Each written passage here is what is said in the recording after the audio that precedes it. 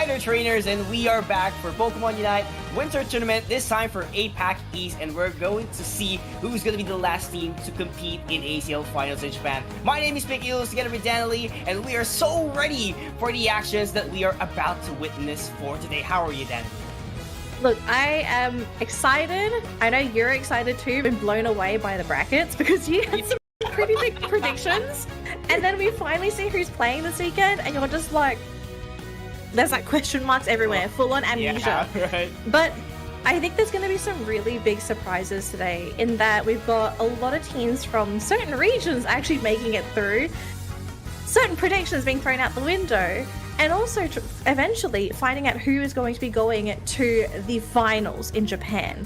So this is the last chance for any team to make it to the finals. And obviously for the East, this is their last opportunity to do so. And they have to fight against 7 other teams to do it. It's going to be a really fun day. I'm looking forward in particular to what the meta is going to look like, because teams have only had 3 days to adapt to the latest update.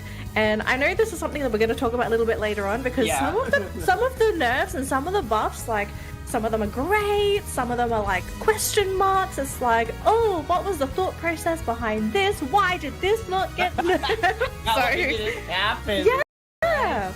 Yeah, exactly. And to see how the teams are adapting to the new changes, because you know, Unite, it's a very strategic game, and sometimes having a deep understanding of how a particular Pokemon works is really, really important.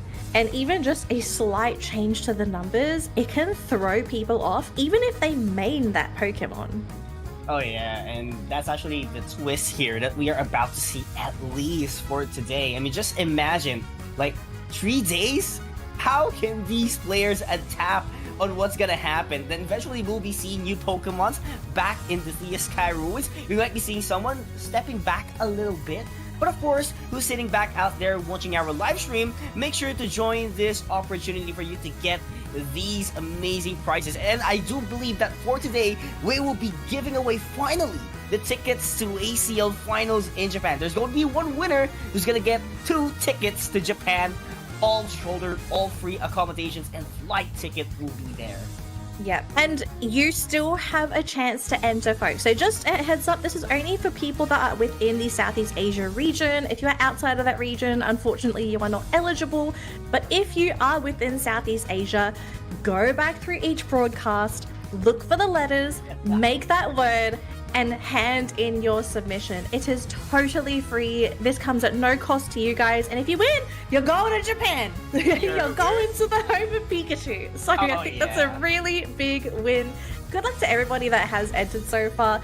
I hope you guys get it. I know you will have an absolute blast being at the finals, but also going to all the Pokemon centers, because I think that's one of the main reasons why we go to Japan. It's to go to the Pokemon centers. That's totally the one-stop shopping that everyone will be doing. That's like the main agenda aside from ACL Finals. That is what everyone wants to do, right? So definitely make sure, you know, to take notes. Like, I have my notebook here. I have all the letters. I'm not gonna say it. Go back into the live stream. Make sure to, you know, list everything down. But of course, our finals will be held, as we said a while ago, in Japan at Shinjuku Sumitomo Building Triangle Square. That is going to be on March 29th through 30th, 2025.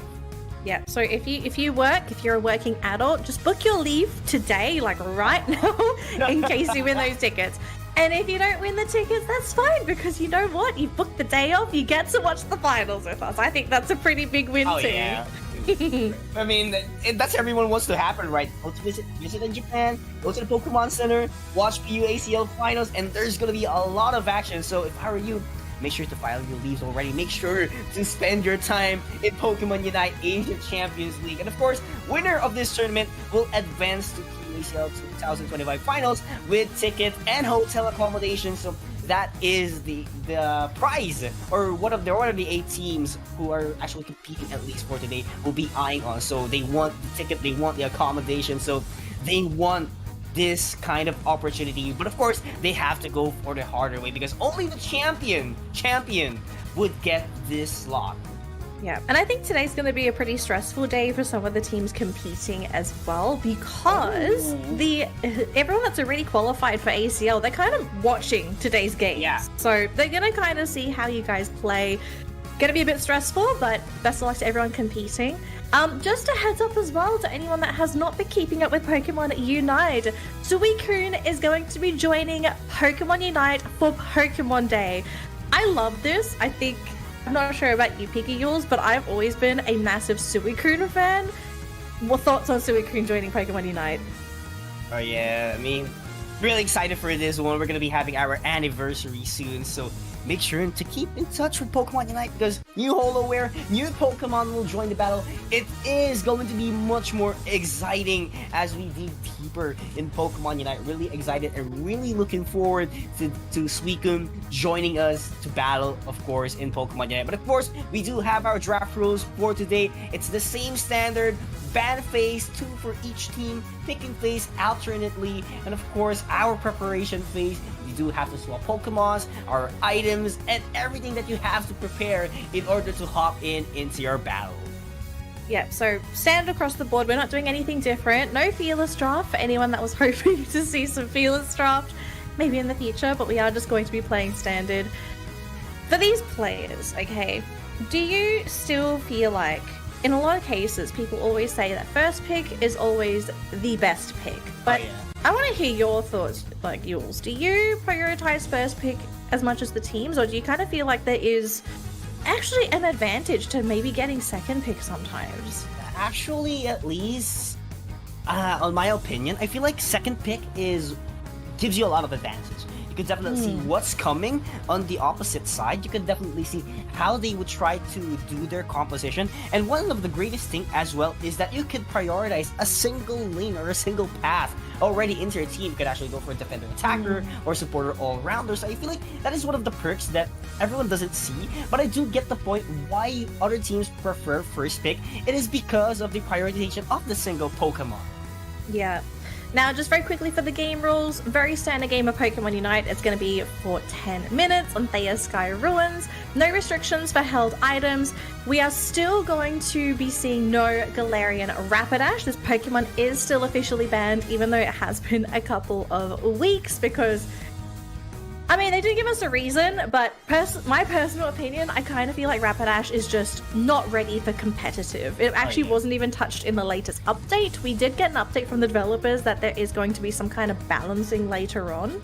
So we'll find out then whether or not this Pokemon is going to be ready for competitive. But yeah, for today, we're not going to be seeing the Pastel Pony. It's going to be watching the games with us. Oh yeah, but we do hope that we'll get to see it in PUACL Finals, of course, because it is a month. Yeah, a month before we see it. But yeah, our playoffs for today, it's going to be double elimination format, best of 3 series, and 18th tournament bracket from single elimination that happened yesterday. So of course, the winner for APAC East would qualify for the Pokemon Unite Asia Champions League 2025 finals, and that is going to be on Japan, just like what we've said a while ago. 2 of the teams actually will be competing here from the Pro League of ACL Southeast Asia League, namely Talon and Blacklist International. Unfortunately, we won't be having Elevate for today, so Elevate already parted ways. They have their own teams, and you might be seeing some of them competing today. Just a few of them. Not all of them, unfortunately. It's kind of sad to not see Elevate, but, you know, things sometimes happen, you know, and if it's best to part ways, sometimes it is better to just separate and sort of figure out what you want to do moving forward. Now, for the prize pool here for APAC West, it's going to be the same as APAC East. It's the same as APAC West. So the prize money might seem very close for first and second place, but keep in mind the first place team is going to get a travel award and also qualify for the ACL finals in March. So that is the main prize. It's not the prize money. The prize money is just a bonus for these 2 teams, but it is the qualification and the travel award to ACL finals. That is what everyone is aiming for today. Now, the good news for all of our teams, we have 8 teams. Everyone is going to take home something, but obviously the higher you place today, the more prize money that you're going to get. Now, Pikachu's, here are our brackets. I know some people are going to be very confused as to who some of these teams are. Can you break it down? What are our starting matchups for today? Alright, so for our game number 1, we have Talon from Philippines up against TK all the way from South Korea. And for our match number 2, we have SSY all the way from Taiwan up against Kodano Fibonacci from the Philippines as well. Then for our third match, it's going to be Blacklist International from the Philippines up against EDM or Avicii, as far as I know, is their team name. And they're actually from Taiwan as well. And for our last game, it's going to be Star Glimmer, which is SG from Taiwan, up against LFS, or looking for sponsors, all the way from South Korea. So we have Taiwan, we have South Korea, and we have Philippines for today. Yeah. So, I think we kind of have to talk about your initial prediction for today's teams, because like you were surprised that we had a couple of these teams actually make it on through and other teams not making it through at all. So what was your initial prediction for these brackets today? Like who do you think you thought was going to be here? Actually from the qualifiers, I feel like there has from the Philippines, which is actually Secret Rare. Actually, they changed their team name. I'm not quite sure. I think it was Bernie something, but they're not gonna be here for today. Isan Rigo as well. They're one of the top competitors actually in the Philippines, but sad to say they're not here as well. And these teams, Team K to be specific, actually took down a lot of powerhouse teams, not just in the Philippines, but into every region that actually participated in the tournament. So guys, make sure to look forward to Team K for today because they're going to be doing a lot of wonders. But might tell you as well, it's going to be talent that they are up against in their first match. Okay, great thing that you kind of brought up Team K and Talon, because obviously game number one, I think we kind of have to gush about these two teams now, because firstly, the draft is here. Team K, you made a very bold prediction to me. Firstly, Serena being secured by Team K. This was quite surprising because this Pokemon just received a nerf in the latest update. So Triple Axel and Triple Axel Plus were both nerfed. So unfortunately for Serena, she is going to be doing a little less damage. We are going to be seeing a buffed up Pokemon on the side of Talon though. Ho-Oh is making a comeback, paired up with the Umbreon, so double defense comp here, but you have a very tanky front line, you have access to resurrections, and then you also have an Umbreon that's probably going to be coming in for that wish support. And the support duo over Team K, it's going to be the Mamoswine and the Blissey. So Blissey did not get banned and also did not get nerfed, which I think was quite surprising, Pika Yules. Yeah, I'm not quite sure what is going to be the game plan here for Talon. But yeah, a little bit of a side story. Junior Absinthe from Elevate is actually here in Talon. And the comeback of Lance, who was actually formerly, you know, from Talon, hopped back into Blacklist and hopping back once again to Talon. But yeah, setting that story aside, I love the Metagross pick here as well. So there's actually someone from Talon who could actually jail down Team K. But on the other hand, Desi pick. What do you think of this Desi pick, Talon Lee? So we saw Desi last week, and unfortunately it didn't quite work out in that game, but I feel like the main reason why Desi didn't work there was because the lanes just did not pan out for the Desi to begin with, right? Didn't have enough front line. In this case, you've got 3-4 Pokemon that can actually chuck their bodies in front of this Desi.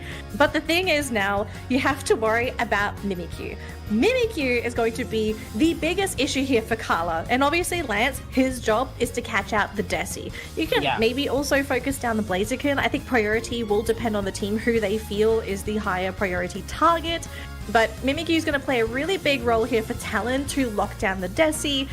And for Talon, I kind of feel like they also want to just run into Team K. Like, they've got a Metagross that's going to be wanting to fight in the middle of these fights. RBX on that Ho-Oh also wants to be in the middle of that skirmish.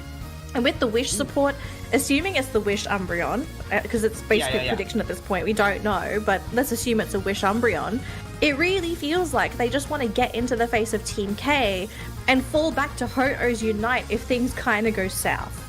Yeah, and not just that.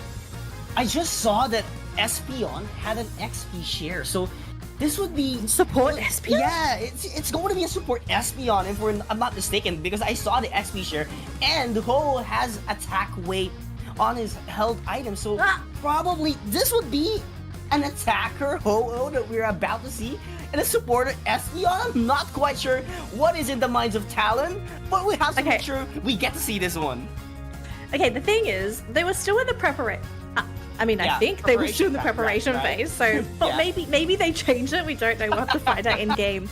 But if that does end up being the case, like, I mean, there have been rare instances of support Espeon being a thing, but I wonder if someone on Talon has done the math and they've just decided, like, hey, you know, with some of these buffs to Ho-Oh, Ho-Oh is a viable core Pokemon now. It's no longer just going to be that dedicated supportish type. We'll have to see in the lanes a little bit later on, as we are in the top lane for now. And yeah, it is going to be a support Espeon. It's sitting there with the XP share. Oh, this is interesting. What we are about to see is next level Pokemon Unite. And it's just match number 1. So right now Team K leading the charge with 3 points. So this is actually the traditional way to start out the game. Make sure to score some points, get those items being stacked up, and be prepared in the later part of this. Oh, what a damage that happened. But RBX is super low in terms of HP. Has to go back. No more Citrus Berry on their favor. There is just too many manpower from Team K. And they got a KO out of nowhere into the EV, so it's just RBX left defending the goal zone. Yeah, super unfortunate there for Dylan. If he evolved into the Umbreon, I think things would have definitely been different, but just as that little Eevee, it's quite difficult to really do anything for the team. Oh, actually, no, that was the Espeon down bottom lane, wasn't it? Yeah. Yeah, it's Espeon. Okay, excuse me. I thought it was up top though. Okay, so Junior Absence on the Umbreon up top. Okay, so my brain is currently not functioning. We have Mean Look be the build here for the Umbreon, so really looking down to just lock down some of these Pokemon. This is going to cause a lot of issues for Blaziken, right? Because if you get caught in that Mean Look, everyone on Talon is going to be able to collapse. So I'm keen to see what is going to be the defensive play here for Team K to protect the Blaziken. Does Blaziken have to play a little further back? Flamethrower is going to be the build there for RBX. Interesting decision here. I mean, thoughts on this, PKUs? I mean, you need the range, you definitely need the buffs to maximize it as well. Very understandable that we do have Flamethrower right now because they're gonna be compensating the range actually that's going to be missing since this Espeon has to sit back a little bit unless that Unite move is already available because you are a supporter. You want to make sure you deal a lot of damage as well. So with the right sustain of this Ho-Oh and with the range itself, definitely could provide a lot of firepower. But speaking of firepower, Lance is providing a lot of power as well, making Team K back away a little bit, but right now there's gonna be a KO that's gonna happen at the side of the forest of Team K, but no points conversion and top path, but bottom path, it's looking good so far. Yeah, top path. I mean, look at the level difference between these two teams. We have a poor little Swinub that is stuck at that level 4. Blaziken has hit level 8 though, but it looks like for now Talon, they're going to be pushed back by Team K. Nice stabilization. I hope they can get some levels onto this little Swinub because being stuck at level 4, it is not really ideal. You want to be that Piloswine to tank up a little bit more. Looks like they managed to catch out the Umbreon there. Fantastic play for Team K as they continue to score goals and break that tier 1 goal zone in that top lane, opening up that Regieleki, which is going to be soloed by Chris. Now, pivoting down towards that bottom lane, we do have 3 players from Talon down here. Looks like they took the objective down there and are now looking to pressure the Desi, who was all alone and gets chased on his own speed flux. There are 3 Pokemon here. We're waiting for the Piloswine to come on in, but maybe Serena is going to be enough here. Has to force out the Unite just to avoid taking damage. And they get a big knockout on Lance's Mimikyu. But here we go. Metagross going all out with the damage. The shielding, they can't break through. There's just too much shielding here, PKUs. And there's actually a reinforcement as well coming in from Team K after the killing play, but Psychic Solaire will provide a crowd control for Talon, and look at RBX dealing a lot of damage so far. Dylan has to eject back to the Citrus Berry and Gold Zones to recover some HP, but RBX is too good in order to sustain those damage and deploy some damage as well for Talon. So right now, Team K, they're going to be getting the Swablues and Altaria, but so far Talon holding it really tight. Kepek. I kind of feel like if Kepek did not play Serena there, he would have been knocked out so much quicker. But the triple axle nerfs apparently are not enough to stop this Pokemon from wreaking havoc, especially in those crowded fights. It looks like though up top we are going to be seeing Blaziken jumped on by that Mimikyu. They are focusing it down and Blaziken is down. So is Desi. 2 big targets eliminated by Talon and they're going to continue with the push in that top lane. Let's assist onto that Serena. Big damage bonus. Is this going to be enough to turn things around? They've lost the support. It's just the Serena. But look at that Delta split by Talon. They know that if Serena doesn't get the multi-hits, it's not as effective with the triple axles. Yeah, and that's actually a phenomenal meme as well from Junior Absent in order for that Serena not to advance even further and chase them down for a potential KO. So right now, Team K is forced to, get some wild Pokemons at first. RBX controlling the rhythm in the Registeel, but I think some of the members of Talon is far too behind. Maybe they want to get a Regieleki as well for more chances of objective. But right now, Queen's Ascendant has landed at the side of Rubix. But on the other hand, there's going to be a Psychic still there all the way to the middle side. But that Registeel is looking good for Team K, and they're going to be getting the attack buffs. Rekindling Flame, it's going to be back. Right now, Metagross is trying to advance even further, but there's actually an objective trade as well happening all the way into the top path. Serena trying to charge it even further, but look at that mean look in order to KO the Blaziken, and Talon is looking for more. That looked like it should have gone in favor of Team K, but they just dove a little bit too deep. And, you know, sometimes I feel like you have to respect that mean look. Yes, you might have the attack buff, but if you get caught out and isolated like this, you know there's no Blizz Assist, right? You showed that you actually used it on Kepek in that top lane earlier on in the match. So Talon, really great timing, knowing when those major abilities are on cooldown on the side of Team K. But I have to say though, Team K still looking very fierce in this matchup. They can still turn things around. They've just got to try and figure out how do we pick apart Talon. Because I kind of feel like at the moment you can see Talon, this team is fully in sync. No pun intended, but their coordination so far has been really on point. Their target prioritization and the ability that they have to bait Team K into places that they don't want to be. Yeah, because I don't see any problem with Team K. It's just Talon having having the better teamwork. Kala. Oh, what a damage. RBX has to back away a lot here, but that Blaziken gets caught up by the mean look, so there's an opportunity for Talon to do a reset, and they have to be very careful because they want to get this Reggie objective in the bottom path as quick as they can, because if this is a Registeel, this is actually very beneficial for their team, knowing that they still have around 30 seconds to complete this task, and eventually they have to position themselves all the way from Rayquaza, so still have a lot of time. They have to keep an eye on what is going to be objective in 5 seconds. Is it steel or is it going to be rock? I think that's the biggest question. If it's ice, I think that ruins plans there for Team K. It's the Registeel! So it's a big attack buff for whoever's able to get that final hit. And so far, look at this Talon. They're looking to sandwich Team K into that bottom lane. We're going to be seeing a dive in the backline as well. It's the Metagross that gets a sync 1, getting the attack buff for Talon. And Team K, they're getting annihilated right before Rayquaza. Oh, what a phenomenal play. It seems like there was actually a big min look because of that Metagross being able to deploy that Unite move. But like to tell you, they still have the Rekindling Flame, so if Team K does catch up here, I feel like they will be able to catch up. The arrow, the Spirit Shackle didn't make it on time, and right now Lance is going to use the Shadow Sneak in order to KO that Decidueye, and it's going to be Talon scoring more goals, scoring 100 in every single goal zone of Team K. That was such a risky fight to happen in that bottom lane, but at the same time, you could feel the desperation from Team K. They needed something to go their way, and especially knowing that it was going to be a Registeel attack buff, I think giving that away to Talon for free would have just been the end of the game, right? Because they're doing more damage. These fights would have ended up ending quicker anyway.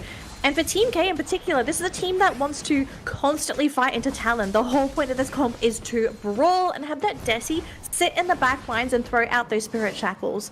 So Team K, I can absolutely see what they wanted to do in this particular matchup. It was just, I kind of feel like Talon sniffed this out far too early in the draft. Like they were so prepared to fight into Team K. Yeah, they did the research, they did everything, and they made it look like it was a one-sided game after that Registeel fight all the way into the bottom path. Team K doing their best to get a couple of knockouts, but not gonna work the way they wanted it to, because Talon keeps on pushing, keeps on scoring, keeps getting the KO, and that is a team wipe to end things in game number 1 with 1,000 points.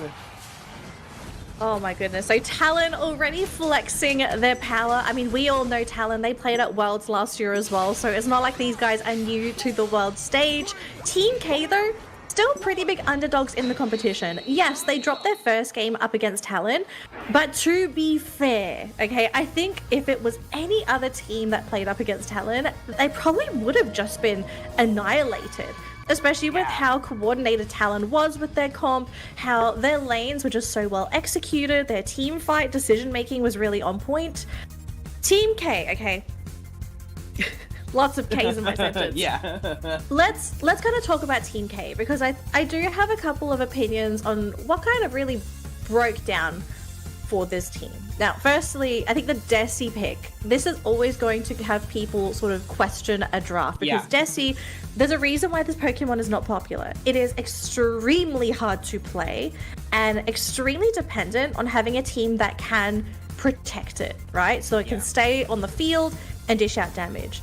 For Team K, unfortunately, the Desi pick, it would have made sense if the rest of their comp was able to be executed properly. They did not have the proper front line to be able to sit there and protect the Desi.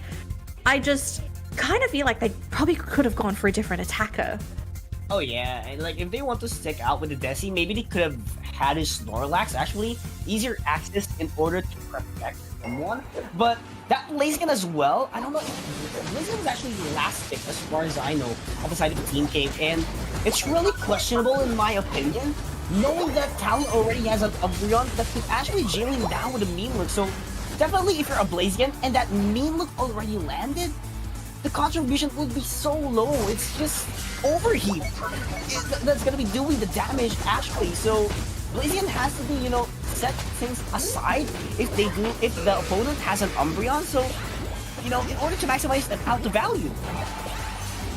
Yeah, and also to keep in mind, it's Junior Absent playing Absol as well, which makes it even worse. Right? So I'm just trying to think the thought process here. Maybe they thought that, you know, there were technically 2 targets that were going to be mean look targets, right? It was only going to be the Blaziken, which is highest priority, and then obviously Serena is also a prime target that was possibly going to be mean looked.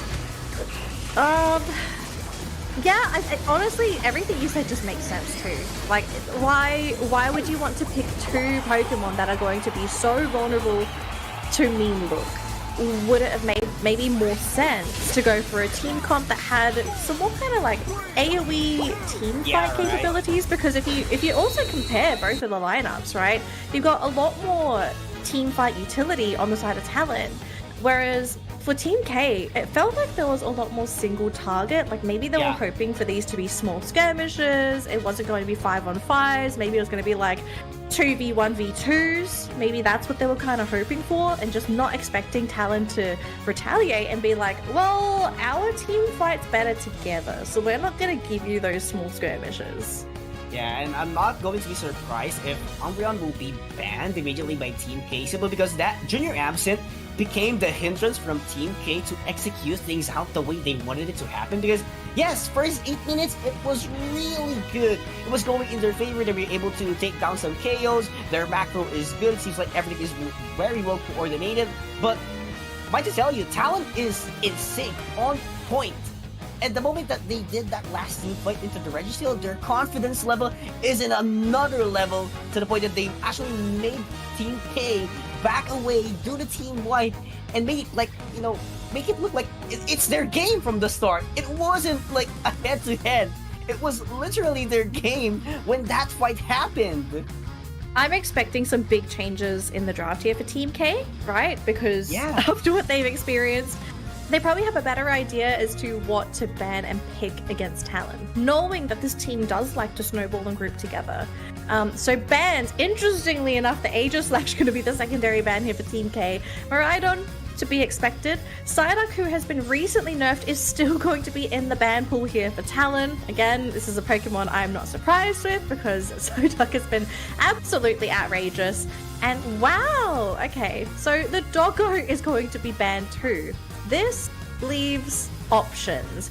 And again, Serena, a top pick for Team K. My guess is this must be a signature pick for Kepek, because actually Kepek played Serena really well in that last game. So I think I'm happy with this pick, but what are the secondary picks? Because you've also given away Ho-Oh and Umbreon. Yeah, that's actually a big question for me as well. But you know why? It's actually back here. So I might tell you guys, the damage from the Side Strike was decreased 3 days ago. So let's see if they can, you know, get the same value. I mean, totally the effect would be the same, but the overall value, the damage wise, will it still be the same, knowing that Kala is one of the prime attackers of their team? So, you know, it's really questionable as of the moment, but we cannot deny that the value of a Mewtwo is still one of the prime attackers in the game. So, you know, we'll just have to wait and see. But Talon is still eyeing on the same composition. They have an Umbreon, but Blaziken again! Blaziken is back. Yeah, so Blaziken's back. They did change up Defender, so no more Mammothswine. It's going to be Blastoise. They have access to the Hydro Typhoon and Surf. And they also changed up the supporter as well, so no Blissey. Actually going for Clefable. I kind of wonder, what's the plan here for Clefable? Is it going to be the traditional Follow Me? Because that's been the build recently for Asia. Or are they going to maybe pivot to Gravity to play a little bit more defensive and really protect Carla? Because Carla did not get to play the game last game. Yeah, right. I think that's an honest take. He did not get to play the game, so I'm glad that he's going to be on that Mewtwo Y, because I can see this being a lot more impactful. But now Lance is playing Ceruledge. Yeah. We have a Ceruledge, and we have a lot of divers still on the side of Talon. Yeah, I feel like that's the reason why Lance tried to go for the Ceruledge in order to even close the distance from the attacker of Team K, which is Kala. And, you know, Ceruledge is just it's just a fast Pokemon in terms of ability. You can actually go for the Flame Charge if you want to, and you can actually go for the Phantom Force as well. You can get in close with that Mewtwo, even though it does have the Teleport. So, you know, Lance has an easy access, and there's actually a lot of damage that is left as well at the side of Talon. So, you know, there's nothing missing yet on their trap, but this Clefable from Team K would play a lot of role, especially I'm seeing that Gravity is much of a viable option here in order to the entrance, right? Well, that's what I was thinking. Like, this game is definitely feeling quite Gravity-like. Yeah, right. But at the same time, like, is that really why they chose the Clefable to begin with? Like, obviously Moonlight is going to be the first ability. That one is, without a doubt, going to be the first move. But the secondary move, I feel like, is going to decide how Team K approaches these fights. If they either go for the crowd control or Follow Me, or if they go for a more defensive style and have that Gravity on standby to keep Carla protected. Because yeah, I want to see Carla in action, and especially on the Mewtwo, definitely something that can possibly happen. So lanes so far, we're not seeing too much of a swap between these two teams. Talon being pretty aggressive as they have been in that previous game. Lance and Junior Absent just backing for free, getting those last hits as well, and they won't be knocked out, so they're going to be able to get out of that scot-free, eat some berries, go back to business. But look at all those points, already down to 31 points in that top goal zone.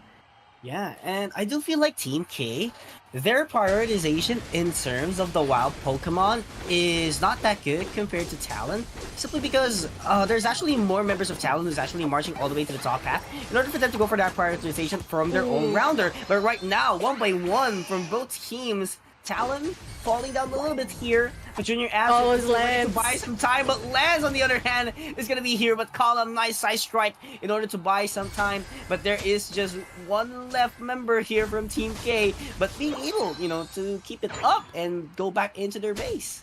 I felt the hairs on the back of my neck rise when I saw Lance walking over to Carla. I was like, no, not like this. No. We're seeing a battle in the middle lane though, and unfortunately for Kaigi, on that Squirtle, still hasn't evolved into Wartortle, so he can barely provide support for the team.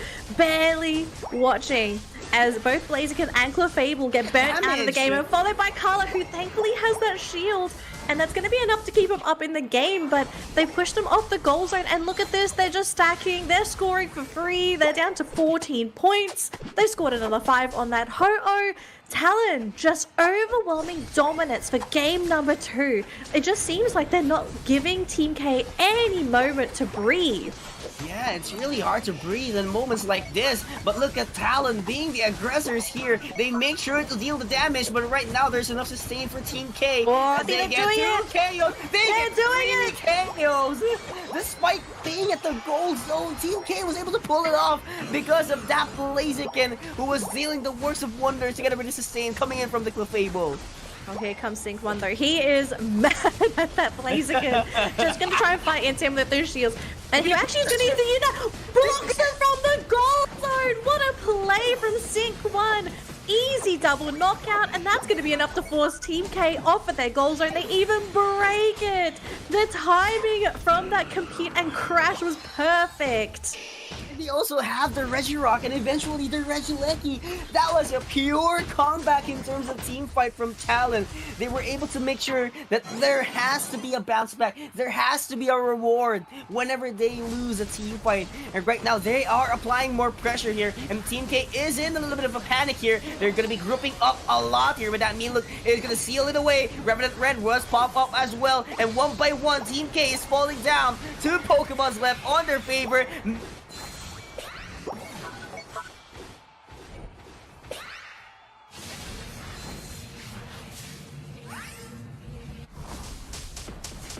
Dunzos Pikachu's. And now Talon basically free to do whatever they want in game. They're just going to take all of the wild Pokemon, starve Team K of all of this experience, and really just push themselves forward in this matchup with the lead that they currently have. And I have to say for Team K, again, we said it before, they have had no time to breathe. They have not been able to punish Talon for any silly plays because Talon haven't made any. They haven't given them any, they haven't overstepped that line, right? That mysterious line where if you just go a little bit too far, you give away a couple Pokemon, give away some big experience, and the comeback potential is there. But Carla, seeing us all ledge, is like, yeah, no. Thanks. Oh, that's gonna be a lot of trouble. But Rubix is actually the ones in trouble. But Sync1 is ready to go up in the front line once again. And Team K was backing up like, hey, there's a computer crush. We have to back away immediately. So right now, Talon applying the pressure. And they have a great position in terms of objective. 13 seconds on the clock. Another objective. It's looking good for Talon. It's looking really good for Talon, but the game's not over yet, right? As long as Rayquaza is still going to be a factor, Team K can bring this to that Game 3. And I kind of feel like Keepek on this arena is probably going to play a really big role in maybe turning things around. And look at that, the Unite didn't even connect there, but they do get a huge Psychic Slayer to buy some time. We have RBX coming in on that Ho-Oh, but 2 Pokemon did go down. Then look at this Sync1 coming in, big computer crash, connecting onto 2 weak Pokemon, does get the knockout onto a third. Talon salvaging what could have been a terrible fight for the team. And now we're going to be taking the Regieleki themselves. And this is scary, Yules, because this top lane is completely exposed. This home base has no protection. This Regieleki needs to be dealt with, meaning Talon, they have more time to do whatever they want on the map. Yeah, and that was actually a phenomenal teamwork as well from Talon. Just imagine that rekindling flame was on point. The moment the computing crush landed immediately up against Team K. They got Regieleki as well, and potentially they would get this Registeel. If Talon gets this, definitely a huge disadvantage already for Team K, but Quintessence will be there in order to take the KO up against the Espeon, but it's not quite over yet. Meanwhile, in order to capitalize the position of their team, but Hydro Typhoon will be there, but still it is going to be Talon getting the last hit in the Registeel. They're going to be getting the attack buffs, and this Blastoise has to back away a lot. Team K losing a lot of team fights. Oh, this Umbreon securing the final hit on the objective for Talon. Junior absent, such a pain in the backside for Team K. Not only do they have to worry about mean looks, but they also have to worry about objective steals by an Umbreon for Pokemon. Man, this game has been just an incredible roller coaster for Team K, but I have to say, props to them. They are not that behind in terms of levels. Yes, they are still behind, but all it takes is for 1 or 2 knockouts to maybe equalize things and maybe turn this game around. It's not over yet, but target prioritization and positioning leading up to Rayquaza could be what saves this team from a potential 2-0, because if the story continues as it is, it's probably going to go in favor of Talon yet again. So eyes on the prize. It's really going to have to be the opening by either the Serena or the Blastoise. I feel like you can get a priority target. I feel like that's where things could start to go right. So we've got to keep an eye out on these frontliners for Team K. Who starts the fight, and is it the dream fight that they've been looking for? Oh yeah, dream fight, but look at that. diversion play coming in from the Serena in order to get 58 points, but not going to be enough to take the lead so far. But Clefable is low on HP, actually, but Hydro Typhoon, it's going to land to a lot of members, actually, from Talon, and one by one, it's still Team K falling down.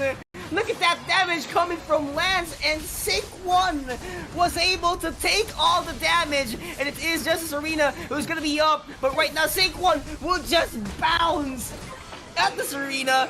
Talon gets the Rayquaza, and eventually will get this game. It looked like it could have gone in favor of Team K, right? They had the dream initiation with the Blast Waves and then U2. It was just they didn't have enough follow-up to pop those Pokemon before they came out of that stun duration. And the follow-up that came through from Talon, I mean, there was picture perfect. Sync1 saved his teammates. And I think another thing to also remember is that we saw the Serena actually peeling away from the team. I think trying to chase down that Ho-Oh to ensure that there was going to be no resurrections. But I kind of feel like Quebec needed to be with the team to apply that final finishing blow and maybe get some of those preliminary knockouts. I was hoping we'd get a Game 3 Peak Eels, but Talon, with the way that they played this, like they deserved this 2-0 this morning. Yeah, truly deserve indeed, especially Junior absent, Sync1 being the key factors of their team to set up the play, so everyone would just have to follow up in terms of damage and utility. They are the main initiators of this game, and they did not let Team K, breathe the way they used to. So Team K will be falling down into the lower bracket, and we do hope to see them onto the higher stages of this game. Yeah, it's going to be a long day, but if they can make it to the grand final and have maybe a rematch with Talon or whoever makes it through, I'm actually quite impressed with how Team K played. Yes, they lost the series overall 2-0, but I can see a lot of promise. I really see a lot of promise with the players, with the team. There's just a couple of things that need to be polished, but really, really impressed with this team from South Korea. Yeah, they did a lot of work. They did their job. Despite, falling down, just like what you've said, into the series, you can see how promising the team are. Like, there's nothing wrong, actually, in terms of, how they initiate things up. I feel like it's just more on the early game that they have been missing. They weren't able to capitalize a lot of things, especially at the 850 mark, wherein you see 4 members, actually from Talon, going into top lane in order to get those Swablues and Altarias, and there's actually a benefit of the XP share to, distribute the XPs even further. So I don't see that happening at Team K. It's always, 2-3 in their instances. So they're being behind in terms of XP at the early game, and Talon was able to maintain it from start up until the finish. So Team K, in terms of initiating team fights, yes, they're good, but in terms of macro, I feel like they have to take a lot of reference, especially they've seen how Talon played already, and if they could actually apply it really quick into the lower bracket, this team would make it really far in this tournament. Yeah, I mean, who knows? Maybe they just need a couple games to kind of warm up, and okay, sure, they went against Talon in round 1. I think nobody wants to play Talon. Yeah, round 1 the of any pressure, tournament. right? Yeah, the pressure, the first game of the day. Sometimes people are a little bit, cold in the morning when they're playing their first matches. They kind of need to have that warm-up match. But look, I would not be surprised if Team K actually can make a pretty deep run in that lower bracket. Just based off of what we have seen so far. So Team K, we'll have to say goodbye to them for now, but maybe we'll see them a little bit later on. Let's talk about Talon, okay? They look strong this morning. So it's not morning anymore, sorry, it's afternoon. Yeah, it's afternoon. But they look really polished today, like really great. We didn't see them make any silly plays. Their drafts were very solid. And I love the reintroduction of Ho-Oh. We did not see any Ho-Oh in our matches last week. Yeah, right. And actually, I was a little bit worried for Talon, knowing that Junior Absent actually came into their roster and they actually made Kai as their substitute player. So I was actually concerned at first, but after seeing that game, their teamwork is actually phenomenal. It was a whole different level. It seems like they were playing for a long time. I mean, yeah, they have been playing for a long time together with Lance as well, but Junior Absent coming into their roster, that's actually a huge adjustment from the team. They made sure that everything will boil down the way they wanted it to. Yeah, so that's going to conclude our first matchup of the day. But don't go anywhere because we are getting ready for match number 2 here, Pokemon trainers. If you need to do anything, do it now, but make sure you're back in 5 minutes because our second matchup is just around the corner.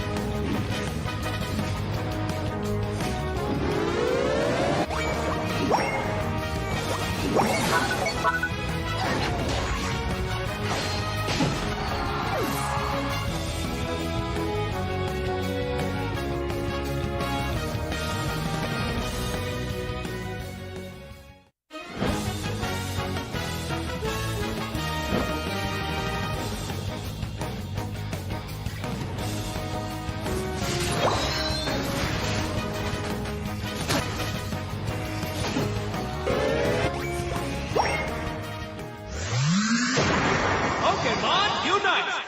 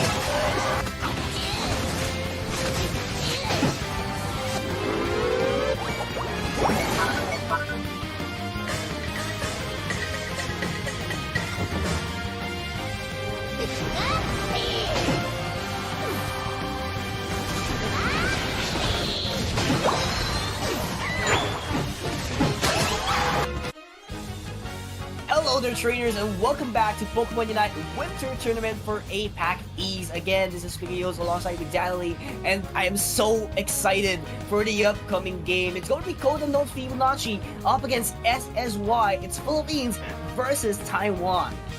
Philippines versus Taiwan.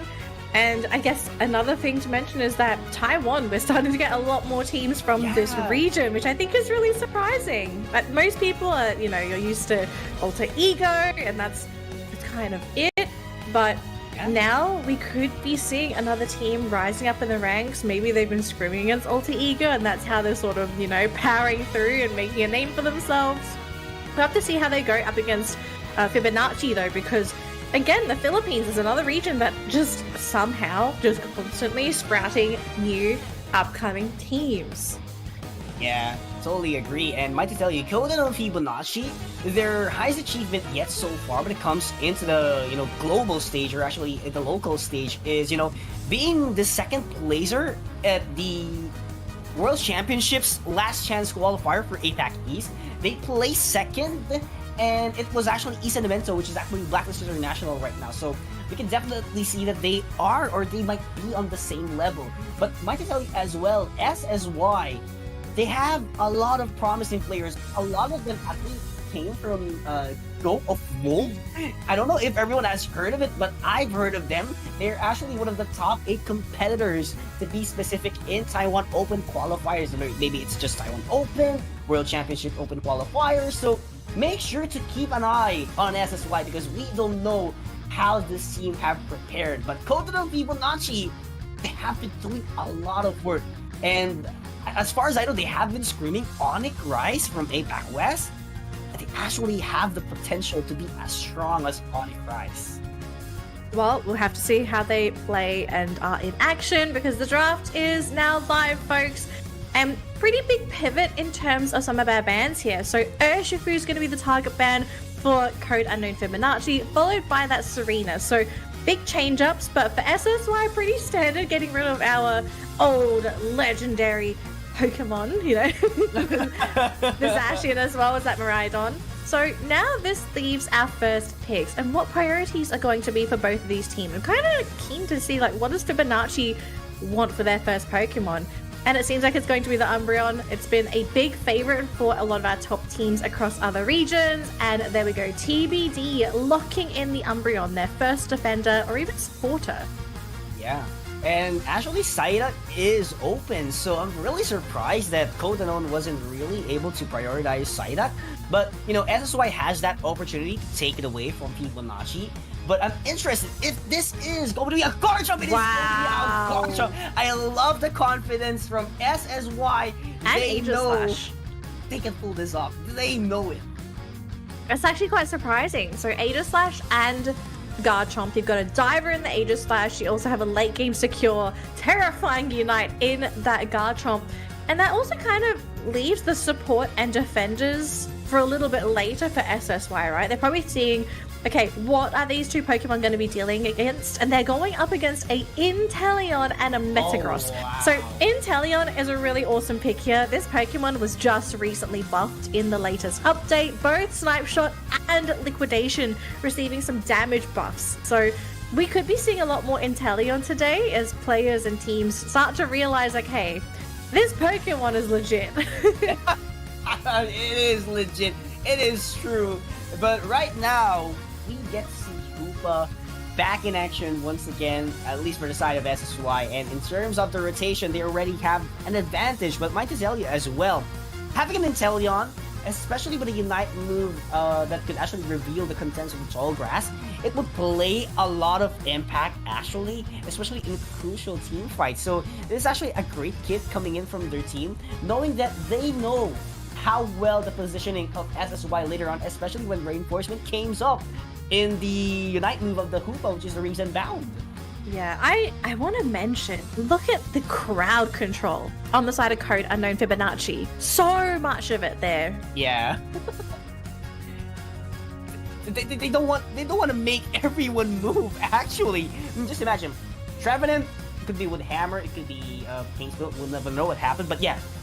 Assuming it is actually a wood hammer, that Buzzle has a lot of crowd control as well with the Superpower Smackdown combo. And, you know, it's just Steam, you know, free to do whatever Steam wants to, you know, just go for the snipe shots, just go for the liquidation. Everything seems to be working on their favor. But right now, I would like to point out that here we have SSY, top single attacker, and I feel like that attack, it's actually a lane Greninja, so seeing the central area would be an Aegislash.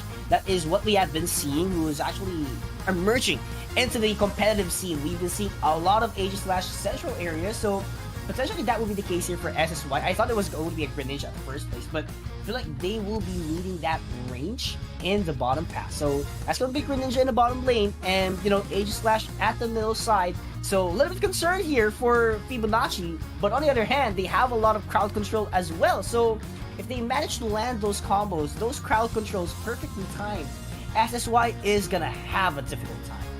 Well, I'm so glad this is happening in our second matchup of the day. If we're seeing this for our second game, and we have like, what, 9 games lined up today, yeah. What other craziness are we going to be seeing? But glad to see it here. Philippines going up against Taiwan. It's going to be a really awesome matchup. I kind of wonder if these teams have played against each other in pubs before, or if they may have actually scrimmed each other in the past, and do they have any knowledge of how each other play, right? Because I think for some of these teams, unless you are well versed with each other, sometimes it's like, okay, this is our first time, we don't know what to expect. Yeah, I'm not really sure, but from what I've heard, at least, like, there has been, you know, a lot of scrims actually in their in the communication in the open qualifier. So I'm not quite sure if they managed to go head to head. But, you know, let's take a look on what's gonna happen for our game number 1. TBD gonna be doing the eject back all the way into the goal zone. So right now it's looking good for SSY. They managed to clear that, you know, central area on their favor as quick as they could, but they're too far behind from the Swablues and Altarias at the top half. Yeah, and that's a little concerning with how this early game, it's one of the big issues with the comp for this team so far, right? The SSY, they have a couple of Pokemon that need this experience and to ramp up, so they need to get those wild Pokemon, but you can't do that if you're getting knocked out. Wow, Dowblade caught off guard around there, making sure Kodano Fibonacci gets the first score. And it's not just a score, that's a lot of score for the first minute of the game. 16-1 points. They managed to get Nyaru off guard, but not going to be quite enough to get the knockout from their team. But Ulap is already here for the rotation, giving the vision that Kodano Fibonacci needs in order to get the 8-minute mark, Swablues and Altarian. Alright, so we're seeing both of these teams converge in the central area, but it looks like, oh boy, not looking too good here for Code Unknown Fibonacci as their Umbreon gets caught in the central area. Ulap is here, 3 seconds to go before we get the spawns. Everyone's coming in. SSY, they really want these Pokemon, but Ulap on that Trevenant, I think he's secured the majority of it, and they secure the knockout on the Doublade as well. So big win again for Fibonacci, who just seems to be taking all these objectives. Wow, phenomenal response from Fibonacci. Just take a look at that. They were able to convert something that wasn't going in their favor into the first place because of the initial knockout the Team SSY got. And right now, this War Turtle, oh, that basic attack, it is gonna hurt those crits. And Icy caught up someone on the side of SSY. Another knockout coming in from their team, and TBD would set up the overcap in the top half. 100 points at the first 3 minutes of this matchup. Just a flawless start right now for Fibonacci, and SSY, they're kind of just hanging on at this point, right? They haven't really been able to get their foothold anywhere. They haven't been able to win any of those major objectives, and their lineup is in this really awkward position, this transitional period where they're really not ready to fully go yet. Looks like War Turtle's been caught out, double hammered there by the Trevenant as well. But they do manage to get a counter KO, so it's a 1-for-1, but here comes that Metagross. Beautiful kickback to save the team, but they lose the Gabite there as well. Oh, SSY, this awkward transitional period where their Pokemon haven't really hit their strides yet is really hurting them. Wow! It was actually an objective from SSY, but the fight is still favorable for coveted and Fibonacci, and we can definitely see the deficit in terms of the levels of Metagross compared to level 8s and 9s of SSY. It's not looking good on their favor. There has to be something that they can pull off, but that Unite move from the Greninja comes in, but still that Inteleon is freely moving at the back of the bones of Fibonacci, and they were able to go for the free hits that they need, but everybody's too low. 2 members down from coveted and Fibonacci, but 3 members are down as well from SSY, making sure that Fibonacci has a lot of trades despite one by one someone goes back at their hands. Yeah, Fibonacci, I thought they were going to lose that fight because SSY, all their core Pokemon had fully evolved, they had their Unites, and they committed all of their big Unites as well. So just really great strafing from Fibonacci, just slowly playing backwards and really baiting SSY into a wide open space. And they were able to pick them off in that central area as well. And with this Regieleki now looming in that top lane, oh boy, they caught the Garchomp, that's a big one, and they used Defensive Forest as well. 2 Pokemon down on the side of SSY. There's only 3 to defend, only 1 now. It's only going to be the Hooper. Yeah, Aleki is in, it's just a Hooper to defend.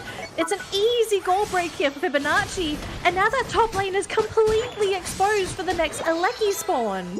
Oh, and it's not looking good for SSY. They haven't scored yet, so there's no stacking when it comes to their held items, so they have to be very careful in executing fights. But the Unite move would not land. Very unfortunate for Team SSY. But right now, Hydro Typhoon has landed finally on their favor, but Nyaru has been pinched down by the Computed Crush, and this Rupa actually dealing a lot of damage. Looking good for Nyaru. They were able to take down 3 members of coveted and Fibonacci, but still not looking good in terms of scoring. They have to make something happen all the way into the top path, but they actually denied the idea that there is an objective. Scoring time. No, they got 40. Scoring time. They managed to get 51 points in, but can they push Fibonacci off their goal zone? I think the reinforcements have just come in too quick here, and here we go. Wow. This Blastoise having to surf away from this Metagross, but still will be knocked out in the process. And while all that happened, down bottom Buzzwole going to be securing the Reggie for the team, so more experience to Fibonacci, and SSY still struggling to keep up against the purple team. They have a lot of dive, they do have some reasonable damage, but I feel like Fibonacci, they are just so gosh darn tanky. They have so much shielding on their team, it is not funny.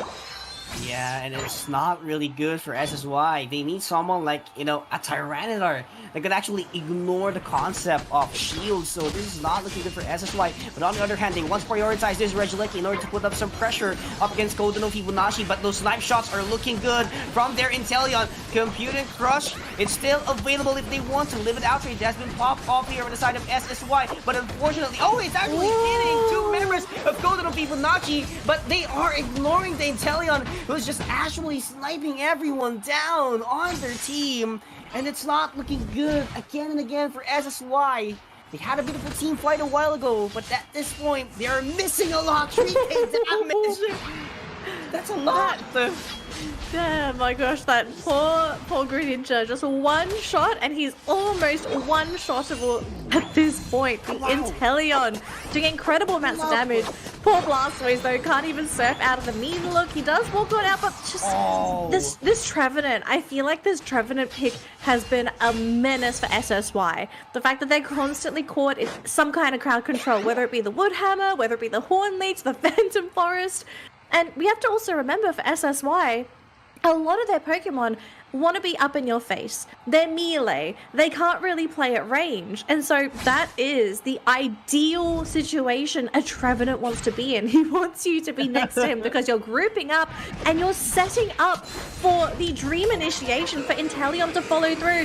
Blastoise, he was caught out, forced a Typhoon, and it's going to do nothing. They're trying to go for the Rayquaza Rip and also Aegislash. He got the steal, but it doesn't matter. The team is wiped.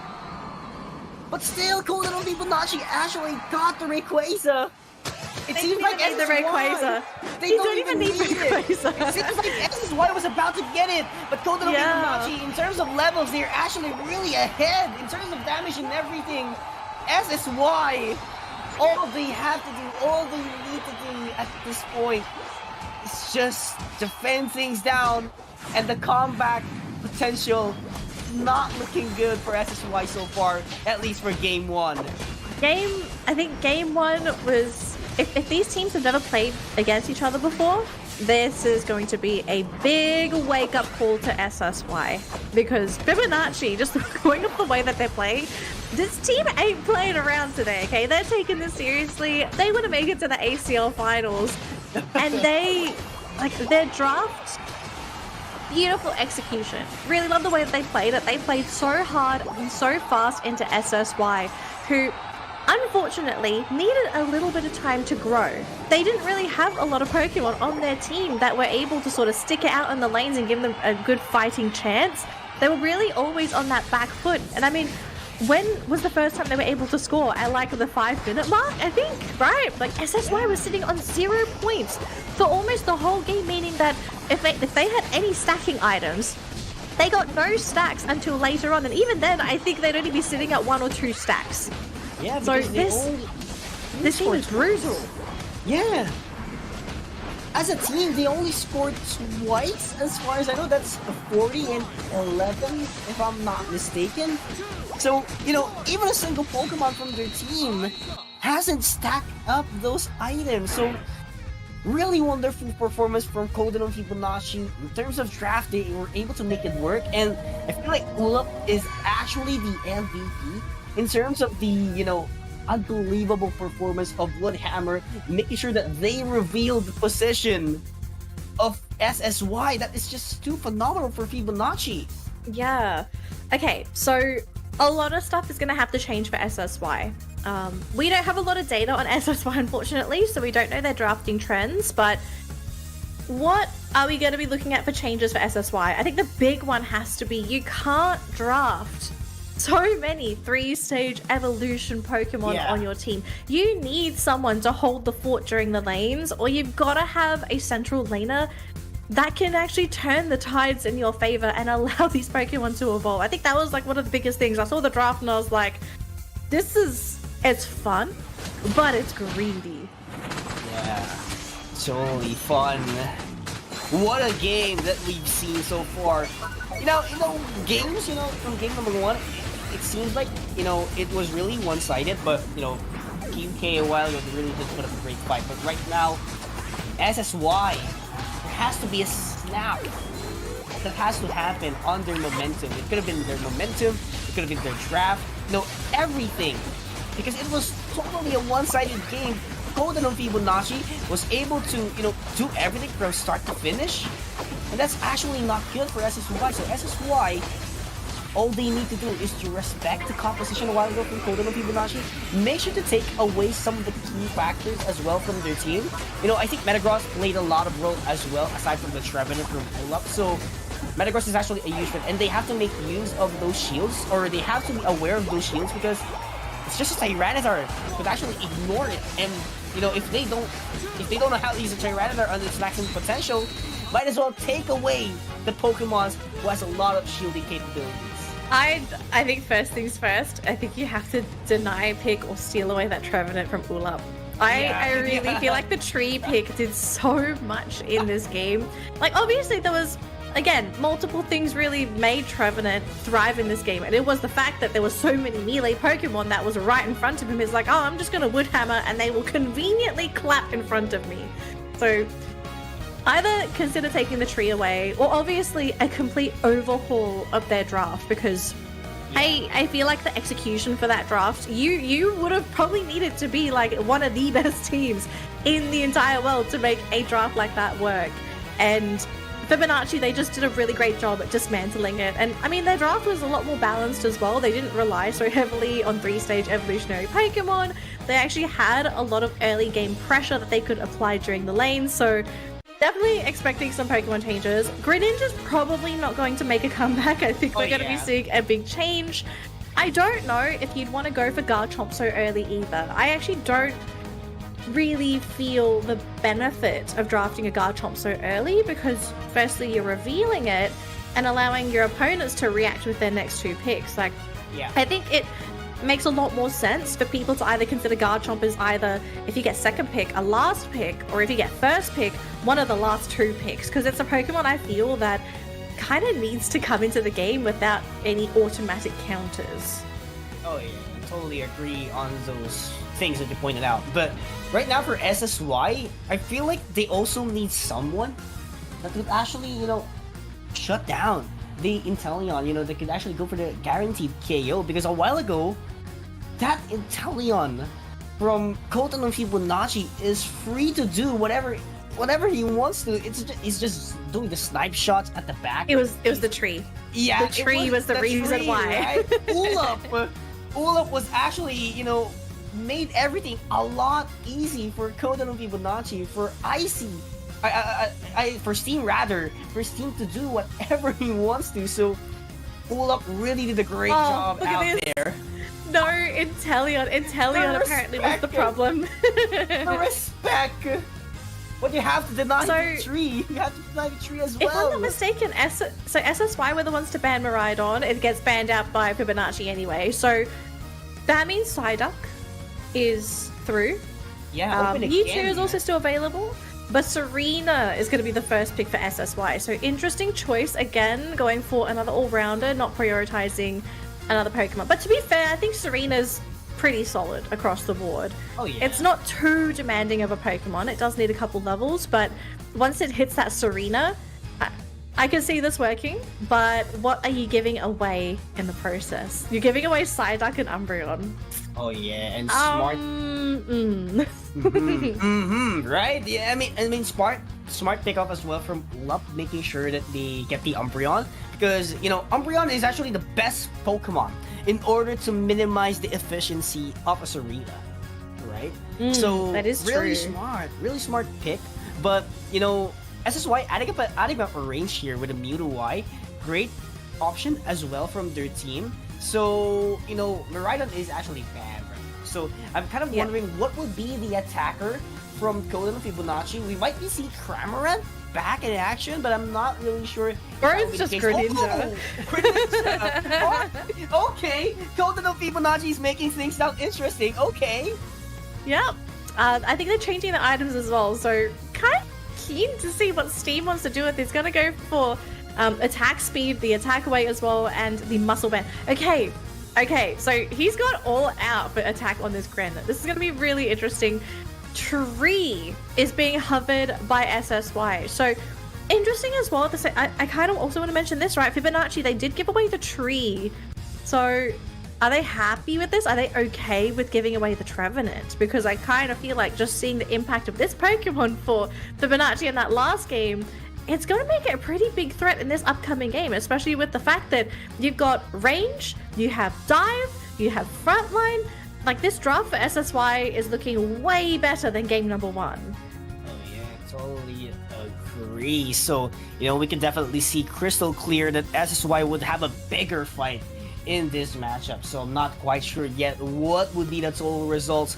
But yeah, it's looking good for SSY in terms of draft. But on the other hand, you know, Kodan and Fibonacci, they were able to retain majority of their Pokemon, if I'm not mistaken. I think it was the Metagross and actually the Buzzwole, all-rounders. So they have enough. They just didn't pick it.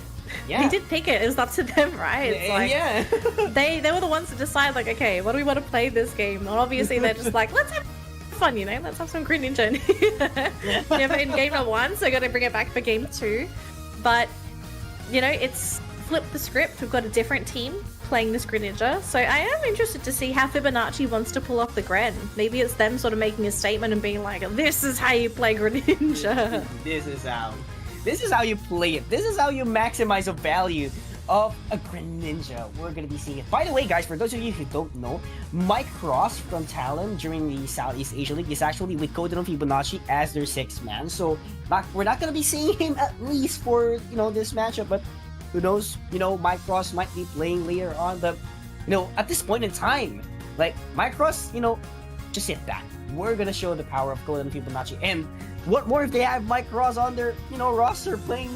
So definitely Coveted and Fibonacci looking strong so far. But SSY, they want to make something happen. Look, they've got to force a 1-1, so they have to win this matchup. Otherwise, it's going to be a 2-0 for Code Unknown Fibonacci. So, SSY, let's see if this change-up in draft is going to be enough to help them push this to a Game 3 situation. And so far, super aggressive plays in that bottom lane here for SSY. Just really trying to bully out the Psyduck as well as the little Froakie. Now, they weren't able to get any knockouts, but definitely an exchange of damage between these two. Up top, though, we have Mewtwo pushing into Icy's home base. He's kind of just sort of defending that goal zone, but he is taking a little bit of damage in that process. I want to know what the lane op priority is going to be. It looks like top lane is the priority here for SSY as they bring in the Cerule Edge and hoping to go for a big dive. They do get rid of the Umbreon, who is still an Eevee, so nice little injection of experience there. Exerting some dominance up here, and maybe the plan is to just slow down the Metagross, you know, just say, you can play as Metang for this game. Okay, we're going to pressure this top lane.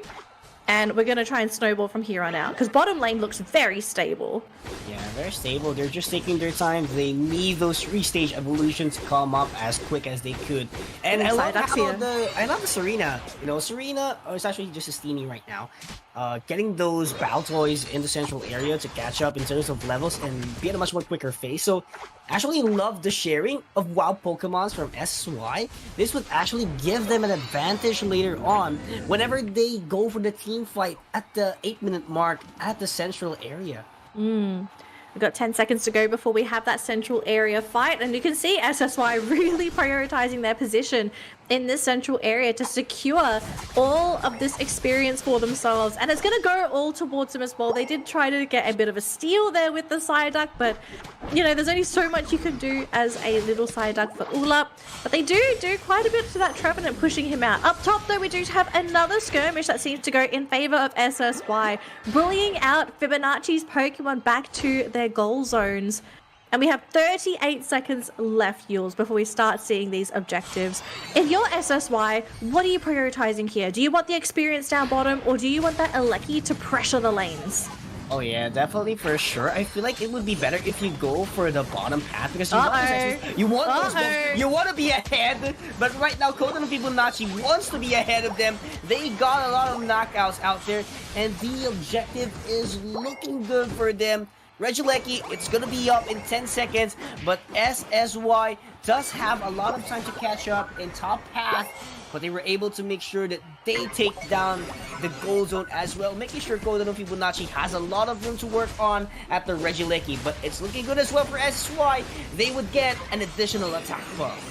Yep, so these teams make it very clear what they're trying to aim for with these objectives. So with the attack buff here on SSY, are they looking to maybe go for an aggressive play, or were they just trying to go for the buffs? Because they have the Serena up top, so if a fight happens, it's only going to be 4 Pokemon present. And you possibly could be going up against a full 5-man lineup, but they are quite lucky as nothing is currently happening. And interestingly enough, right, SSY are the ones to play very defensively on their goal zone in that bottom lane, and it's Fibonacci who is currently poking them down. Yeah, Yeah, a lot of pressure. Oh, that Trevenant gets pulled down, but there's actually no follow-up for Steve. But on the other hand, Icy wants to do the skirmish here. Revenant Red must pop up as well with the Queen's Ascendant. But full power, Sai will be dealing a lot of damage as well for Koda no Fibonacci's side. But there we have it. Chase continues for Fibonacci. They were able to do a team wipe under 6 minutes of the game. That was actually huge for their team. They made an overcap as well in the bottom path, and SSY, despite being consistent at first 4 minutes of the game, we are seeing the distance, the difference in terms of skill. Koda no Fibonacci so far is looking very great. Big XP swing as well for Fibonacci, because originally the game was much closer than this, but with this level advantage on Fibonacci, I wonder what the plan is here. Are they going to do what they did in game number 1? Start really pressing the issue into SSY's side of the map, sort of keep them confined to their side, and just sort of leave the map open for Fibonacci to come back and clean up later to maintain their level lead. And so far, I think they're just playing a scouting game just to spot things out, but SSY, they're moving together as a group. So if a fight happens, they are going to be doing this as a 5-man team. There's no Buzzball. Buzzball is up top, and it looks like they are finally breaking out into a battle, trying to catch out the Umbreon. They will manage to catch him out. Almost down, finally goes down. Wow. And Greninja is soon to follow, followed by basically almost the entire team. Buzzball, unfortunately, was hanging around in that top lane, maybe looking for a 1v1, but SSY making a wise decision, grouping up as 5, baiting Fibonacci into a battle. And that was really on point for SSY Serena. The Serena was actually used the Queen's Ascendant. The moment that the computer crushed, the jail down appeared. Well timed, and they were able to, almost team wipe Koda no Fibonacci at the bottom lane, and they have an additional attack buff right now, so they could actually make use of this. But too aggressive so far. You have to be very careful despite having that buff. So SSY so far, they have a good comeback potential, but Surlich taken down immediately by Koda no Fibonacci, and there's just too much pressure happening on their team. Man, even though Fibonacci, this game is pretty close, they are still playing as if they're the ones that are having a significant lead in this fight. As TBD forced to use the eject, able to get on out, and will be able to heal himself back up with the wish. But it looks like they had to back on out. They do get rid of the side though, and maybe it's now time for SSY to continue this dive onto Fibonacci as they get rid of the Greninja. But now 3 Pokemon remaining, one of them in that bottom lane, only 2 to defend this top goal zone. Can they press the issue and get them off and break that goal zone? Look at the shielding, not going to be enough for the Metagross. Next to follow, we have a Psyduck here. We do finally have the Buzzball, but Trevenant bought so much time for the team, just keeping him in that bottom lane. Top tier 1 goal zone is down, and SSY 100% are back in this game.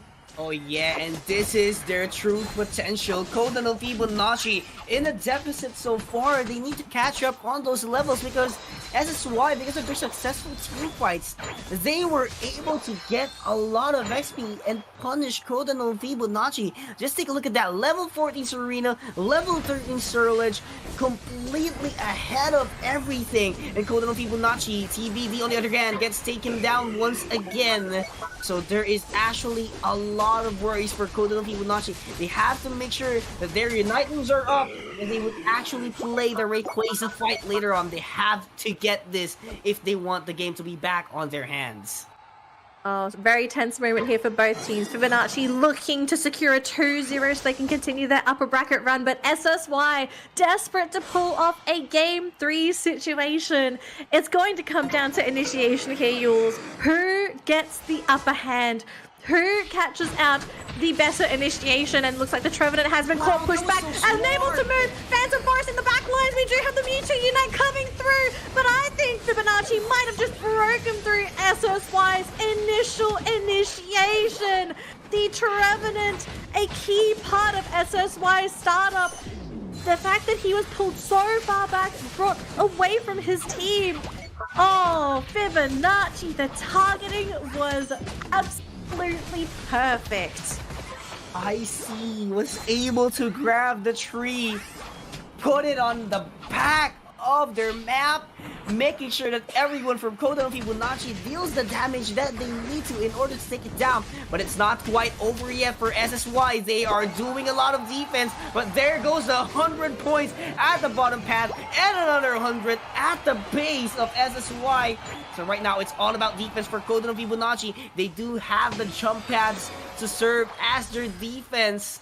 No need to overextend, no need to be greedy in terms of scoring, but there is going to be an overcap that's going to happen in top path and at their base as well. Koda no Fibonacci looking strong, being able to take this game, but still 37 seconds left. What could SSY pull off? If they somehow score 500 points, we could see SSI pulling a game 3, but with 30 seconds to go, it might just be an impossible task for this team. We still are missing that Greninja though, but it's going to come down to Icy as well as that Umbreon. If they could just buy time, 15 more seconds, then they will secure this 2-0 for Fibonacci, continue their upper bracket run, and force SSY into the lower bracket. And that looks like that's going to be the case here, yours. Code Unknown Fibonacci start the day strong with a 2-0 victory off of SSY. Wow, what a teamwork we've seen. SSY, they were able to evolve in game number 2, going head-to-head with Koda no Fibonacci. But the difference in terms of being in sync on the teamwork, it's just Koda no Fibonacci who has the better execution.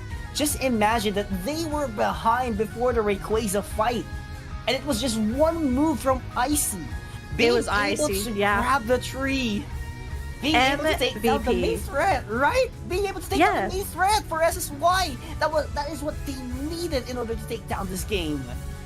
I'm actually quite surprised at the same time that SSY were sort of not prepared for that play to happen, because I think they would also have to understand that, okay, Trevenant is going to play a pivotal part in our initiation. Do we have someone that can sort of stand behind him and protect him? And in case he gets thrown, what's our plan B? What's our counter initiation? And I think the unfortunate thing was that if you look at their draft overall, they can't really follow through with anything else outside of the V2Y Unite, which they did use. It did connect, but the stun duration on that is tiny. That is not a move used for initiation. That's supposed to be a follow-up move after your main startup. So just Icy, perfect play, perfect decision. It could have gone completely different if Trevenant was given a lot more freedom to throw down those wood hammers and horn leeches. Yeah, and you know, they could have fought. This was perfect. So far from the team. It was too early actually for SSY to initiate things out. They could have played more time, but I feel like they were a bit of a rush, knowing that they are at the deficit. They know that they're losing in terms of points, so you have to make sure that the Trevenant would actually check the tall grass. Very unfortunate. They did check it, but very unfortunate that there was actually a Buzzwole waiting for him. Being able to grab it, send it at the opposite side of Rayquaza's pit. And it's just a follow-up that happened. Like, you know, like SSY, what's running on their mind is Trevenant was grabbed, let's go for it, let's go out for an all-out fight. And it did not work on their favor, sad to say. Yeah. Well, that's going to be our second game of the day done and dusted. So Fibonacci is going to continue, but if I'm not mistaken, that's going to make their next matchup going to be against Talon. So we've got two Filipino teams, two Filipino Titans going head-to-head in these second round upper bracket matches. I'm actually really looking forward to that one because firstly, Talon looked great, and Fibonacci actually looked pretty decent as well. I feel like we're going to be maybe getting a game 3 situation up there. Yeah. So first round of upper brackets have been sorted. Lower brackets, we're still sort of trying to figure out what is happening down there. We've still got 2 more upper bracket matches to go. What's our next one, yours? Oh yeah, definitely looking forward to it, because for the next one we'll be having Blacklist International up against EDM, or also known as the Avicii Forever from Taiwan and Hong Kong as well. So guys, make sure to tune in for our next match. I'm so excited, and there's actually an additional manpower as well from Blacklist International. Who could it be? Quite curious. Yeah, we'll find out in just a second, but we are going to be getting ready for our next matchup. But as usual, we're going to go for a quick break. So if you need to do anything, do it now, but make sure you're back in 5 minutes because we've got plenty more Pokemon Unite coming your way.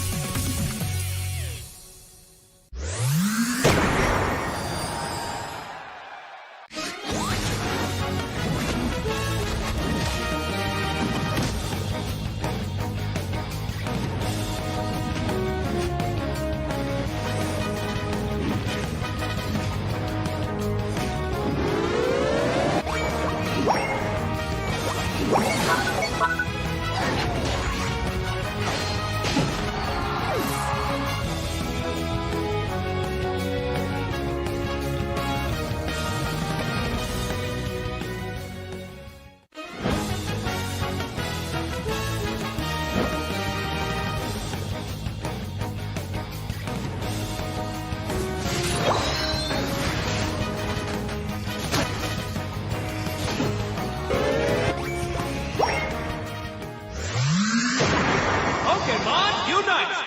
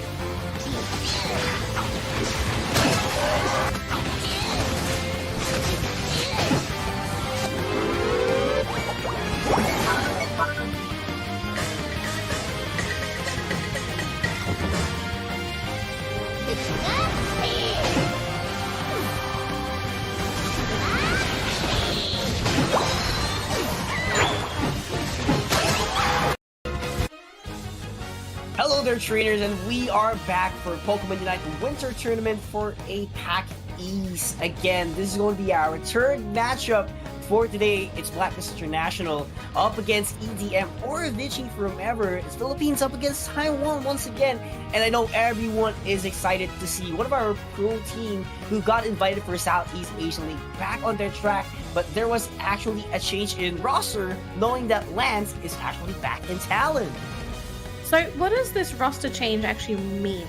Because I know you would be a lot more familiar with the Filipino teams than I would. Like, how big of a change was this for the roster, you feel? I feel like this roster change specifically for Blacklist International, I feel like they just have to fill in the gap that they have since, again, Lance did go back to Talon, and we've seen the results already. Like, Lance was really comfortable working with Talon because he has been there on the team for quite some time, but with the addition member of Blacklist International, which is actually Neva, formerly the all-rounder or the flex of Elevate. So I'm seeing here that they're going to be filling in that gap, and knowing Neva, despite of their not so good run on the Asia Champions League in Southeast Asia, it's actually one of the key factors or key players as well that has the same level of performance as Lance. And let's not doubt, like, when it comes to teamwork, definitely Neva could, apply that immediately on their team composition because, aside from being, enemies in tournaments, they are actually friends in real life as well. They've been playing ranked games as well all over again. So not going to be surprised if Blacklist International is much more formidable the way they are before. Well, let's see if their actions sort of play out the way that you're hyping them up, because I hope so. At this point, it just sounds to me an upgrade. It's an upgrade, right? Yeah, they sound like an upgrade, but now we also kind of have to flip the script and talk about their opponents, right? Avinci, who are these guys? Is this a team that has any players that we're sort of familiar with? And as far as I understand, there's only one player that I know on this team, and it's Froggy. Froggy is back, folks. But aside from Froggy, I'm not too familiar with anyone else on this roster, unfortunately. But going off of the achievements of the individual players, so aside from Froggy, one of the players' names, their name is in Chinese, so I can't I can't translate the name. But the achievement for this player was that they played in the 2024 Pokemon Unite World Championships Taiwan and Hong Kong qualifiers, and he came second. So we have some experience on the roster aside from Froggy. The other three players, they didn't list down any achievements, so my guess is maybe they are a little bit new to the competitive scene or whatnot, but I definitely have some expectations for this roster, especially knowing that Froggy is there, and he probably played a pretty big role in forming this roster. Oh yeah, I mean, never doubt Froggy. He has been on the scene for quite some time. And definitely these teams, or these players who are actually included in the roster of EDM, this is going to be no joke. This is actually a huge setup or a huge threat for every single team competing in the tournament that... Wait, what happened? Oh, wow. The match played out. Okay, so we don't Alright. know what's happened here. We haven't received any updates, unfortunately. So, assuming this is correct, we might have had a no-show, or we might have had... Oh, okay. Oh, there we go. So, quick update. We literally just got an update from the production. One of the players was not able to make it to this scheduled match. So, unfortunately, that was an automatic loss for the team. And so, EDM is going to go down to the lower bracket, and then Blacklist is going to go straight through. Meaning, I guess we just go to the next matchup. Oh, yeah. Jules, introduce our next matchup, please. Representing Taiwan, Starlight Glimmer up against Looking for Sponsor all the way from South Korea. And this is really an interesting matchup. Starlight Glimmer, they are known for being a consistent contender on their region. They're always on top 8, and they're actually a lot of familiar names. Windstar, Shaw, and Yuan, you know, very familiar names out there for Taiwan. But on the other hand, that's also the same case for Looking for Sponsor. I do believe that we do have Lip, Garam, and Devo, who actually played a lot of stint already in South Korea in Pokemon Unite. So really quite curious what could be the case here. Have they leveled up really, really great? But of course we'll have to find out one later on. Yeah, so, I mean...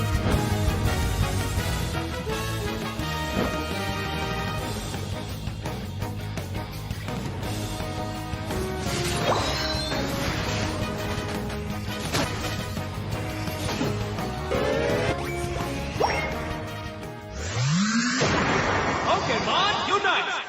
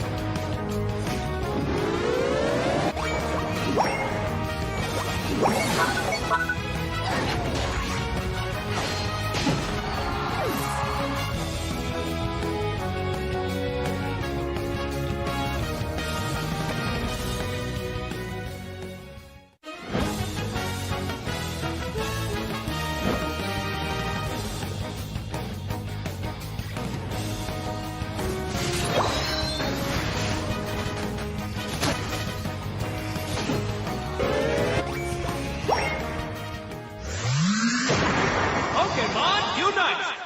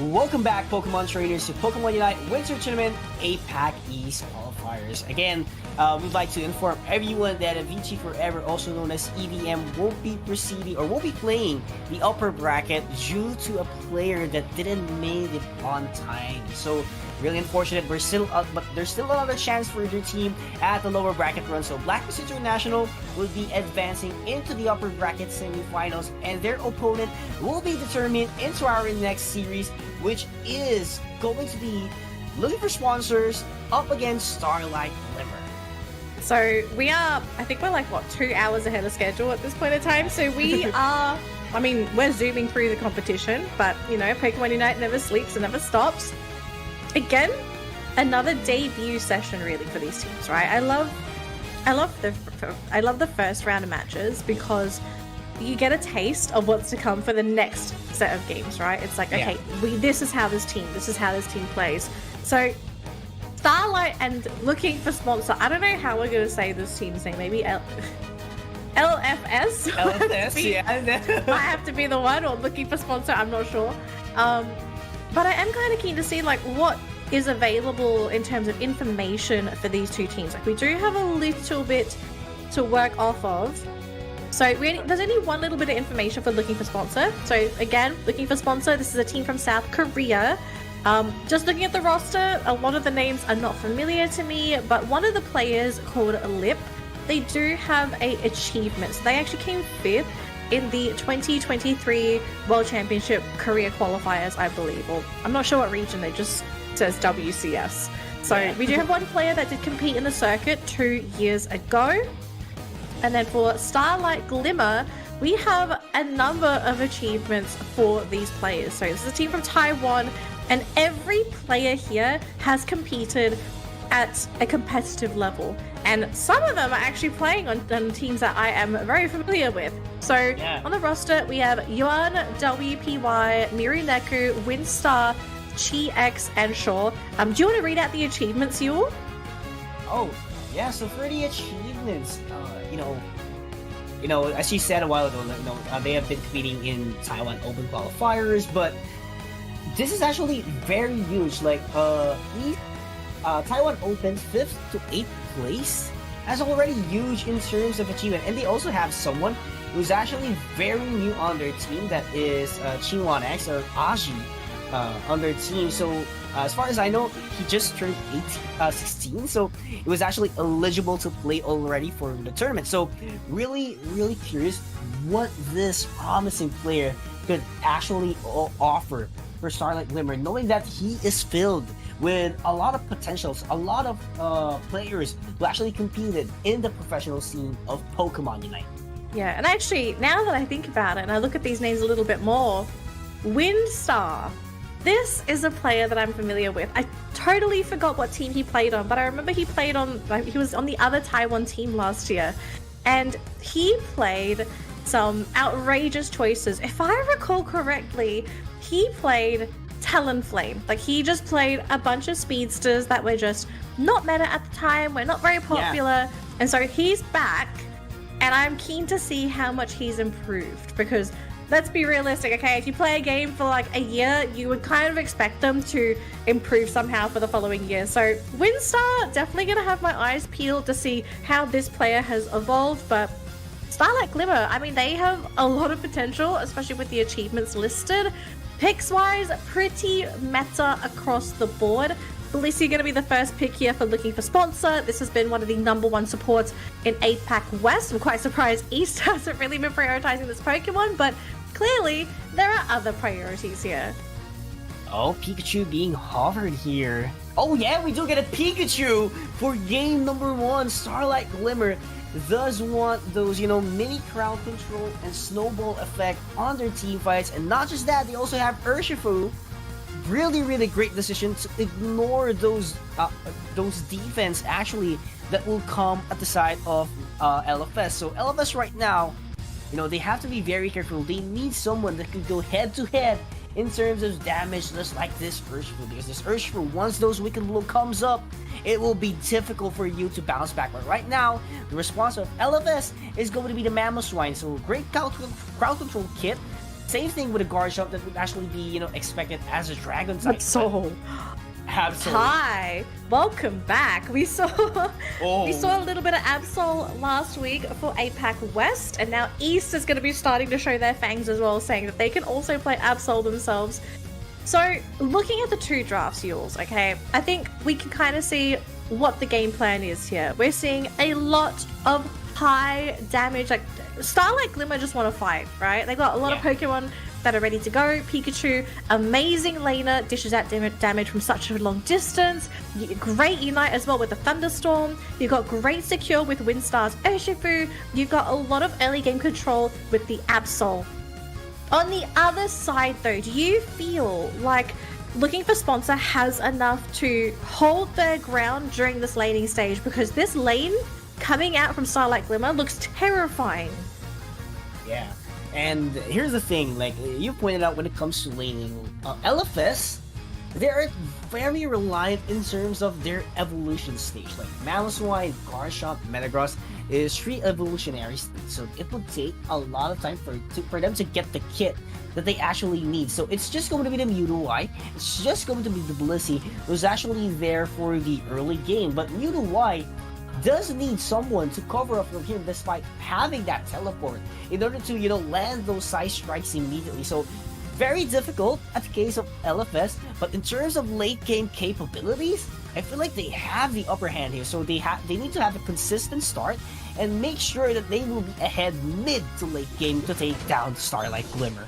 Yep, so game number 1 for Looking for Sponsor versus Starlight Glimmer is now underway. Let's see who's going to be able to grab this first game. And so far, it looks like we're going to be seeing some great pressure applied by Looking for Sponsor onto that Pikachu. But this does leave Squirtle to sort of do whatever he wants there at the enemy goal zone. So down bottom, already really aggressive players coming out from Looking for Sponsor. I like this. I kind of feel like you have to play like this, especially with the fact that you're running that Swinub. If you can get the knockouts, that bonus experience really helps progressing to that Mamoswine evolution. And they're even going to bring the Metang down there. So priorities, that's going to be top lane for Starlight Glimmer and bottom for Looking for Sponsor. Yeah, so there's actually a handshake that happened, but looking good. For Looking for Sponsor, they were actually able to, you know, convert more scores compared to Starlight Glimmer, so that would add to the stacking up of those items if they really do have those. So right now, very unfortunate for the Absol. Not gonna be hitting those hits, and Looking for Sponsors applying a lot of pressure, but that is actually a great initiation, but not gonna be quite enough for the follow-up, and Starlight Glimmer is just running back and forth, and Looking for Sponsors scoring multiple goals, 3 KOs from the Metang. That's a huge advantage already from this team. That was insane because Pikachu even rotated into the top lane and got knocked out, which was, look at the levels that they gave away to Looking to Sponsor as well. You've got a level 6 Gabite, a level 7 Metang, a level 6 Mewtwo. And then on the side of Starlight Glimmer, everyone is 4, bar that Urshifu, who is level 6. So, Looking for Sponsor, just so aggressive out the gate, really capitalizing on that big group push in that top lane. And this suddenly makes that mid-game so much more difficult for Starlight Glimmer because they were relying so much on this early game pressure to carry them through and give them that head start before going into that mid-game. But now that they've lost it, I'm not sure how they're going to be able to get it back because Absol, this Pokemon needs to have a level lead if it wants to continue to remain a threat. But with a level 7 Metang, level 8 Gabite as well, this Pokemon might end up being a liability now. Yeah, this is going to be very difficult for Starlight Glimmer. Oh, You want to try to initiate things. There's actually enough damage, but here comes the response from Looking for Sponsors. They're going to be advancing even further, but nice Hydro Pump in order to send back someone from Looking for Sponsors. But right now, they're going to be chasing in for the knockouts. They get one. They get 2, Looking for Sponsors, looking strong, still eyeing on the 3rd one, and they do get it.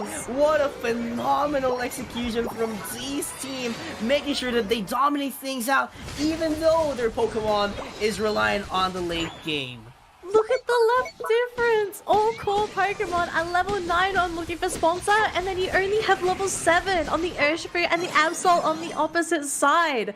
looking for sponsor, looking absolutely dominating in these first 3 to 4 minutes of the game, and it doesn't look like it's going to end anytime soon because they're bringing their whole roster. They've got the Regieleki pushing up top, and they're going to be starting with the HG3. Live and Outrageous there, due to Unite as well, and they just annihilate the team again on their goal zone. Oh my gosh, looking for sponsor. Okay, this team needs a sponsor. Like, yeah. now? Right Especially now. with how they're looking. Oh my goodness, what a dominating performance from their team. They're not making Starlight Gleamer, play the way they want to, but right now that's a huge of damage. Computer Crush would land, but nice escape coming in from Windstar. But right now there's still an ample of utilities left coming in inside looking for sponsor. Garam making sure that there is enough sustainability from Piss, so making sure that they are keeping it very up. Bliss Assistance will be there to give an additional shield and buff for their team. So looking for sponsors is really making sure that sponsors are there. Yeah, I mean, they're sponsoring each other at this point, and they can't even get the Nier 2. They even commit the Unite on the Absol, but it just wasn't enough to catch out Komi.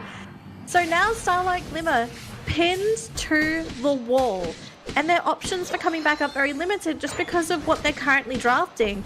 Like, it's almost reaching that point where you're kind of praying that they're going to be able to get the Rayquaza Steel, because that's one thing Starlight Glimmer still have going for them. They have some fantastic secure for these objectives. The only thing I'm worried about is that even though you can get an objective, it doesn't mean that they're going to survive it. Oh my gosh, just raining down hell.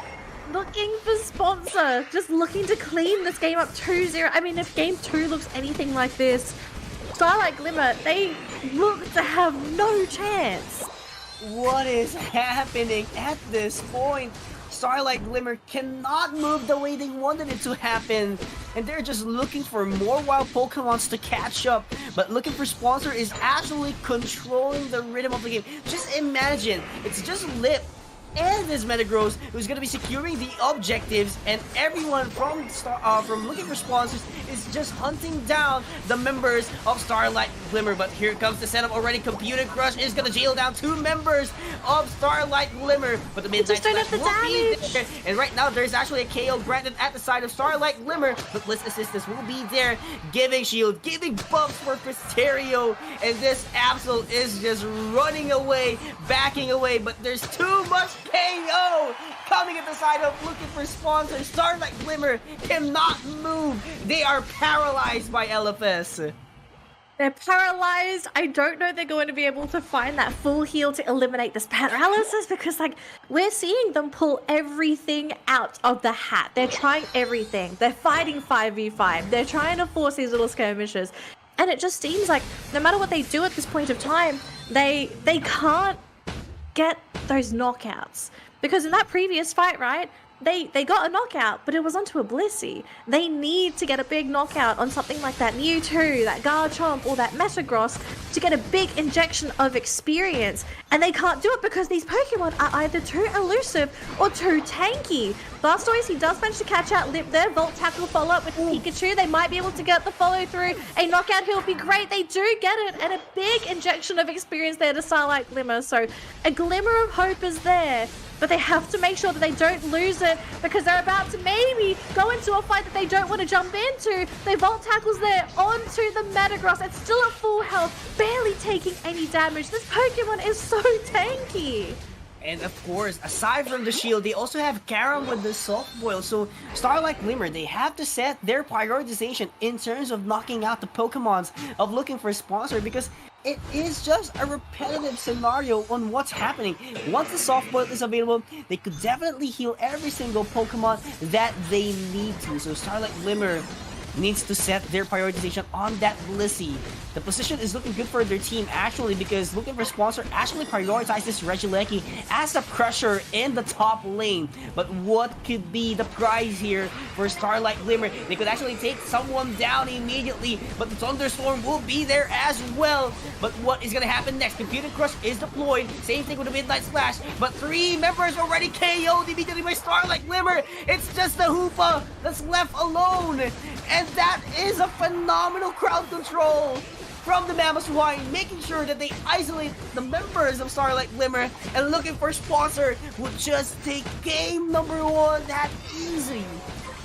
They made this game look so easy. Looking for sponsor, every move that they make, they came out ahead, they came out successful, they were just absolute perfection.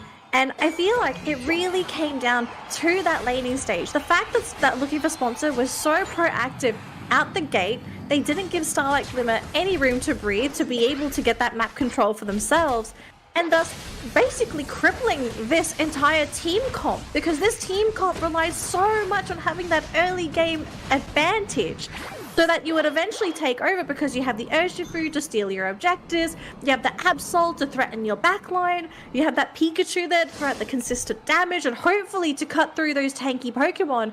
But they just fell too far behind early on, and they just let Looking for Sponsor take over, because ultimately, if you look at the scaling for these two teams, Looking for Sponsor outscales this team 100%. We still have 30 seconds to go though, Yules, and maybe Starlight Glimmer, this is their last chance to maybe bring things back, but can they do it? Oh, there's not enough time, 20 seconds. They're doing their best to go for the KOs. They actually took down 2 members from Looking for Sponsor, but it's not looking good. They don't even have time. They're just going brawling all out up against, Looking for Sponsor. And this is actually very sad for Starlight Glimmer. They have to bounce back a lot, because the concept of their, Pokemons, it's really great. They have Pikachu, they have an Absol that could actually emerge, quite excelling into the early stages of the game. But Looking for Sponsor, their disadvantage became their advantage.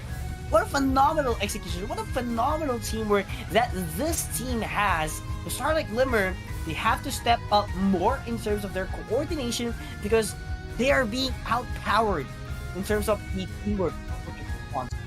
Yeah, I'm not sure about you, but I feel like things started to snowball and collapse for Starlight Glimmer when they had that first team fight in the top lane. Do you remember the one where they even used the Hooper Hole to bring in the Pikachu? And I think they lost like Absol and Pikachu in that fight. 2 of your core Pokemon for this early game, and it gave such an advantage to Metang and Gabite, who were sitting at level 7, level 8 after that. Yeah, it was like that fight almost felt game losing for Starlight Glimmer, game winning for Looking for Sponsor, because these are 2 Pokemon that want experience, right? And you know what they got? They got experience.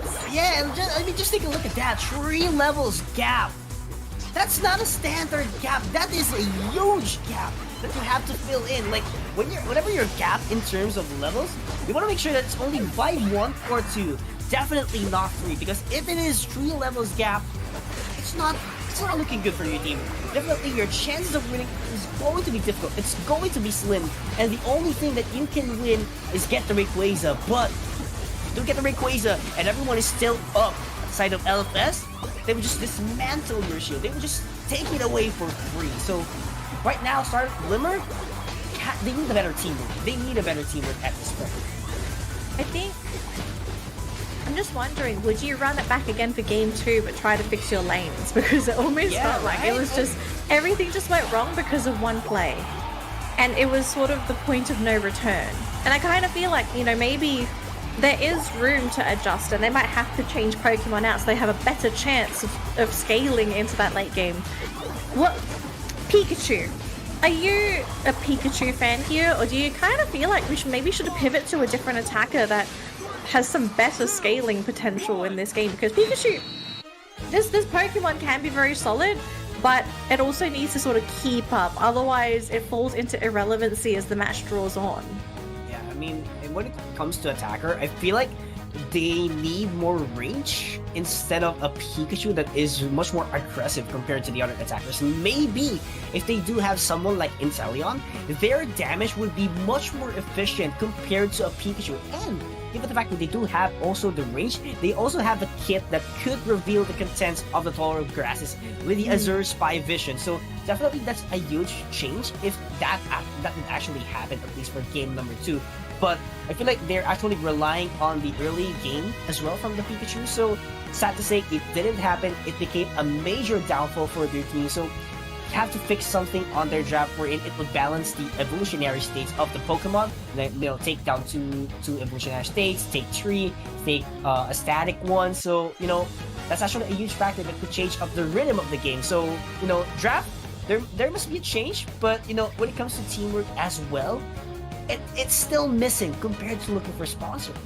Yeah, I think definitely got to tighten up those lanes somehow, because if the lanes are going to look like that again, and let's say looking for sponsor, just go for the exact same draft. Garchomp again, Metagross again. These are just really big Pokemon that you can't afford to just sort of let go on the leash and go ham, right? Because if you let them go ham, they're gonna go ham. So I guess, is that Inteleon time? Do you just whip out the Inteleon? It's like swap out the Pikachu, bring out the Inteleon, just dish out the big guns, because I kind of feel like you're having to run into big gun territory now. Yeah. And maybe even retire the Urshifu, because as great as Urshifu can be in times where you need someone that's going to be able to get the secure, Urshifu thrives in going up against comps where you can pop Pokemon with a Wicked Blow. You're not popping a Metagross and a Garchomp. They're kind of looking at you, and they might even give you the side eye and say, like, who are you? Excuse me. So I could even see a change on that Urshifu pick. I mean, something's going to change, so we'll have to see what happens here. Starlight Glimmer going to be starting with the first pick in this game, and looking for sponsor will be getting second. No Miraidon, no Psyduck, no Blissey, and no Serena. Is the opening going to be Umbreon? Because this has been very popular as of late. Yeah, I mean, very popular in terms of, all round, in order to counterbalance all-rounders, but right now, no Serena, so if there's going to be a Blaziken, Umbreon would be good. So, very understandable. But right now, Starlight Glimmer prioritize Hoopa, so they already have an advantage in terms of rotation. So, that's actually their composition as well during game number 1. So, they have to make it work this time. They have to make it work as strong as they can. But right now, looking for sponsors would stick with the Metagross and the Mewtwo. So there's still a lot of potential that Starlight Glimmer could actually counter out their composition, because it's not really a typical, setup wherein you pick your attacker, you pick your all-rounder at the very first hand. Okay, so we could be seeing a bit of a change here in terms of defender. Slowbro is currently being hovered here by Chi, and Pikachu again is going to make an appearance here. Miraneko going to be locking that in. So it's been a while since we've seen the Bro, and Slow Beam is a fantastic Unite too. It was one of the best Pokemon back in the day. Having access to Slow Beam, you just lock somebody down. That's enough. In a lot of cases, that's enough time for you to really knock them out. And they're going to pair this up with a Blaziken and a Gardevoir? Oh. Is this really the plan? Are they going all out with this like special attack damage for Miraneko and Windstar?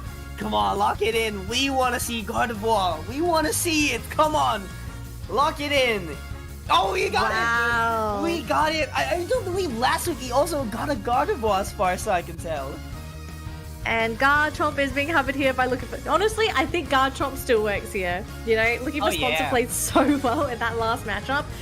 And with the way, if it's Lip playing, I think it was Lip that played the Garchomp in that previous round.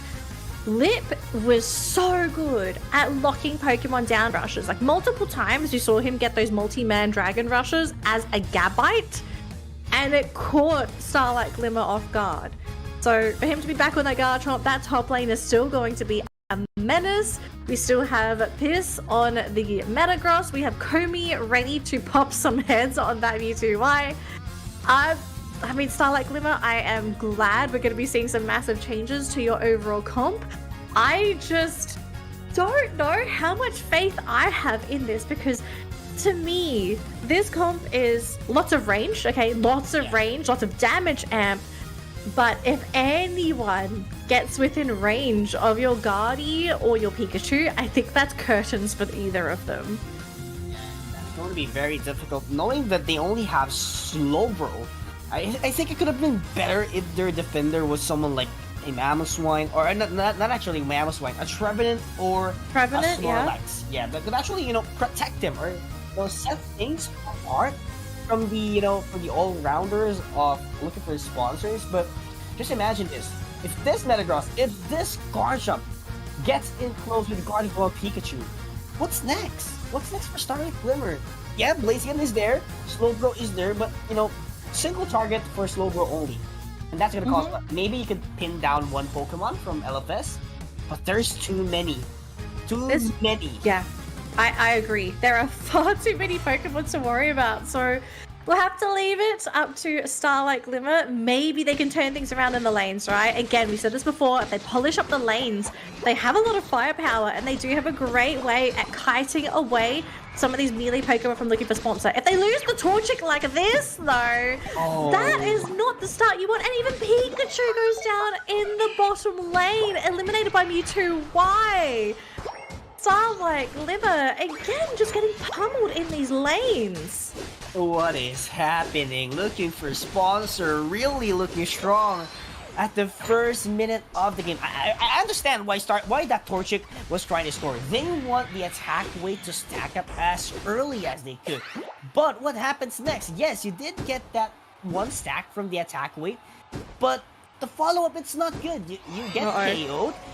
No, definitely, that's an XP from the opposing team. And right now, what do they do in this situation? Yes, this Metang.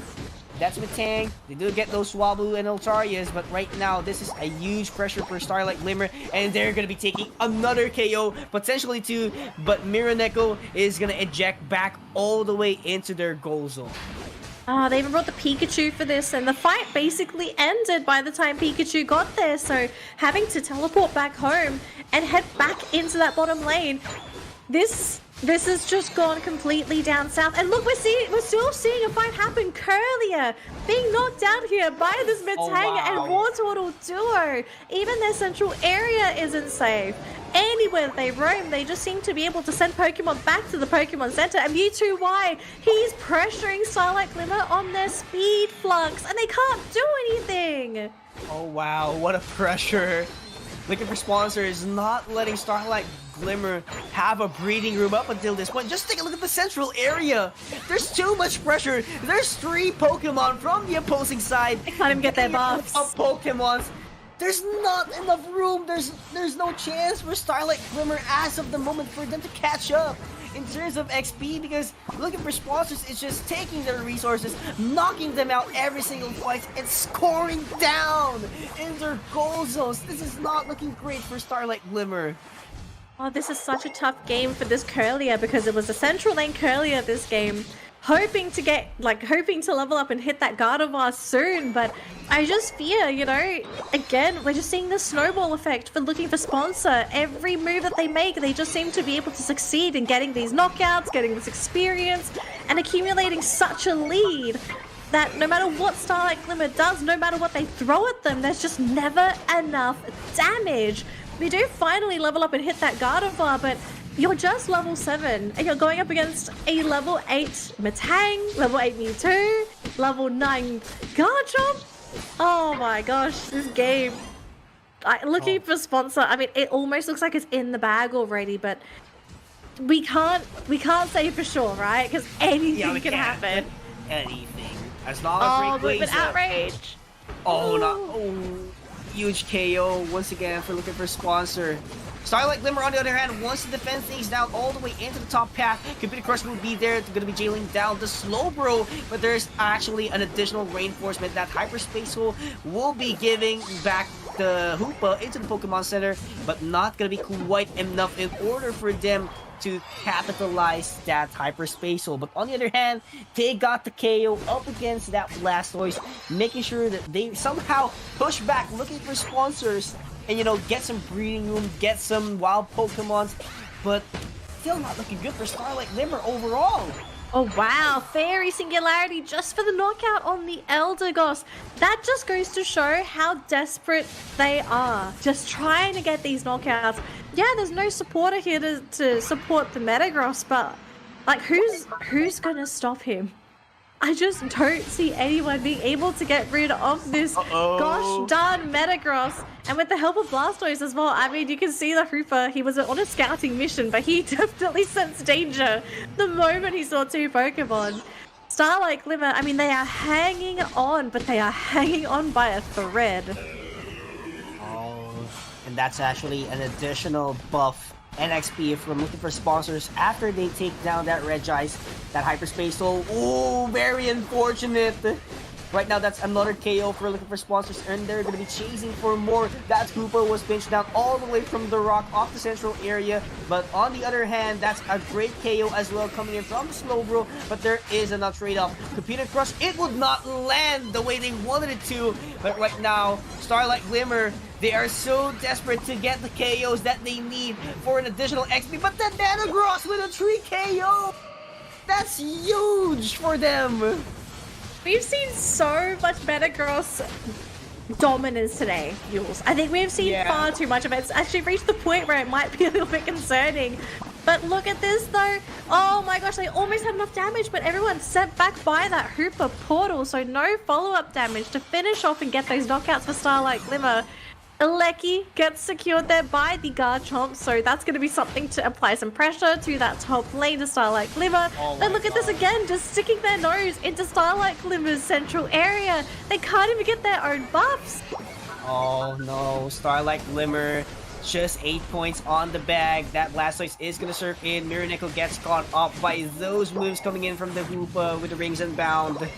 Right now, it's just more and more pressure. Blaziken with a sneak goal all the way into the bottom path, but the contribution is not that great in terms of numbers. So right now, they have to make something happen. They need to pick up someone for the KO, but right now, surfing away is going to be the key for looking for sponsors. Despite being aggressive, they don't want their opponent to get the KOs because they will be rewarded a lot of XP at this point. Yeah, I mean, it looks like right now. Oh, that 4-man surf by the Blue! Nice! Setting up for the team, eliminates 2 right off the bat, and Starlight Glimmer again dismantled by looking for sponsor. What a serve! You gotta get a sponsor for this team. They are just too good in this matchup. And they're gonna be taking another objective at this point, additional XP. Health points regain. What a dominance we are seeing so far. Starlight Glimmer cannot get the resources that they need, and they need those Unite moves to charge up for the final stretch. But right now, look who's applying the pressure. It's going to be Starlight Glimmer. But on the other hand, looking for sponsors, does want to force another team fight out there. They want to make sure that everyone is KO'd on the side of Starlight Glimmer whenever that Rayquaza appears in 23 seconds. Okay, so 20 seconds before Rayquaza, looking at the status for both of these teams, okay? Looking for sponsor, poised to take this game, but Starlight Glimmer, just looking at the status of their players so far, you can see they put everything onto Yuan's Blaziken. He's level 13, he's kept up with the enemy cores. If they can get them with the singularity like this, and both of the units, comeback could happen! The comeback could happen indeed, but right now there is 2 members left for looking for sponsors. Final stretch has already started. Can they get the steal? And it's not gonna happen. Starlight Glimmer is gonna be eyeing on the comeback. That telekinesis would land immediately all the way up against looking for sponsors. And right now they're gonna be dunking those 100 points, just 110. Can they make it possible? Jump Pad is gonna be there, not gonna be quite enough. It's a tie ball game, but not tie right now, as like Glimmer is leading with 100 points, but looking for sponsors still has 1:20 to make another flip for their team. This game is not over yet, Yules, okay? The comeback replay has happened for Starlight Glimmer, but now is the time for the ultimate defense.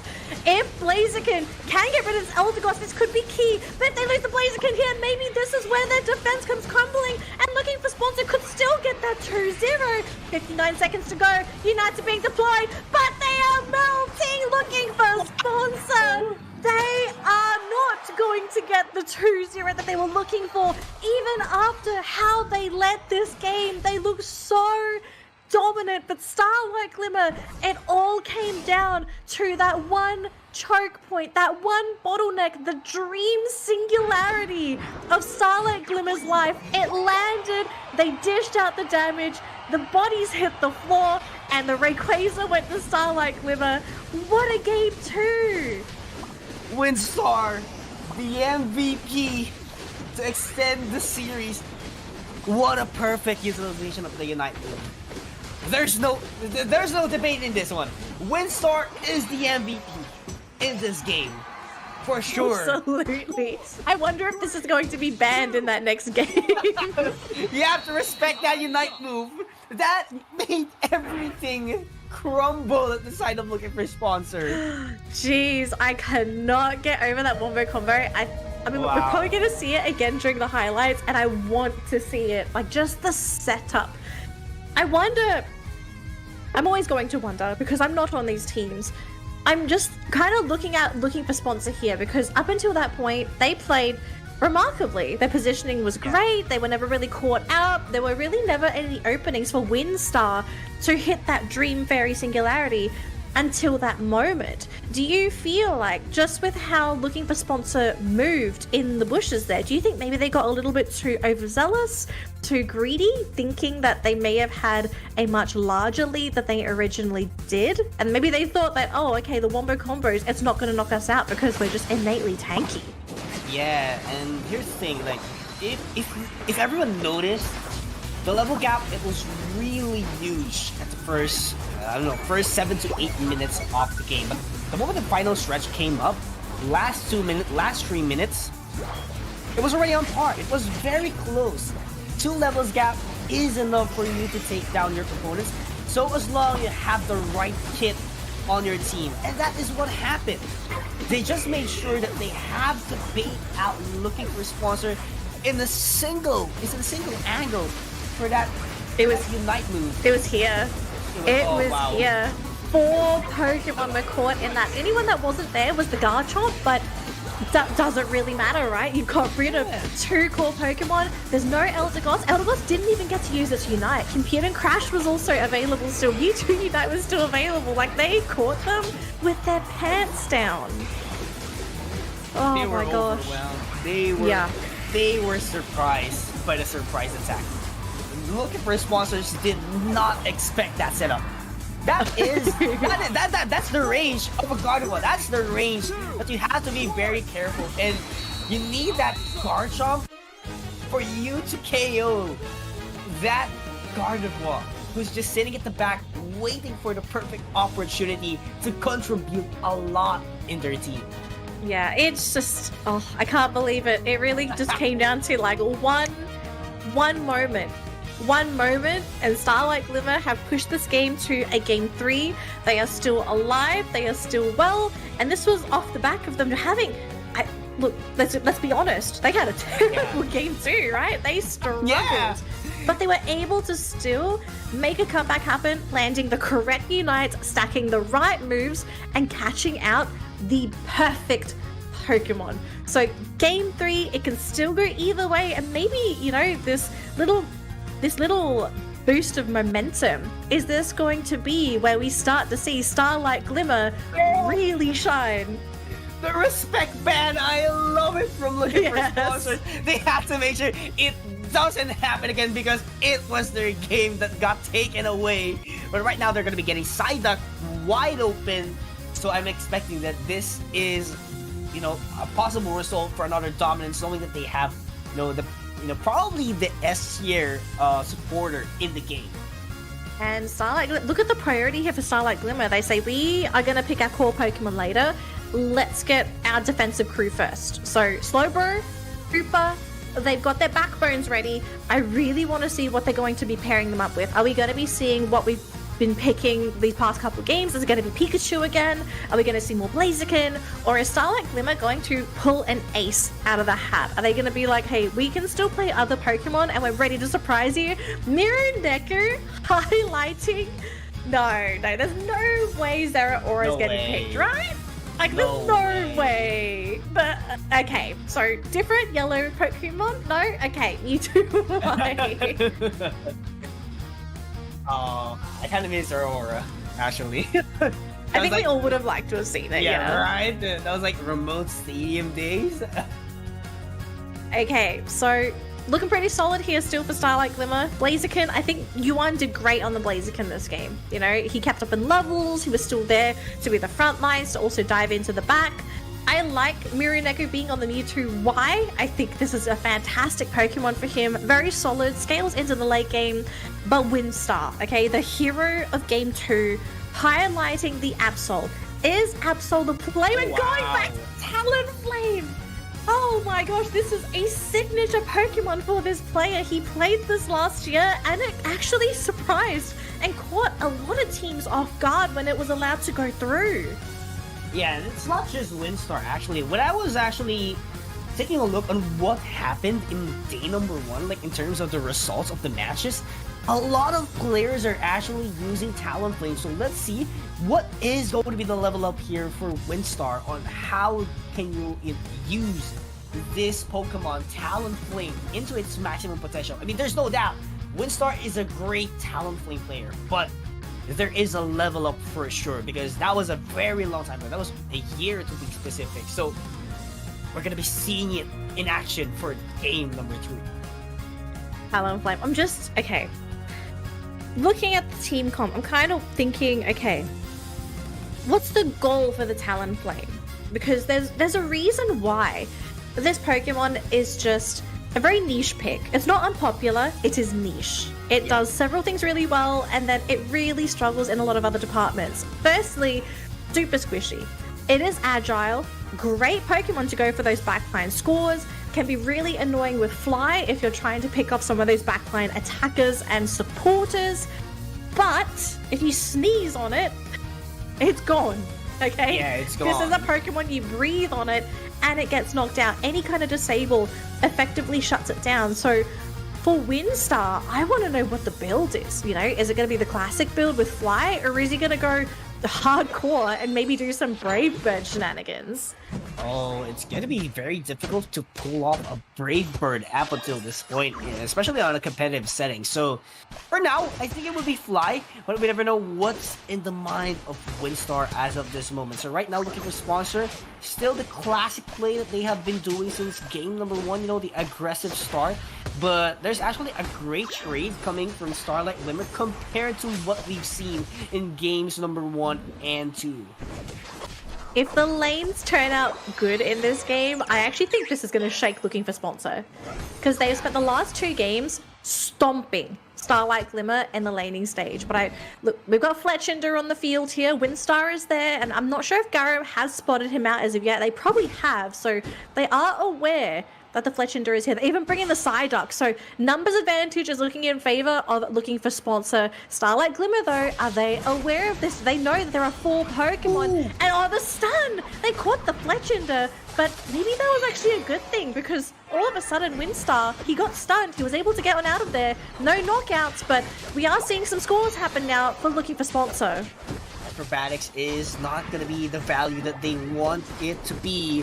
But right now, looking for sponsors, they're attempting to score all the way into the goal zone of Starlight Glimmer, and they will be successful up until this point. The Pisterio is applying more pressure the way they used to during games number 1 and 2, but this is much more of a disciplined one. Yeah, we do have a bit of an invade happening here by looking for sponsor. They have the Psyduck, the Metang, and the Eldegoss in Starlight Glimmer's central area. They ran into the Slowbro though, so no easy knockouts as of yet. Central area though, we do see the Serena stealing away all of the wild Pokemon and almost taking out Windstar with it as well. Ends up getting picked off by the Mew. Oh wow, and look at this pressure from looking for sponsors. They have to make sure that they are the dominant team here, but I love how Starlight Glimmer is playing as of the moment. I mean, they're still losing in terms of XP. That's 2 levels gap, but at the same time, they are more disciplined when it comes to defense and offense. So they have to make sure, you know, get those levels up and going, and go for the flip once again if they really cannot go head to head in the laning phase of this matchup. Yeah, and is that Brave Bird? It is Brave Bird for Windstorm. So I want to know, what is the play here? Is this just to go throw some big damage? Is it maybe to try and jump into the back lines? We'll find out in just a second with Windstar because he is struggling going up against that Serena in the top lane. One of the disadvantages of going for Brave Bird is every time you use it, you're going to hurt yourself. And up against the Serena, it's not an ideal target at all. Looks like Chi has been caught on out there by looking for sponsor, but will be safe, thankfully, thanks to that portal. Serena getting a free Regieleki in the top lane, but Star Starlight Glimmer, they have their full roster here, and they really want this Reggie steal. It's an attack buff. The portal is there. Hooper about to go down. They will be able to survive. But look at the damage, though. Looking for sponsors, slowly being chipped, but Windstar is down. So is the Slowbro Blaziken, the next one to follow. And maybe the Mewtwo can save this. Hooper's still here. They need to heal. They will go back in time. But it resets the Reggie steal. But right now, it's going to be looking for Sponsor, who has the upper hand in taking down the Registeel. Despite Starlight Glimmer avoided being knocked out, it was a total win still for looking for Sponsors. And right now, I do feel like Starlight Glimmer, the reason why Windstar did go for the Brave Bird is that they want that hyperspace hole be prepared whenever that Brave Bird lands immediately. So damage-wise, it's going to be good, and at the same time, they could just go back into the base with the hyperspace hole. So they just have to be very careful with the timing, and they have to make sure that those Brave Birds would hit those opponents that they want to hit. Yeah, I mean, ideal targets, Eldegoss, Mew, right? These are the two Pokemon you want to be jumping on top of if you're Brave Birding in.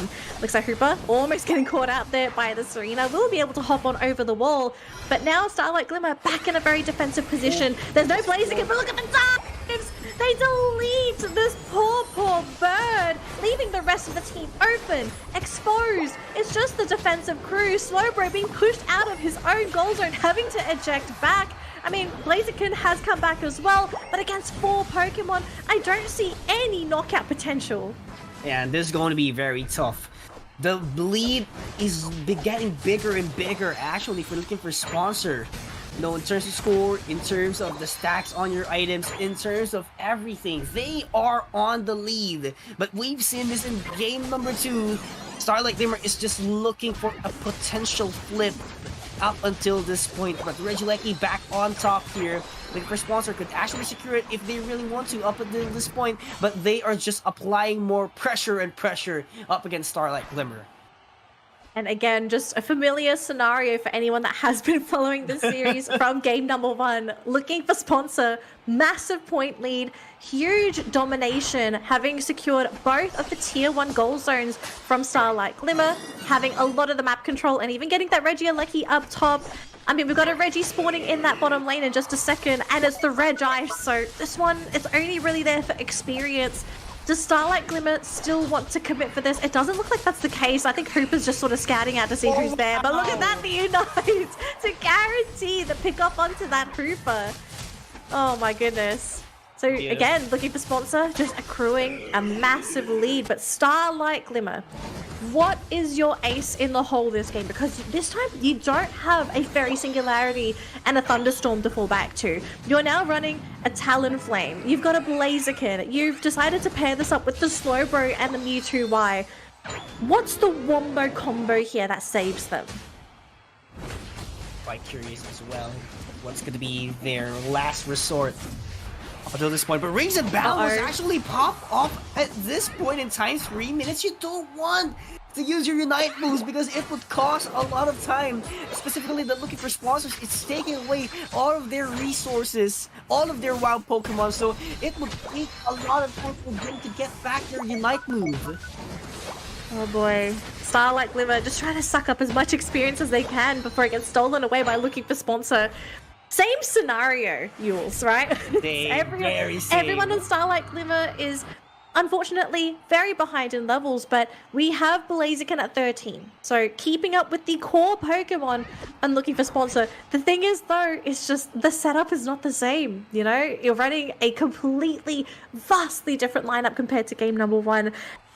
Are you hoping to steal Rayquaza? Are you trying to maybe just go for those back caps? Because if you're looking to back cap, I think you need to start back capping now because it'll be a little bit too late when Rayquaza is up. But even Windstar, he's struggling to find those openings himself to try and go for the back caps. But we've got 10 seconds to go. Everyone's in position. Starlight Glimmer, if you have an ace up your sleeve, you need to have it ready and on standby now.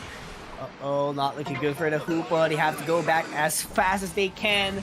But look at the defense. Look at the Metacross actually zoning down everyone at the side of Starlight Glimmer. They are not letting this team advance even further all the way to the Rayquaza. But look at this Blaziken trying to brawl all it out of this arena. But there is too much support from looking for sponsor. Right now, Rings Unbound is already available. The Infinite Cyber as well is going to be doing a lot of crowd control. But the follow-up is too good for looking for sponsor. But the Mystical Mirage waits to send that will be landed as well in order to take down that Slowbro. And it is just 2 members left. 1 member left.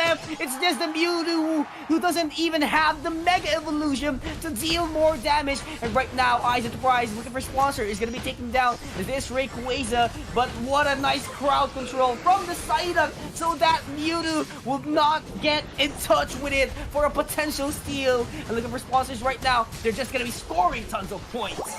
To score those points, secure that upper bracket match, and say goodbye to Starlight Glimmer as they send them down into the lower bracket after a Game 2 scare, having a reverse Rayquaza steal, a Fairy Singularity swipe away at game number 2. But I think ultimately, looking for sponsor, they felt safe just running this draft back, especially with how Starlight Glimmer decided to draft into this final game, right? They came back because they had a wombo combo lineup. They had all of their Unites line up perfectly. Whereas you have a look at what they have available here, it's kind of weird, right? It's a bit of a convoluted draft where they want to do a lot of these little skirmishes. They want to kind of win based off of raw damage. But last time we knew this didn't happen. It was, game number 1 was a very good example of how that sort of turned out. Yeah. But yeah, at the end of the day, looking for sponsor would be the dominant team here.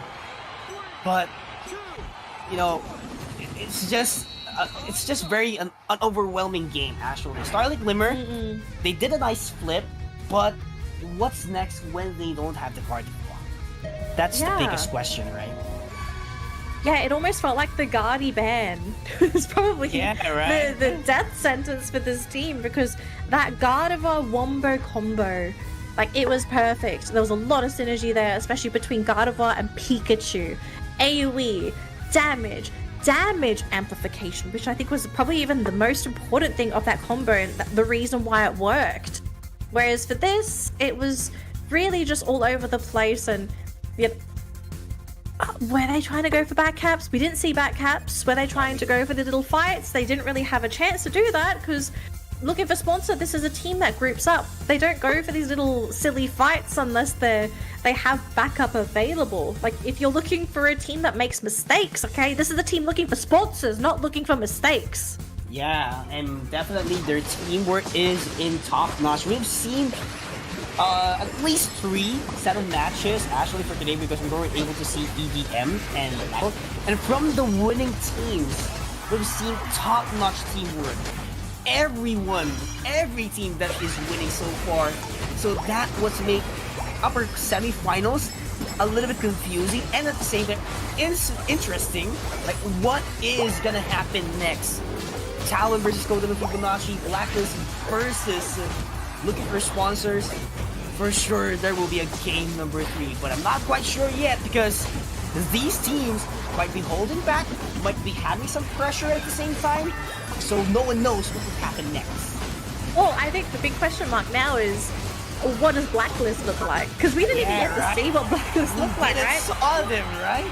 Yeah, so they got the default win, and so they, at least for them, you know, they have a glimpse of what they're going up against with looking for sponsor. But I'm expecting some really fun matches coming up next in the upper bracket, because we are going to be continuing our upper bracket run with the next matchup, which I think some people might even call this like the grand final matchup already. the teams that are playing, but I am so hyped for it. It is not funny.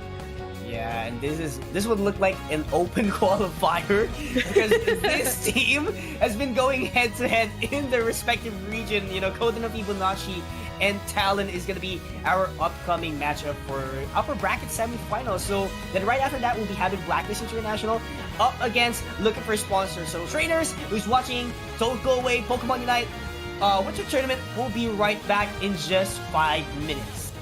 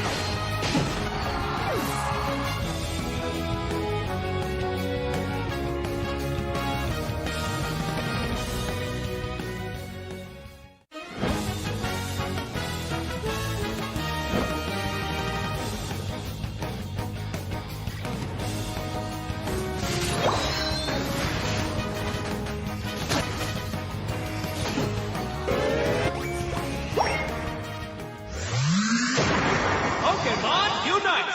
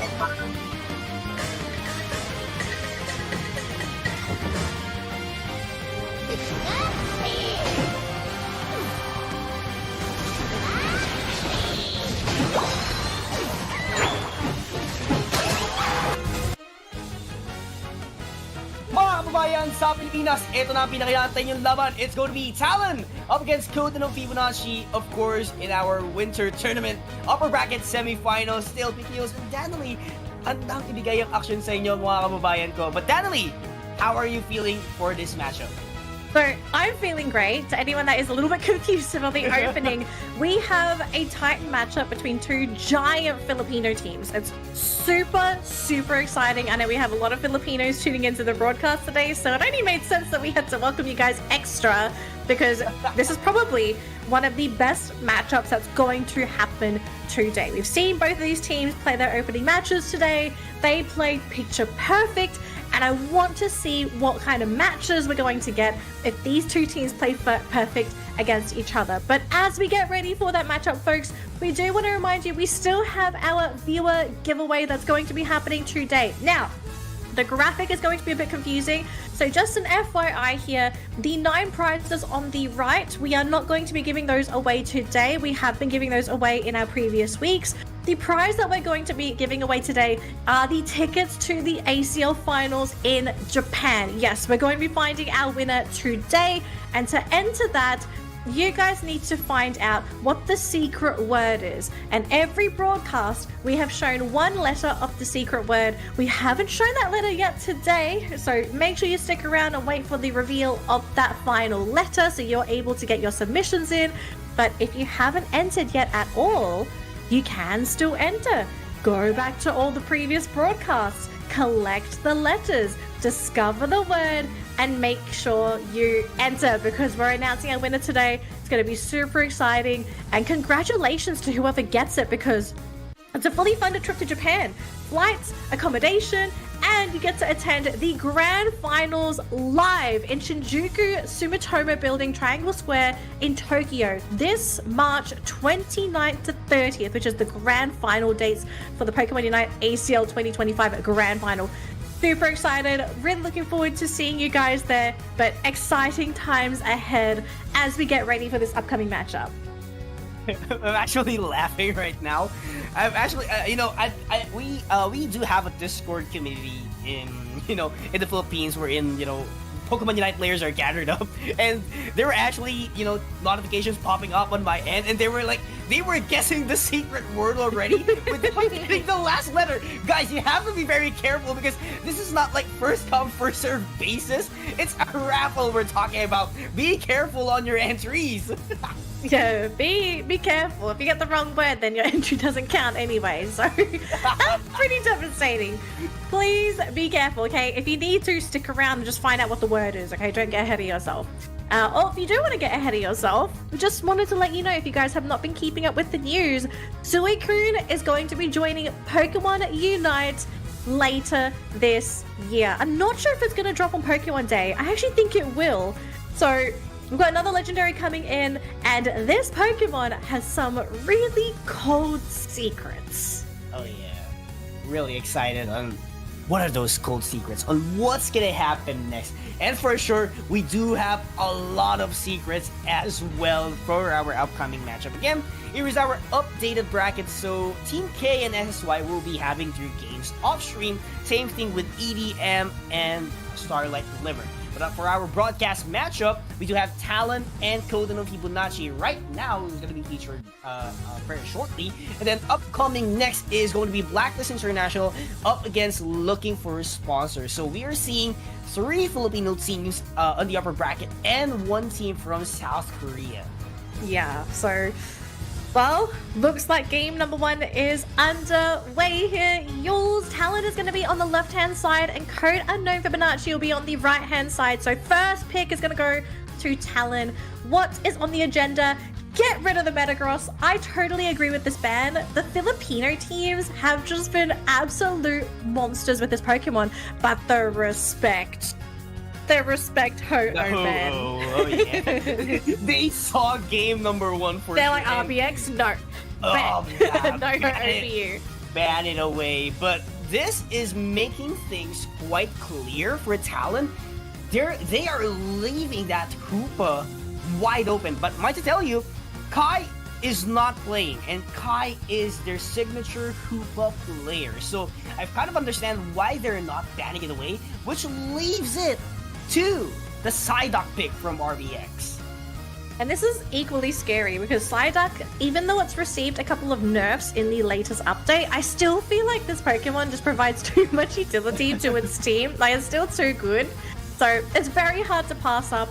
And I mean, it's kind of equivalent to Umbreon, right? Like, both of these Pokemon, they serve similar roles. They're very great at disrupting your opponents in particular. So, you know, they're kind of equal in terms of priority.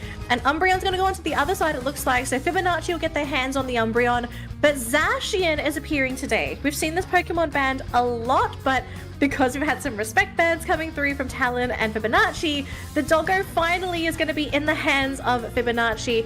Really keen to see how this Pokemon plays out for them, as Hoopa will be the healing support on the side of Talon, followed by Serena, a queen that has still dominated the game even though she's received a nerf.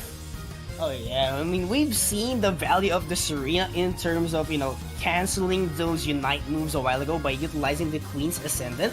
I feel like that Survivability is as what- well. Yeah, that is what Lance is trying to do as of the moment. But right now, the damage is looking promising. At the side of Code and Fibonacci, they have the Zacian, they have the Urshifu, same thing with the Inteleon. So what could be their response here for Talon? I feel like it's going to be Mewtwo simply because they want to offer the same kit that Inteleon has as of the moment. And yes, it will be together with that Surge.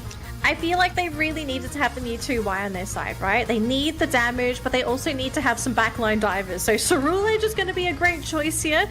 Theme might want to stay a little further back, especially if he does catch wind of Sync 1. RBX would be an issue as well. Darkrai! Darkrai is finally making an appearance here at the Winter Tournament, and it's going to be TBD that plays it. Darkrai support TBD! Are you kidding me? It's a support! Okay. I know a lot of people are going to have questions, okay? I'm going to pick your brain. What does a Darkrai support provide to the team? Like, what are you really looking for in its kit that would make it valuable as a support? Oh yeah, I mean, here's the thing, like, if you have that supported Darkrai, you want to make sure that you make everyone asleep. That's your job.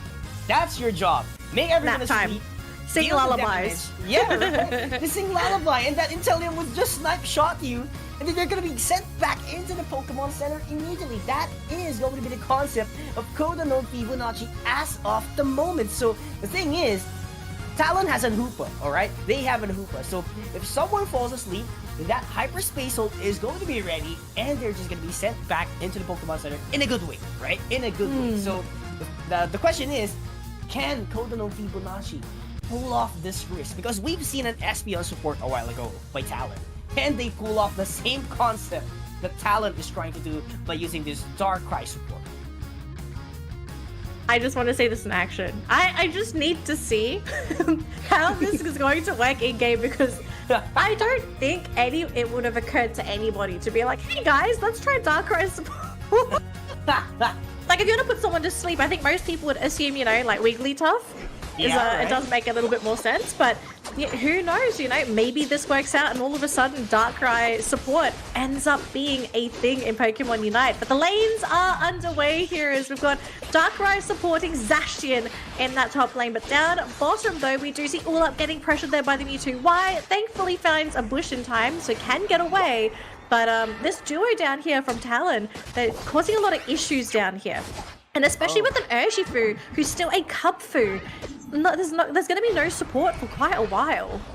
Oh yeah, and here's the thing, like Code Unknown Fibonacci, they want to get that advantage as well in terms of the laning in top path, because they know that this Darkrai could actually put up a lot of pressure in this team who's actually not a Serena yet. So I think that is their primary goal here in order to be, dominant in the top path. But right now, look at the dominance here coming in from Talon, and they get a KO. Zacian taken down, and multiple scores are landing in on their side. 60 points in the bank. So easy, so quick for Talon. And right now, Code Unknown Fibonacci, they need more vision and control in this game.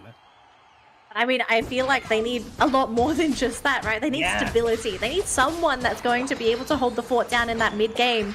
And unfortunately, it sort of came a little bit too late, right? Because you've had this Cubfu who was your central laner. Unfortunately, it was Cubfu for a little bit too long, meaning that this top lane just wasn't as strong as it would have liked to have been. If they had someone a little bit quicker, maybe if they even brought in some support from that bottom lane to give them the numbers advantage, maybe that's what they were kind of needing, to get that level advantage and hopefully just to kind of keep them in, because we see Urshifu getting eliminated by a 3-man rotation here by Talon. And Fibonacci, I mean, there's only so much that they could do on their goal zone, but look at this Umbreon. They can't even move. Uh-oh, this is not the Ulap that we've seen on the upper bracket a while ago. Talon so far dominating this matchup. 8 points away for the 100 points. And this is just pure pressure that they are actually experiencing up against Talon. They want to force things out, but nothing is happening on their side. No, they just don't have anything that's that's giving them any meaningful damage in that bottom lane.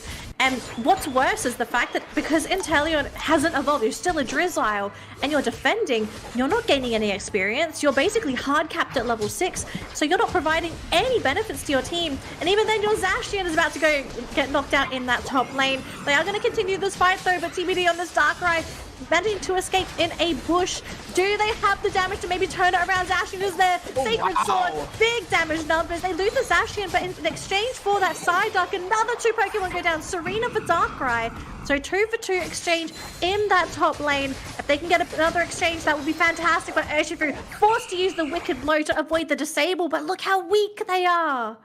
Oh no, this is not looking good for the side of Fibonacci, but they are slowly but surely bouncing back up against their competitor, which is Talon. So Talon right now, what they have to do is apply more pressure, and at the same time, aside from applying that pressure, they need to maintain their position, because there are times that they actually overextend, and that's actually a thing that you don't want to happen up until this point. Another thing you don't want to have happen is your casters coming back to the screen. We do want to apologize for the technical mishap, so we are actually having this fixed. We don't know what the issue is at this point of time, but hopefully we will be able to jump back into the game, guys. So super sorry about that. Here we go. We are back into this game, and it looks like not much has really changed, unfortunately. Talon's still leading with 185 points. Code Unknown Fibonacci still struggling to score anything in this game. And the level gap between these two teams is still continuing to rise. No Pokemon have hit level 10 yet on Fibonacci, whereas for Talon, they're sitting on 2 10s and an 11 after a bloodbath of a laning stage. And this is actually not looking great for Code and Fibonacci, because their held items, their stacking items are not being utilized because of their scoreless. They are scoreless as of the moment, so that's a huge challenge for them. And Talon keeps on applying the pressure. Mega Evolution, but gets caught up by the Ignite move of the Darkrai. Worst nightmare for their attacker. And right now, Code and Fibonacci is looking for a room for them to get this bottom lane objective, but RBX is still applying the pressure up against Mithril. There goes the rings and bound, sending down the reinforcements of Talon, and this is just a phenomenal amount of damage. Sync 1, and they do get this objective. Regirock, additional defense for their team, and they will take the resources as well in the central area.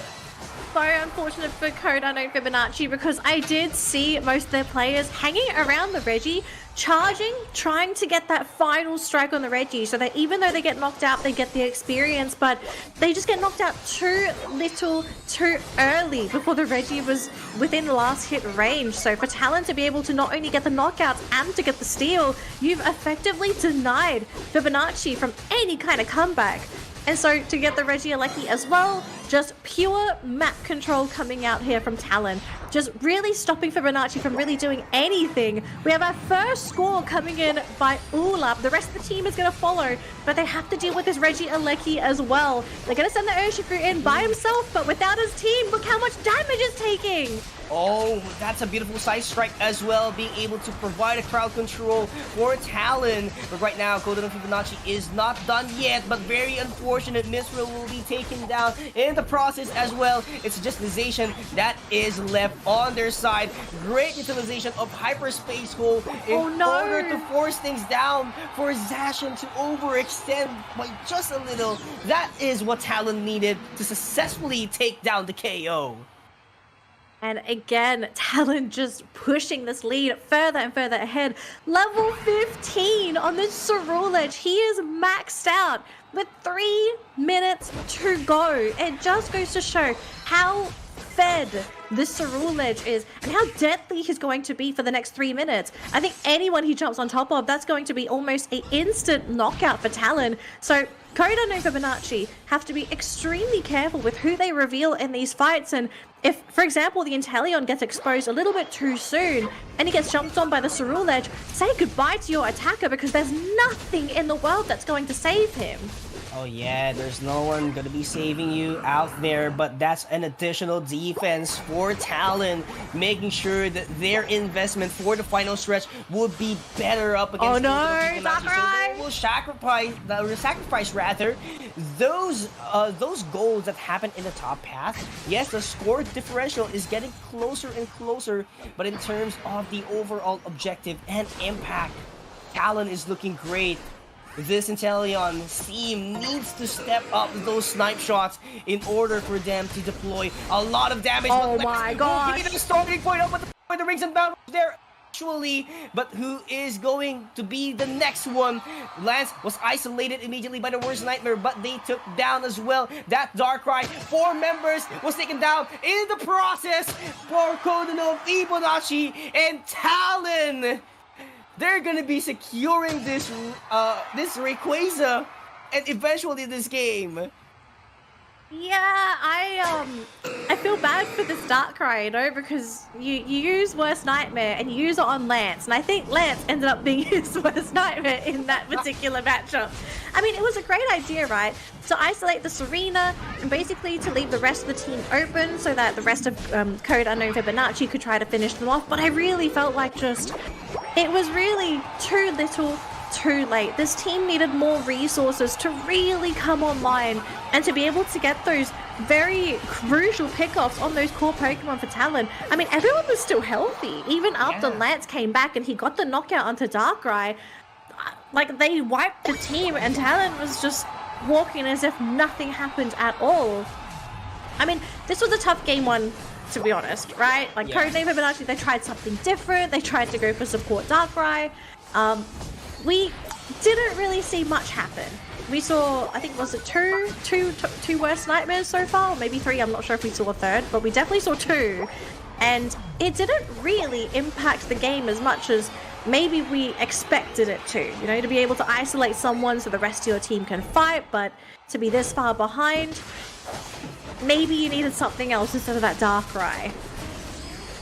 Oh, and with that, Talon is going to be the stronger team, at least for game number 1. And I do agree on you. I really do agree. Because this Darkrai, it's a phenomenal Pokemon, but the way Kodono Fibonacci use it as of the moment, it's not on its maximum potential yet. And, you know, this would somehow leave a question mark on their team.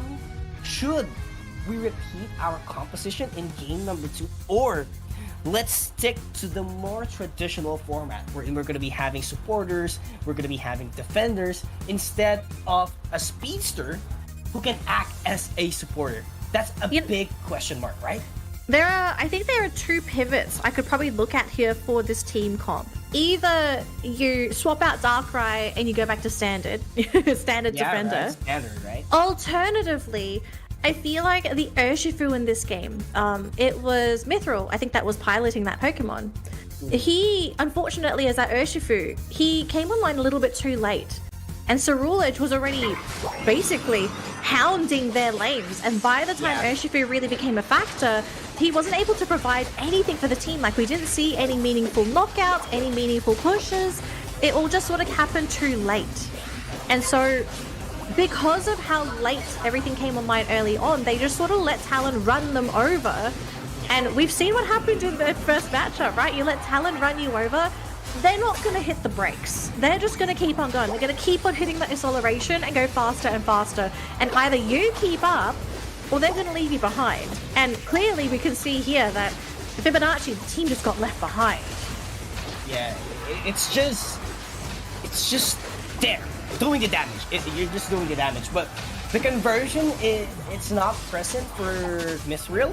So yeah, do agree on you as well that they do have to change their all-rounder, or you know, they can still go for it and have those kind of executions. So right now there's a big challenge for Kodono Fibonacci because it did not work the way they wanted it to. And I just scrolled back immediately on the composition of Talon. There's no need actually for you to force out that Urshifu, because in terms of defense and special defense, there's nothing much for Talon. It's all about sustain. It is. They have sustain, they have resets. I think that's one of the things you kind of have to remember going up against that Hooper. having the portal means that you're going to be able to reset, come back at full health, and then you have to chip their health down all over again. So it's really difficult if you're not able to run a comp that can sort of pop these Pokemon, or the classic counter to Hooper comps was to pick teams or Pokemon that were able to take advantage of grouped up Pokemon trying to use a Hooper portal, which back in the day, it used to be Dodrio. You see Pokemon waiting to teleport out, you triple trample the knock-up. This is a mechanical thing for newer players. If you get knocked up during the Hooper portal when it ports you out, you don't get teleported. You need to be grounded. Oh, yeah. So any kind of knock-up completely destroys the Hooper comps, which is why it kind of fell off back in the day, because people kept playing against it and they kind of got used to it. And so obviously when Blissey came back, when Fable came back, Umbreon became more of that support healer, Hooper disappeared, and I think teams kind of forgot how to play against Hooper. Or in the case of maybe Fibonacci, maybe they just don't feel very polished playing up against a Hooper. Oh yeah, and knowing that Talon is, one of the teams that could actually utilize this Hoopa on its maximum potential, it's really huge, right? It's really huge. So they really have to, some sort respect that, but they want to respect as well the other picks of Talon. So, Coveted and Fibonacci, they're having a hard time on what to take away at the side of Talon, because Talon has been in the scene for so much time already. I mean, Codenon as well. They have been there for quite some time. But in terms of experience and exposure, Talon has experienced way more compared to Codenon, which makes it difficult for Codenon because Talon is, showing something that maybe they haven't seen yet in a competitive setting. Well, I mean, Fibonacci tried to do something that we've never seen before, and that didn't work, right? So sometimes element of surprise, it can definitely be a contributing factor, but I think it also requires you to be able to execute this very niche, brand new, untested strategy. Now, speaking of untested, okay, we are going to be seeing the return of Metagross. This was banned in game number 1, and for Fibonacci, they get their hands on it. It's going to be Mithril that pilots this, and obviously he's going to be thrilled because the Filipinos love to play their Metagross. But they have given away 2 massive Pokemon to Talon. You've given away Blissey, and you've given away Umbreon. So what is the play here for Fibonacci? After giving away, I want to say 2 S-tier support defenders, what are you picking next? Because these don't look like support and defenders to me, okay? I'm seeing a Dodrio and I'm seeing a Tinkaton. I mean, definitely wouldn't be, but Buzzwole, we've seen IC a while ago did a huge play with this Buzzwole, so I feel like, they want to make it happen again. That's why we really must respect IC with this pickoff. So, really understandable. TBD with a Hoopa, they actually denied pick Talon up until this point. So actually, it wasn't a denied pick because Junior Abs and then RBX was the first one to lock it in. So it wasn't a denied pick, but right now it looks like Codenon Fibonacci is Talon a while ago in terms of draft. in terms of draft. I mean, if it works, it works, right? I don't think I'm going to complain if it works. The final draft here for Fibonacci, so pretty well rounded. Lots of frontline. They've got the resets with the Hoopa, and they have Espeon as their backline attacker, also providing some disable with the Psychic Solaire. But Talon, they've got Serena and Ceruledge, 2 very scary backline divers that an Espeon should be terrified of. They've got a Mewtwo Y that's going to be dishing out damage, and let's not forget, all of these Pokemon are going to be getting the support of a Blissey. With the threat of a Blizz Assist, especially with how much Lance and Sync-1 love to dive, I hope Fibonacci is ready to go bowling, because you do not want to be bowling pins in this game of bowling. Oh yeah, you really don't want to. You really don't want that one to happen, but Codenon Fibonacci, on the other hand, they have an Espeon, but it's not a supporter Espeon, it is an attacker Espeon. So probably this would be a stored power, because we've been seeing a lot of, teams out there who really prioritize sure hit moves compared to an area of effect. So that will be the case here for the Espeon, but they do have a phenomenal defender as well, which is the Snorlax. Probably a heavy slam and yawn would be their composition because if it's going to be blocked, basically that Surge could just, just Phantom Force in, just Flame Charge in, and take down the attackers as much as possible. But if you do Heavy Slam with Yawn, we can make that Surge or Serena fall asleep, and it's just a follow-up damage for Code and Fibonacci up until this point. Look, the game started. It's time to go, Yules. Let's see if Code Unknown Fibonacci will be able to pull this to a Game 3, or is Talon going to continue with their clean 2-0 streak today? Because they've already started strong, both of these teams starting strong 2-0. And unfortunately, somebody in this set is going to go down to that lower bracket. And at the moment, bottom lane being terrorized by this Mewtwo. Why on the side of Talon? RBX. Uh-oh. Too many points. Too many points. 7 No! points. He got babysat. Yeah, gets KO'd immediately.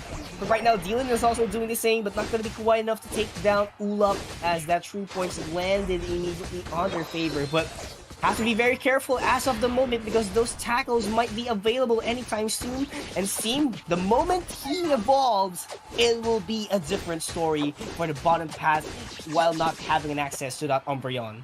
Yeah, up top it looks like it's going to be 6 Pokemon up here, so 3v3 fighting for the Swablu and Altaria, and the Metang just comes in, sweeps them all up. Now, they do get the first evolution there onto the Steedy, so hopefully they'll be able to turn things around because Code and Fibonacci, they're trying to fight on that goal zone. They pull back Lance, but it's going to come at the cost of one of their Pokemon, maybe? Nope, they do score. So Fibonacci coming out on top in that top lane skirmish. Cerulege, unfortunately, just not able to do enough, especially with the fact that Serena needs to be fully evolved to be fully committable to these fights. Yeah. And so far, it's looking good for Code and Fibonacci. They are having a great start as of the moment, so just have to maintain this one. First 2 minutes, it's looking good for them. But if Talon, gets an opening up against them, it will be really difficult for them to bounce back. But right now, we're looking good so far. Somehow made it a win towards Talon. But I love how Code and Fibonacci is trying to challenge Talon little by little.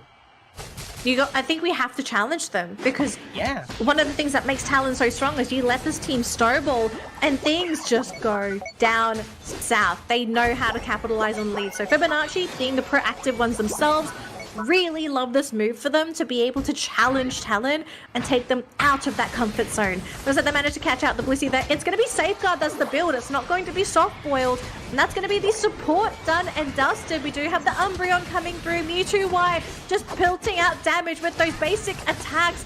But they do get the reset in there for Fibonacci. They're going to back out. The Tang taking a lot of damage. The commitment's there. Triple Axel coming out from the Serena as well. They do get the Metang. Big target, but the reset's going to be there for Fibonacci. And I do suspect they're going to abandon that. Do not go back to that portal. But the defense continues. Got a couple of scores here for Talon.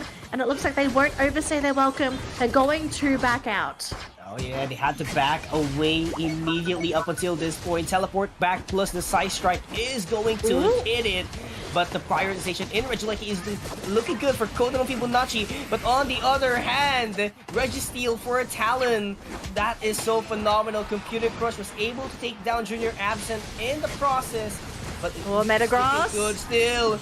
Talon, what can you do? They took down the Metagross, but Quicksand will be there as well to take down both. Fibonacci are falling. Fibonacci, one by little, are falling back, falling down. It's gonna be the block, actually not the yawn, but could they make this work?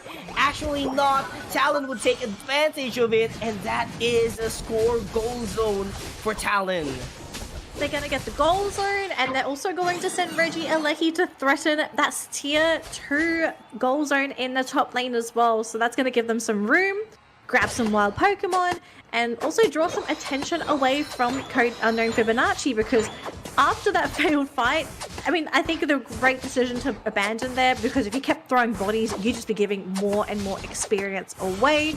Just play catch up, grab those wild Pokemon. Very, very sneaky steal there, and they tried to go for that steal back, as it looks like the Metagross just sort of running into 3 Pokemon, but thankfully it was the Metagross. If it was anyone else, there's probably going to be a fainted Pokemon. Oh yeah. Painted Pokemon. Icy not looking good up until this point. That's a free KO for Talon. Coveted and Fibonacci had a great start, but little by little, they are not holding tight on the lead that they actually built a while ago. And Talon, they're just making things work on their favor.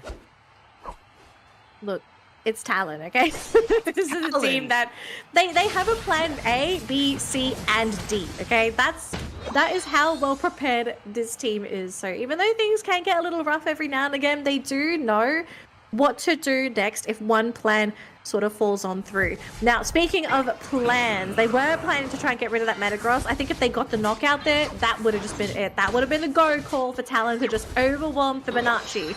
Now, Icy needs to be careful. He does get a berry thanks to that Hooper. The Hooper has to make sure he does not get knocked out because you need to have access to those resets. And Unite's been used, Computer Crush. Big one there as well. You've caught the supports. There's going to be no Bliss Assist at all. Mewtwo, Unite as well to follow on through. They're on top of the Regirock. It's a defensive buff. This Snorlax is going to go down. Doesn't even get to connect this Disable. And that's going to be Talon securing the Regirock for the team.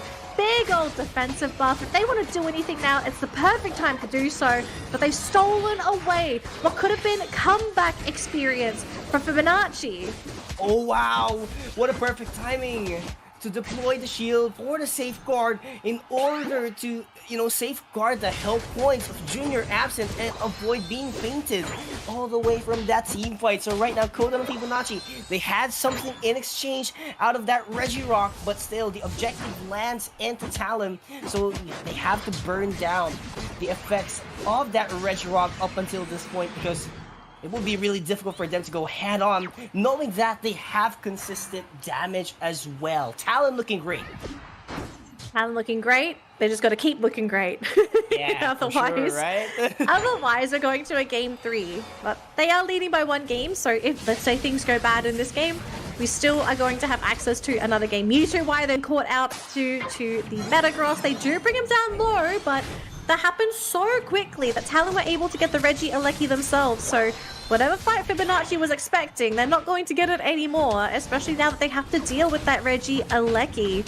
Now down bottom, we still have a defense being mounted by that Hooper, protecting the bottom tier 2 goal zone. They don't want to have that broken open by a RBX who's hanging on to 40 points. They're ready to score if given the opportunity to do so, but he is going to be a pest. Snarl Umbreon. Definitely one of the banes of our existences. Yeah, I mean that's the life of Junior Absent, just roaming around. Just being a pest. Yeah, he knows how to do it. RBX. Yeah, that he know what's best. Actually, it was RBX. I thought it was Junior Absent. It's RBX. Yeah. It's so RBX, absence on the absence on the Blissey. All right. So, nice grab from Ulap. Oh, that was actually Icy. But there goes the Unite move as well. Psychic Slayer will pop up. And Fleet's Ascendant with a follow-up here coming in from Talon. So Rayquaza has finally appeared. But one has been taken down for Coveted and Fibonacci in the process. Make that one too. Aspeon not looking good in terms of health points. And that Metagross with the Computer Crush has landed in order to jail down a member from Talon. But sad to say, that is a KO as well. But 2-2 it's in not the over process. 3 versus 3. I thought it was doing well for Talon, but Coveted and Fibonacci managed to do a mini comeback into that team fight. And right now, Mithril has to things out. No Unite, no whatsoever for both teams. They just have their default moves, and this is going to be very difficult for Talon. They need to get their position as fast as they can, and the left is going to go for Talon once again with a Mega Mewtwo Y, who's actually emerging very victorious here, and they take down the members of Coveted and Fibonacci one by one. It's just the Hoopa that's left alone, and Talon, they're just gonna score things down.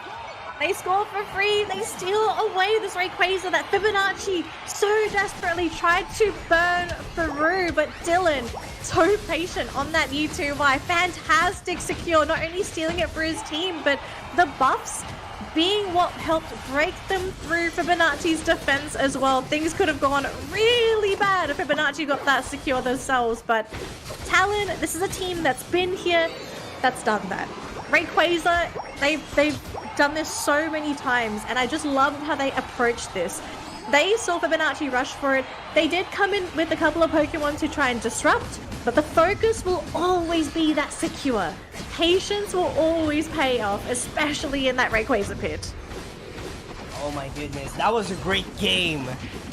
That was a great game. Code Unknown Fibonacci, despite not getting the victory in game number 2, I can definitely say that they are a promising team and they might go deep in the lower bracket because they managed to go head-to-head on Talon in game number 2. We want to see more action with them later on, but first, it's going to be Talon, who's the stronger team, who's going to be emerging victorious and will proceed into the upper bracket finals.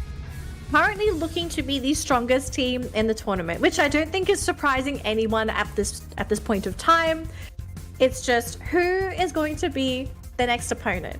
It could be Codename Fibonacci going up against them in the finals. We'll have to see how their lower bracket runs turns out later on. But their next opponent is going to be determined in our next upcoming matchup, which also is a really exciting one. I'm actually looking forward to this one a little bit more, I feel, because Talon and Fibonacci, I'm sure these guys scrim each other a lot, so they have a pretty deep understanding. But looking for a sponsor going up against Blacklist, this could be fun. This is a mystery. This is like looking for a legendary Pokemon in a game that, you know, it's too hard to find. The rolling legendary Pokemon, that is one thing that is, you know, going to be the biggest challenge here for Blacklist International, but same thing goes for looking for sponsors because, you know, it's not typical that some of the teams go scrim, especially when tournament is already up and nearby. They want to make sure that their strategy is going to be theirs only. They make sure to hide it from both of these teams list and looking for sponsors will probably go blind in this series. Oh my gosh. What a set though. Did you think it was going to be a 3-game set, Yule? Or do you feel like it was going to be the 2-0 from start to finish? Because like, go on. It looked like look at 3 games, right? Like at the first place, like game 1, it was one-sided. Game 2, we've seen the macros of both of the teams. It was like there was going to be a game number 3. But I feel like Codename Fibonacci, the moment that they forced Rayquaza, they were just desperate to get the Rayquaza and get that comeback up against Salad. Yeah. I mean, we can see their point of view, right? I don't think they would have wanted to go for that 5v5 against Talon again. So it's like, try and get that Rayquaza beforehand. It was just very unfortunate that their secure potential was just not as great as Talon's. Because Mewtwo, great securing Pokemon as well, especially if you don't have like the traditional securers, right? You don't have to worry about a Blaziken, an Urshifu, and Inteleon, like these 3, you know, really, really great securers. Mewtwo's kind of like just is there, he does damage, but it's not always going to be consistent, so yeah. So that's going to be our second round upper bracket match concluded. We are going to be getting ready for the next one, and it's going to be a super fun one because we have the Filipinos going up against players from South Korea. And the question remains, is it going to be another Filipino versus Filipino matchup in the upper brackets finals, or is Korea going to challenge them? I don't know. What do you think? Like, for the record, during the ACL Southeast Asia League, it's always Marin Central getting the upper hand up against the Filipino teams. They always shock them. To be fair, you're talking about the second place team from Worlds, okay? So they're like the next level South Koreans. We have an upcoming South Korean team. We'll find out in just a second, but we are going to go for a quick break, folks. But don't go anywhere. We have an exciting matchup lined up just for you. But do your stuff. Be back in 5 minutes. Lots more Pokemon Unite coming right up. We'll see you after this, trainers.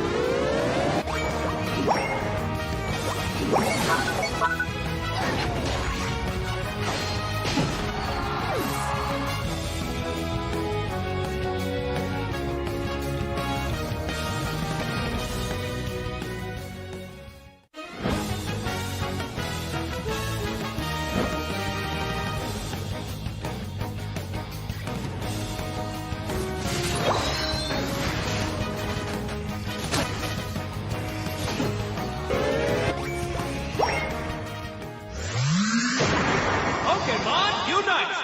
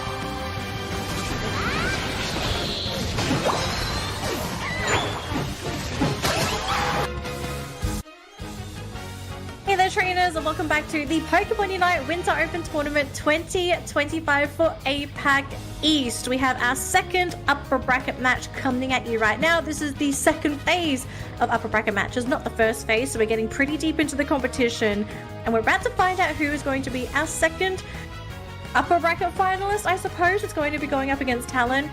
Exciting matchup ahead though, because while Talon is waiting, we could either get a matchup of Talon going up against Blacklist or looking for sponsor. I think we all know who Blacklist are. Team for Filipino, massive organization, used to be known as Isen Amento, but looking for sponsor.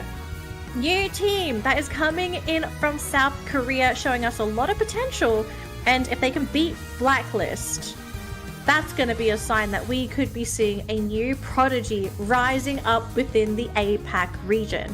Now, Jules and I have lots of questions, and one of them is, how does Blacklist look today? Because we haven't seen them play, unfortunately. Their first round match was actually a default win because their opponents weren't able to make it on time. So they're coming into the tournament rather unknown in terms of form, but they did see what Looking for Sponsor did earlier today, and Looking for Sponsor, super fun to watch. Sable, I ban. Respect ban for Sable, I Blacklist. ban. It is a respect ban because Blacklist is a big fan of the Sableye. Oh, They did their research. All right, this is interesting. Someone's got a coach. Yeah. But look at the Pokemon that we're going to be going through. So Miraidon is available, was not banned at all. Mewtwo is available, Zacian is available. So many major Pokemon are available, and I mean, even I feel like Metagross is almost deserving of a ban today. Like, that Pokemon has been so impactful for the Filipinos. Oh my god. Black Oh. Managross. Come on, Managross again, the trademark of the Filipinos being seen in the broadcast. But here's the thing, I love the initial lineup so far. We're looking for sponsors. Really well balanced. They have setups, they have shields or heal, whatever it could be on depending on the kit, and they have a reliable attacker. But I'm quite curious, why did they prefer Mewtwo Y over a Miraidon that is wide open? I mean, it's still available, but I mean, to be fair, I don't think we can really fit it into looking for sponsors draft.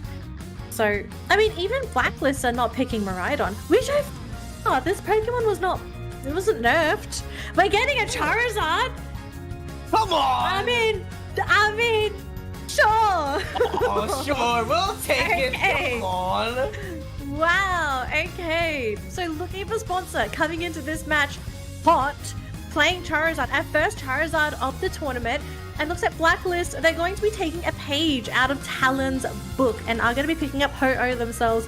Now this is a proper defender Ho-Oh, I believe. It's not going to be the core Ho-Oh that we saw previously in our previous matchup, but you know what? I want to see Lip play this Charizard, because Lip in his previous matchup, I feel like he was such a standout player for the team. He did so much carrying. And if he's able to do this with a Charizard, I feel like that's a testament to your skill as a player. Yeah, I'm actually quite curious for the Charizard. Like, yes, they do have a reliable range already because of the Mewtwo Y, but just remember that Mewtwo Y Side Strike. It does provide a minimal amount of area of effect, but it's just a single target. So, are we going to be seeing the Flamethrower and Fire Blast for more control of firepower in terms of range and area of effect? Or are we going to see the Brawling Charizard with the Fire Punch and Flare Blitz? And that's the biggest question that I have so far in my mind, because Urshifu is reliable, alright? Not deny that. But what do they need? Additional range or additional Brawler? I'm just thinking, I mean, if you're going for damage, it's always going to be Fire Blast, Flamethrower, right? Because you need the damage over time, you also get the bonus movement speed, so you can chase down some of those backline Pokemon with Flamethrower, and Charizard can be quite mobile himself as well once he starts stacking up those Flamethrowers. So, good question. I mean, the Unite move is probably the biggest thing for Charizard as well, right? Just being able to fly into the backlines, the self-heal, just basically bypassing all of the disable. I think I'm leaning towards the fire build for this Charizard, but I mean, I could be wrong. Maybe it's a hybrid, you know? Fire punch and fire blast. Oh, maybe. We'll see. We'll see later on. You know, it's Lip that we are talking about. Full surprises as of the moment in this stage. But right now, Blacklist International versus looking for sponsors, you know, really quite questioning a while ago why the Garam actually got the red buff, because there's actually not enough range yet as of the moment when you're a Chansey, so maybe they just want to rush things down and later on, you know, provide some pokes. But speaking of pokes, this is actually looking great for Blacklist International, applying some pressure for looking for sponsors all the way into the bottom path, and that is going to be 45 points converted into their team immediately, and they do get the Swablues as well. Yeah, there's going to be a Black Urshifu as well for looking for sponsors. So they're getting the secure, and they also want to have the unstoppable from the Wicked below. So a couple of options here. No Water Bear, unfortunately, but look at this Urshifu. He is just struggling to do anything. He can't catch the Espeon, and he's being picked down by Ryu on the Ho-Oh as well. This was your central laner. Your Dark Bear going down now. This is not a good sign for looking for sponsor, especially when you're running a Charizard, because we know Charizard sometimes takes a little bit of time to ramp up, and you need your jungler to be able to ramp up. Yeah, Sen being able to contribute by applying some pressure, applying some damage as well, in order for Susu to evolve into an Eldegoss. Oh, but that was a nice backup from Miva, making sure that they get an additional damage as well, and response coming in from their team. But right now, looking for sponsors, still eyeing for a trade, but not gonna happen, as Blacklist International is going to be the ones who get another KO. though, it's going to be a confirmed flamethrower on this Charmeleon. So probably going to be the pure fire build, Fire Blast and Flamethrower. So lots of mobility, lots of damage, but that also leaves Charizard a little exposed if he needs any kind of crowd control himself. So he's got to focus on getting those levels, but that is really hard when you have 5 Pokemon barreling down your lane, wanting to break your goal zone. The burn is slowly chipping through a lot of these Pokemon, but he just gets pulled back by that Gabite. You have to respect these Pokemon. Oh yeah, and this is not looking good. We're looking for sponsors. They're just being baited down by the gameplay of Blacklist International. And right now, their response is to do a handshake in terms of objectives. Yes, Regieleki will apply some pressure all the way into the top path, but looking for sponsors, they want to make sure that they get guaranteed XP at the same time. Oh, this top lane looks like it could be a disaster unless we get some teleports back home. It's just Charizard up here to defend against that Aleki. And we have a lot of players from Blacklist hiding in that bush, thinking if they want to ambush. But no, they see the number of Pokemon defending. So they're going to go back and just clean up all of those wild Pokemon instead, getting ready for their next main objective. So I don't think looking for sponsor are out of the race yet. They still have a plenty of opportunities to make some comebacks happen because Blacklist themselves, they have slowed down a little bit, and this could be something that they're kind of accidentally setting themselves up for if you just leave looking for sponsor alone. We do see the jump bomb onto the Ho-Oh, but they kind of regret now because that Blissey, first one to get roasted and eliminated, forcing Blastoise to actually surf himself out of this, and beautiful Hydro Pump to actually keep those 2 Pokemon at bay. We still have the Mewtwo there using the Unite, and here we go. Charizard is there, pops the Unite as well onto that Metagross, trying to burn him down, and it looks like he's going to do a fantastic job of isolating as the rest of the team gets zoned out. And they do get a pretty big elimination there. Metagross giving away a lot of experience, being a level 10 Pokemon. And that's going to benefit a lot for looking for sponsors. They were able to make sure that they catch up in terms of XP. So right now, looking for sponsors, they need to maintain this, or actually not maintain, but rather to get more resources as much as they can, because slowly but surely they're catching up in terms of levels. It's looking great in terms of scoring. They are on par as well with Blacklist International, so just don't, just go into the fights and actually win. And knowing that Ho-Oh is lacking in terms of Ao's energy, look at that sandwich. Force that into the fight. But right now, that's going to be the Dragon Rush coming in from the guard jump. Live with Outreach will be out as well, being able to take down that Blissey. But the Bliss assistance was there actually from Lip, but he gets taken down into the process as well. But on the other hand, Killing Flame will send back that Espeon into the fight. Cycle the Fire Blast! So Lip would actually be up until going. But on the other hand, looking for sponsors, it's looking good for their team. What a sustain that we witnessed. What a fight coming out from looking for sponsor as well. The Kite, it looks like Blacklist were going to be the ones to sandwich them in towards Regieleki, but they managed to squeeze themselves out of it, and they caught some really crucial knockouts at the beginning of the fight, in particular Metagross. And I think this is now starting to reveal a little chip in this strategy of Blacklist International. The Metagross pick is basically the primary frontliner for the team. Scent's job for Blacklist is to sit in the front lines and really keep looking for sponsor at bay. And when he's gone, Garchomp can kind of do the same, but he doesn't absorb the same amount of damage that a Metagross can. Garchomp is really there to just dish out those big damage numbers. And I feel like the comeback came from that Blissey, being able to get the Bliss assist before getting knocked out. If it wasn't for Garam, maybe things would have actually pushed in favor of Blacklist. But looking for sponsor, just playing it very patiently, using their utility and resources, and just really not letting Blacklist run over them, saving them in probably the most important fight of the game thus far. And because we have 3 minutes to go, we have a limited amount of time before we're getting ready for that final Rayquaza.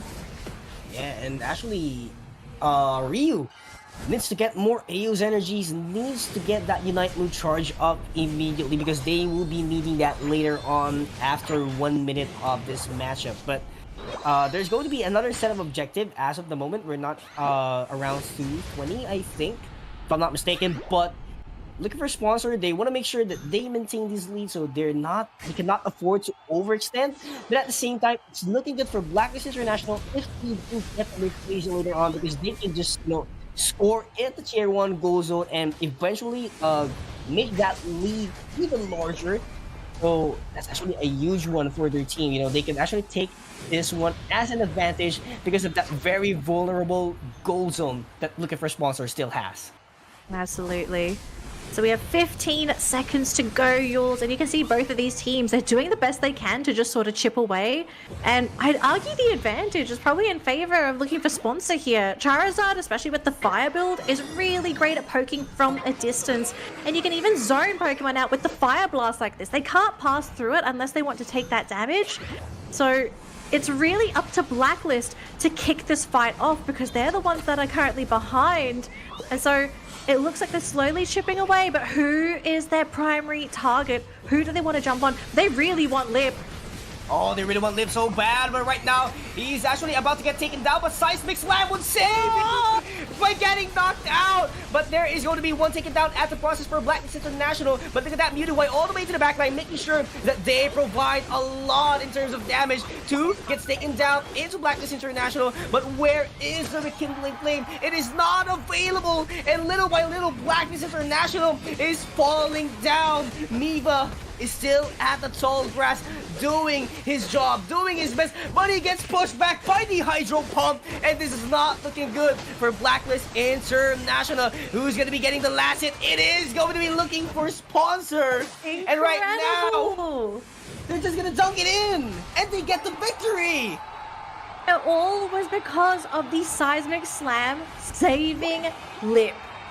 We saw just now how dead set Blacklist were in trying to pop that Charizard before the Seismic Slam was able to connect, but he gets it at the final moment. The extra shielding and the lifesteal he got from that Unite buff was what saved him, kept Lip in the game, and because Blacklist were also grouped up, it was the perfect setup for looking for sponsor to just come in and follow through to finish things off. Blacklist, they were so close. It was just one small decision, just a slight lack in damage that really ruined things for them in that Rayquaza fight. Yeah, and Lip probably the MVP. To the bank. He's the MVP. It is going to be Lip. Just imagine the contribution of the Fire Blast, making sure that looking for sponsors to zone everyone out at the side of Blacklist International. They cannot get in touch. They cannot get close to everyone because they know that if they charge in, that Fire Blast is going to slow them down, and at the same time, it would cause a lot of damage on their side. So they don't want to gamble with that, knowing that Rekindling Flame is available, but where is the AO's energy from Ryu? They cannot do the full team revive at that moment.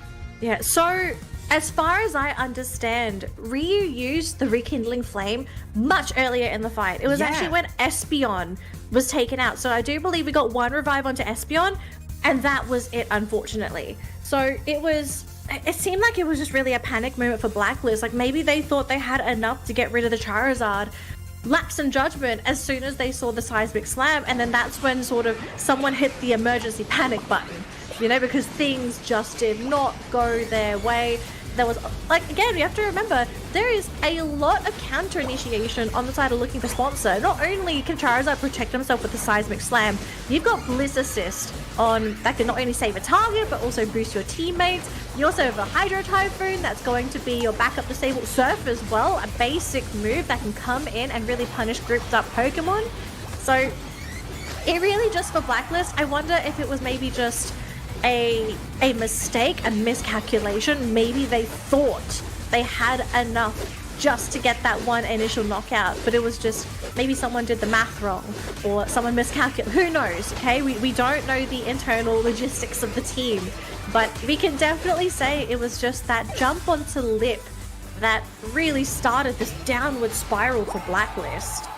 And it's really hard to, KO a Charizard who just used its Unite move with just a Seismic Slam, because it will get you some shield. It will be difficult for you to shred down the HP. And there's an additional advantage once you're up in the air. could just, throw down those flames the way you wanted it to, and, you're gonna be seeing your HP is already down low, and that is the contribution that we've seen so far from Lip, and, it made Blacklist International collapse in game number 1. So, game 2. We've got to start thinking of game 2 if you're a Blacklist fan, okay? What changes? And I'd even argue to a certain degree, like, what really is there to change? Because I do think Blacklist, they did play their draft to the best of their ability. Maybe the only thing that they sort of needed to fix was maybe just the lane prioritization for the game, because I feel like Lip had a relatively free game this game. Like, he wasn't knocked out early, he wasn't pressured, he wasn't really, he wasn't set back. He came online on time. And as soon as he hit that Charizard, I kind of feel like his impact for the team was just so beneficial. And it came at, the disadvantage of Blacklist, because now it's like, not only do we have to deal with the Charizard that's going to be flying around poking at us with flamethrowers and fire blasts, but we also have to be very wary when he comes in and uses his Unite. He's going to isolate one of us, maybe gets the knockout. He's very hard to eliminate. You can't outrun him. Like, that's one of the big advantages of running Charizard. This Pokemon is not popular. It's definitely niche. And if you're trying to outrun a Charizard, you're playing the game wrong. Yeah. That's like a challenge here as of the moment. So, still respect ban for looking for sponsors for the Sableye, but they will be getting their access towards the Metagross, actually. So, this is actually a great deny pick, knowing that, again, Blacklist International and in general, Filipino teams are really great when it comes to utilizing this Metagross. So they're going to be taking away some comfort, but at the same time, another comfort comes in the side of Blacklist International. I do feel like this is their 100% as of the moment, because Trevenant from Ryu, Alvigas from Sususu, we've seen it multiple times, and whenever they use this, it is like a higher chance that this game would be successful for them. Are we going to be seeing another Greninja today? Because Dream MT, he's highlighting the Gren. We've seen it 3 times. We've had 1 win, 1 loss so far. So I think it's a 50-50 win rate for that Greninja. And depending on how Dream plays it, if it ends up being picked, which it is, we could be seeing a positive win rate on this Blue Frog. Yeah, I'm really, really quite excited and at the same time curious. Can Tramp really pull this one off? Because for the record, he's always successful when it comes to Greninja. But can he pull it off at this stage? Can he pull it off? That is my biggest question as of the moment, because for looking for sponsors, they have a great setup that is about to unfold. They have Computer Crush, they have Hydro Typhoon, and that Aegislash with the White card could actually knock back the members of Blacklist International. So that's a big challenge, knowing that Sen is actually there, who might be doing aggressive plays with the Shadow Sneak. I want to pick your brain, because I'm also just sort of looking at Dremp's Greninja, and I'm thinking, what is the thought process for picking Greninja in this particular matchup? Because you are going up against a lineup with a lot of not only very thick Pokemon, but also Pokemon that have a lot of access to just some kind of disable or stun, because we all know one of Greninja's biggest weaknesses. As soon as he gets stunned, that's it. That Pokemon generally is going to get knocked out. So what is Greninja's role here? Is it really just to sort of sit on the outskirts? Because Greninja's not long range, okay? It's kind of short range for an attacker. Is it supposed to just sort of poke Pokemon down and come in with the Water Shuriken to sort of finish things off? Or is there something else that we're kind of not getting with Dremp's Greninja pick? Because I'm kind of struggling to justify Greninja over something such as an Inteleon. Any long-range attacker I think would have been very nice here. Honestly, I feel like the role of Tremp here is to flank, because we've known him for, sitting back, actually, like with Inteleon, with Mewtwo, with Miraidon. That is his job, just do the damage overall. But right now, I feel like he doesn't need to sit back, because as you can see, like, it's an all-out brawl, and if you're just gonna sit back, you're just gonna be throwing your Water Shurikens on its maximum potential, and that's just it. But with the Cursed Incense that Cursed Bangle rather, that I've seen a while ago, maybe they're trying to shred things when it comes to the region as of the moment, and Maybe. maybe take down the primary front line aside from flanking. So I feel like this is going to be a multi-purpose attacker for Drem. But the big question is this really the sustainable decision for your team? Yeah, it feels very risky, but look, they picked it. They clearly have a lot of faith in Dreamt, so we'll see if he's able to pull things out here with that Greninja pick. Up top, though, things are looking fantastic here for looking for sponsor as they dunk a whole bunch of points. But down bottom, that's going to be the story for Blacklist. Although, actually, we see 2 knockouts down there. Both Mimikyu and Phantom will be eliminated. Thankfully, they do manage to keep the Frigadier, so Dreamt is okay. But they're coming at the cost of a lot of knockouts. Even the Steenie being eliminated. So 3 Pokemon already KO'd on the side of Blacklist. Looking for sponsor, they are coming in strong for game number 2. And level 7 Metang at the first 2 minutes of the game. This is going to be very difficult for Blacklist to bounce back because this is actually a guaranteed central area Swablues and Altaria already for their team. So it's going to be really hard to contest for Blacklist International, and later on, we will be seeing the surprise attacks from the Metang. Eventually will be a Metagross in like about a minute or 20 seconds at least. And that's going to put so a early. lot of pressure. That's going to put a lot of pressure inside of Blacklist. It's so early too. Like, I don't see Blacklist being able to get a knockout on a Metagross now. They just do not have the damage output. Like, Dreamt needs time. He needs another minute, another 2 minutes. And a Metagross, if that happens to pop out any moment now, a Metagross is not going to give you that time. Looking for sponsor is probably going to invade. They're probably going to prevent Blacklist International from just sort of getting those wild Pokemon on their side of the map. And as you can see here, we do have the Metagross online, and he's just stealing wild Pokemon away as well. Down bottom though, this Serena going to be eliminated after a big push comes through by looking for the sponsor. They are defending with the Trevenant, but there's only so much you can do up against 4 Pokemon. And look at this, up top, we have a Metagross single-handedly defending and buying time in that top lane. Oh yeah, and there's actually... And he gets Dreamt! Wow! What a phenomenal damage, and not just 1, but 2 in the process. And Neva wants to shut down, but not gonna be quite lucky to get the KO up against Mysterio. But right now, he has to back away with a triple axle, and of course, the what was the move that he picked? A drop kick. There we go. Thought it was a grassy slide, but yeah, it is going to be drop kick. So nice backing away from Neva. Very disciplined, but on the other hand, they need that shutdown in the Metagross. I don't know how they shut down the Metagross. I just feel like this early on, it's just too big, too tanky to deal with. And you have the resets as well, so with how slow it's going to be to just get rid of the Metagross to begin with, he's going to come back to full multiple times in these upcoming fights. But Blacklist, if there's a will, there's a way, and it takes a little bit of effort to do so. As Graham, he does scout out the bush and spots multiple Pokemon, so they do know Blacklist is up here. There's no Aegis Slash though, but the rest of the team is coming on through. Big Surf coming in from the Blastoise. Woodhammer as well as Hornleech connecting onto the 2 main Pokemon from looking for sponsor. Mimikyu coming in with the Unite as well. Metagross and Blastoise are down, but can they finish off the rest of the team? Hornleech is pushing, looking for sponsor back. They've lost another one. Aegis Slash is gone, and now it's just going to be the Hooper and the Mewtwo together and up against 5. They just don't see them being able to defend. They will get rid of the Trevenant finally, who stuck around just for a little bit too long. And Blacklist, did they overstay their welcome? That might have been the case now.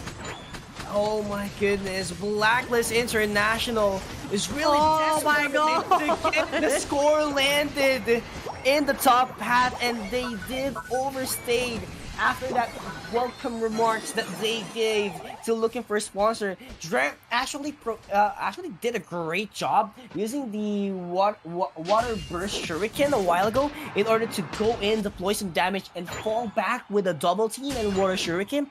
It was phenomenal. It was a damage that they wanted to see.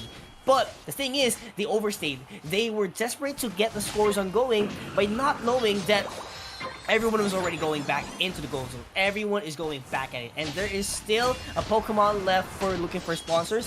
Did not made them, plan out the way they wanted it to happen. So, Blacklist International, They need more decision-making process here as of the moment, because looking for sponsors, they are just outsmarting them as of the moment. They are really they're outsmarting, they're outplaying, and maybe Blacklist are panicking, I think, to some degree. You can definitely tell there are a couple of plays that they're making where you can see it's out of sheer desperation, trying to equalize the game, trying to catch up. And we do have Dreamt. I mean, he just tried to go for a simple pick-off onto a support, but again, you know, I literally just said it, you know, they're making plays out of desperation, but I feel like on a player such as Dreamt, I think it would have made a lot more sense to just go get those wild Pokemon, don't really waste time back in the Pokemon Center, just focus on that macro and get ready for that Rayquaza. Like, do not waste your time, because, you know, it might just be a Hooper.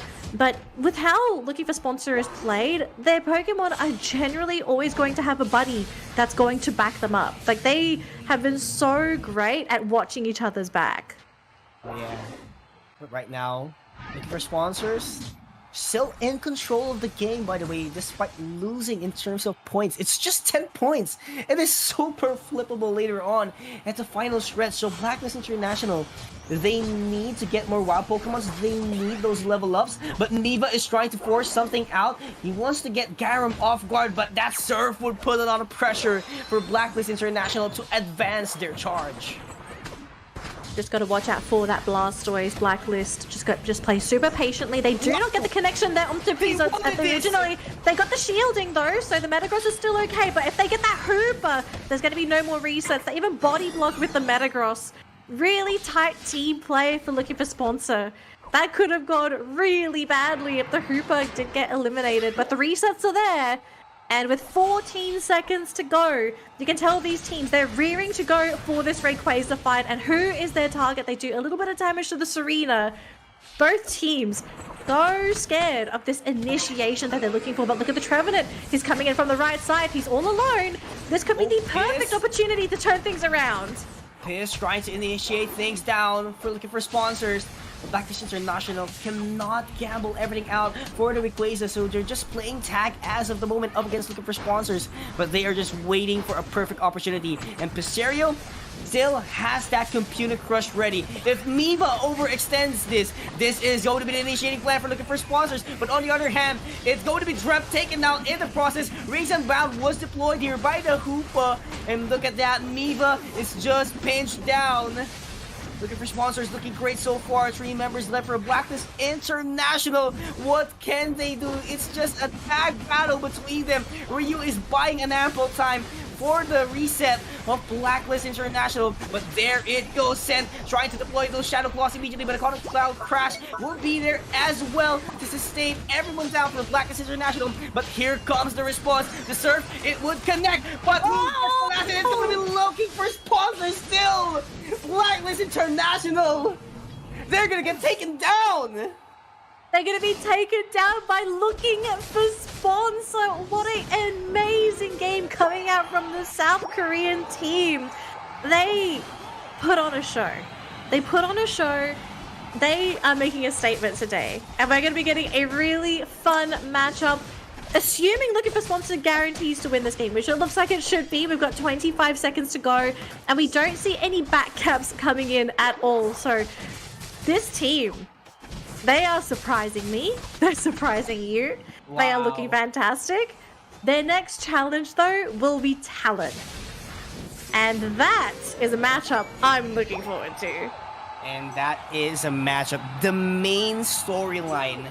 The main course. The main course for now, because that is the upper bracket finals, ladies and gentlemen. But Blacklist International will be sent down into the lower bracket. No one expected this, that it would happen quite early, because we all know that Blacklist International is one of the pro teams that got invited to play for Southeast Asia League, and they got denied by Looking for a Sponsor. Can't believe it. I couldn't believe it. It could be the end of the road for Blacklist International. I think this would be quite shocking news for a lot of people within the APAC community. Yeah. I mean, it's not over yet, okay? It's not over yet. They will still have that road in the lower bracket, but the lower bracket is still a very scary place to be. But we've got to focus our attention on that upper bracket match because that's where we're going next, aren't we, Jules? We're going to the upper bracket finals. We're going to find out who our grand finalist is going to be. We're going to see how this team does against talent. Oh my gosh, I cannot wait. I cannot wait. Looking for a sponsor, did the introduction, and they want to make the ending as well in this tournament. But Blacklist International, what could be the next story for this team? We've seen them, did a great run in the World Championships. We've seen them perform in Southeast Asian League, not the way that everyone expected it because they are recognized for taking down Luminosity Gaming before. But after that, what happens next? They got probably one of the lowest seeding in ACL Southeast Asia. They got taken down immediately by not winning a single series in the playoffs. But right now, Blacklist, what can they do to bounce back? Is the losing streak going to continue, or they are just warming up? Look, I think a lot of people are praying that this team is just warming up. Maybe they're just sort of feeling a little bit off for their first couple games. Like, this was technically their first game of the day because they didn't play their match earlier today. It was a default win. So maybe they just kind of need to have that little bit of pressure. They're in the lower bracket. Some teams just do better in the lower bracket. Maybe that's what Blacklist wants as well. Like, they didn't lose on purpose, but some people just need to have that fire lit under them to sort of push them and pressure them and be like, hey, you need to take this seriously, otherwise you're out of the tournament. So Blacklist, we will be saying goodbye to them for now, but we may be seeing them later on. But the story continues with looking for sponsor. And if things go well today, this team is going to find a sponsor because they have impressed so many people with how they played today. Their next opponent, I think, will determine if a sponsor picks them up or not. Because if you can beat Talon, you're getting a sponsor. Yeah, for sure, right? It's definitely possible up until this point. So make sure to tune in, guys, because there's still a lot of Pokemon Unite action. We're going to be having our upper bracket finals. We still have our lower bracket finals and our grand finals later on. So that's around 3 to 4 series or set of matches that we will get to see later on. But what do you think of our upper bracket finals? I think this is probably the best scenario we could have asked for. We've had a couple of matches I really wanted to see. The first one was the upper bracket. Was it the second round upper brackets? Yeah. Now it's going to be this one, upper bracket finals. Look, let's keep it for this next matchup. We're going to go for a quick break, folks. So as always, do whatever you need to do. Be back in 5 minutes because we're going to be coming back with the upper bracket finals. We'll see you after this, trainers.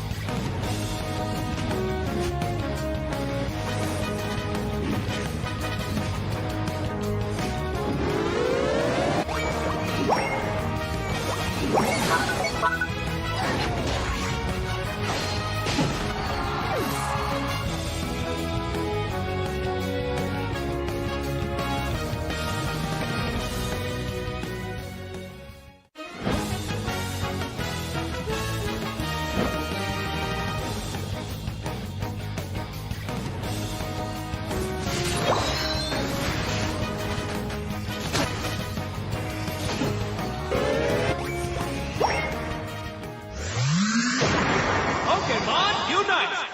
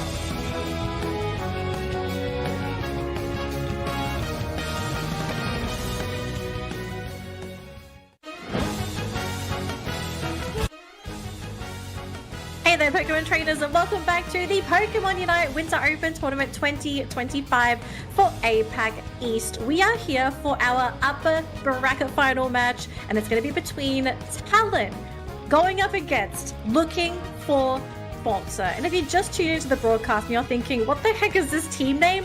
This team is legitimately looking for a sponsor, and they have been impressing us. Hopefully, at some point, there are a couple of sponsors kind of looking at them for today, because if there's a team that kind of deserves to have a tag next to their name, it's this one. This team from South Korea. Oh yeah, really deserving team. They were able to take down in their upper bracket one of the direct invited teams for Southeast Asian League, namely Blacklist International.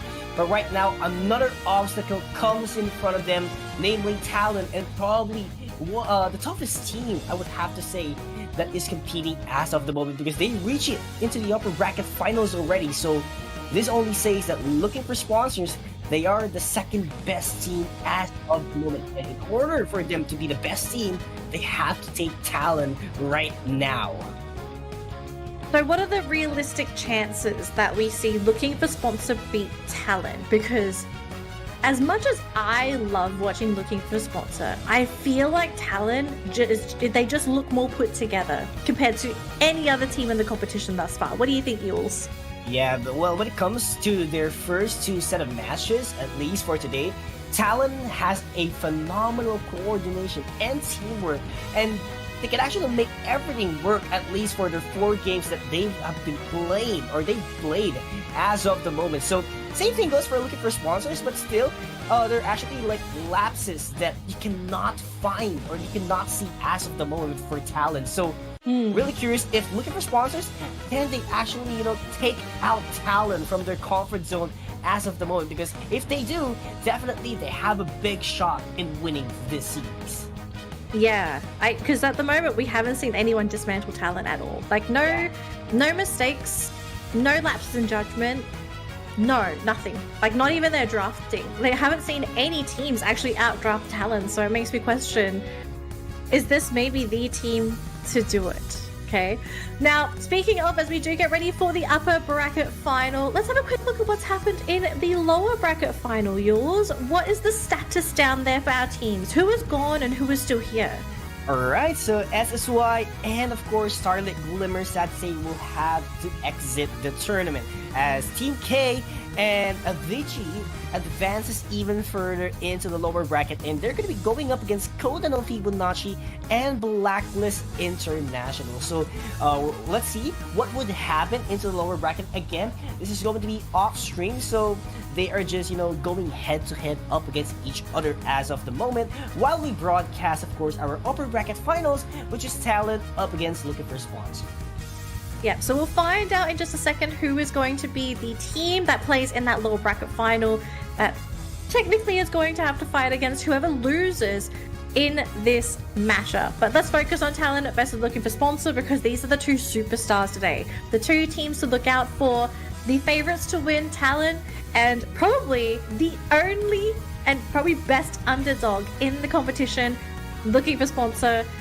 This team has been super fun to watch. Let's talk about Looking for Sponsor a little bit more, because I think anyone that's followed Unite, I think we're all pretty familiar with who Talent are.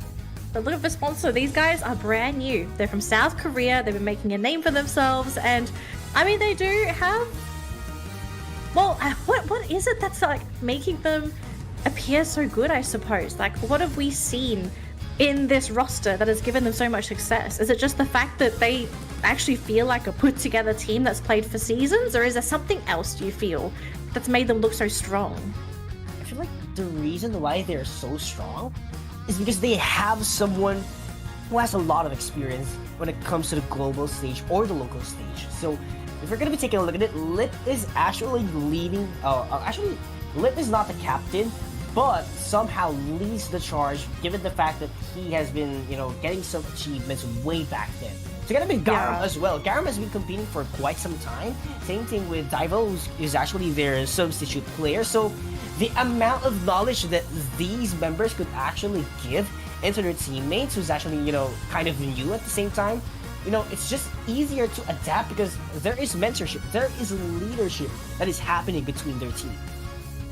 Okay, so preliminary picks. We are seeing some pretty standard picks across the board here. So we've got Mewtwo Y here for Dylan, for Talon, whereas for Looking for Sponsor, they've picked up their support and defender duo. So they're going to have the resets with the Hooper, and they have the Blastoise to work with, giving away Umbreon. This is a Pokemon that we have seen Talon play time and time again. Very, very popular pick for them, so not surprised that that's going to be swiped up. Aegis Slash, though, is going to be able to sneak on through. Lance will grab that up for the team. They might swap it out a little bit later on, because we have seen some swapperoos. And Urshifu is going to be the choice here for PIS. Is Miraidon really going to be the attacker? And we finally have Miraidon. Is this our first Miraidon today? Yeah, it is our first Miraidon. So this is so shocking, because Miraidon appeared constantly last week for APAC West. Yeah, I mean, not just in APAC West, but for the whole duration of Southeast Asia League, Miraidon is the primary attacker of every single team who competed out there. And knowing that Miraidon is one of the best attackers yet again in the game, it's really... No, that's such a fast Charizard. Like, they knew. Oh my goodness. I'm excited on what's about to unfold as of the moment. But it's not going to be Piss. Rather, it's still going to be Lip, who's actually going to get the Charizard as of the moment. So, wow, this is looking great. But once again, for Looking for Sponsors, they are on their the picks that they actually want to make it work. I love Talon, but I'm such a big fangirl of looking for sponsors. Oh yeah. I mean, mainly because of the Charizard, because this is such an outlandish pick that is almost never picked. And one of the reasons why it's never picked is because there's generally other all-rounders that do what Charizard do better. But I feel like looking for sponsor, they have found a really nice niche, especially for Lip. The way that he pilots this Charizard, he's always going to be there to do consistent damage. His positioning is always great. He's really great at choosing Seismic Slam targets. Like, Talon, I don't know anybody that would practice to play against a Charizard, so I hope Talon is ready to deal with this, because sometimes having these X-Factor picks, when you're playing up against a Pokemon that you're not well practiced against, sometimes that's enough to throw you off your game. Yeah, like they seem like a dark horse of a tournament, but instead of being the team itself, the Pokemon is the actual ones who's going to be giving you a hard time. So this is going to determine if Talon, their greatness, can they make it that far by, not encountering Charizard as of the moment for the whole duration of Southeast Asia League?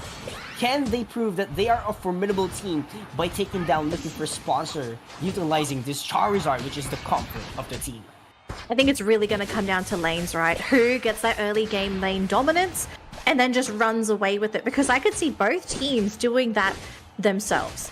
It's going to come down to rotations, what Pokemon get knocked out, and really just execution overall from both of these teams. And at the moment, I'm not really seeing a clear winner. Like, everyone's okay, unless Dylan gets knocked out here, which would be huge.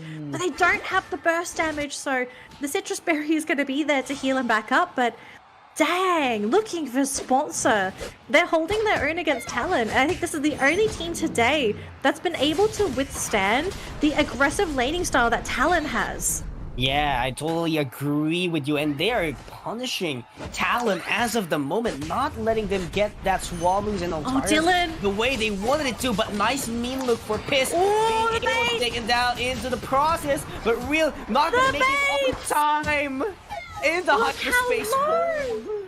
They're so low. I can't believe everyone on Talon survived, excluding the Cerule Edge there who was picked up by Kobe. Yeah. But Talon, the juggling at that choke point was beautiful. Like, this is one of the main reasons why people think Talon are maybe the favorites to just win this whole thing. They really know how to play to the maximum potential of their Pokemon. Now, they do have a very low Doublade, so I'd be a little bit careful if I was Lance, especially up against that Charmeleon. But aside from what's happened in the top lane, bottom lane is just kind of slowed down, but we do get another knockout. This time it's going to be onto Lip, so big knockout there for Talon to slow down the progress of that Charmeleon. And yep, they wanted that so quick, and they made it to conversion. So right now, Talon still in a deficit in terms of experience, but it's looking good for looking for sponsors, especially that 30 seconds. There would be the major objectives that they really want to secure. So, make sure to get your Unite moves as quick as you can, and, get into your final evolutions in order for your movesets to be complete and sealed. But RBX with a heavy slam, not going to be quite successful. But Piss backs off immediately, despite knowing that there's actually all of the members of Talon in top half. Yeah, so priorities seem to be a little bit different here for both of these teams. Down bottom, though, we've got Miraidon and Snorlax battling for a Regirock, but up top we have the rest of these teams up here. Actually, Talon pivoting most of them down bottom instead. Lance. Just wanting to give away this Regieleki to looking for sponsor, which it's going to help them push and maybe even break that goal zone. But I suppose for Talon, they really want to have access to that extra experience and that defense buff. Maybe that's what they feel like they need. They do still have the Miraidon there, who could go for the steal, but not successful, as it looks like Mewtwo. I think it was Dylan on that Mewtwo as well. He gets that, and they also get the knockout onto Miraidon. So double whammy, big victory there for Talon to be able to get not just a big knockout, but also to make sure that the Reggie doesn't go to looking for sponsor. Yeah, and that is actually an overcap as well in the hands of looking for sponsors. So they were able to did a little bit of a handshake. They take down gold zones, and Talon takes down, the Regirock, additional buff for their team, but they're not going to be overcapping bottom path. They want to make sure that they secure it as quick as they can And right now, it's looking good for them. They managed to equalize things in terms of levels, and it's looking good for Talon as of the moment. It's looking good for Talon, but I mean, looking for sponsors also hanging on quite well. Just looking at the levels, it's actually in favor of looking for sponsor. All their core Pokemon are on point. They are where they want to be. They have their unites. Yeah, their supports might not have the unites, but I think at this point, for looking for sponsor, you want to have access to your aggressive unite so you can start getting those crucial knockouts.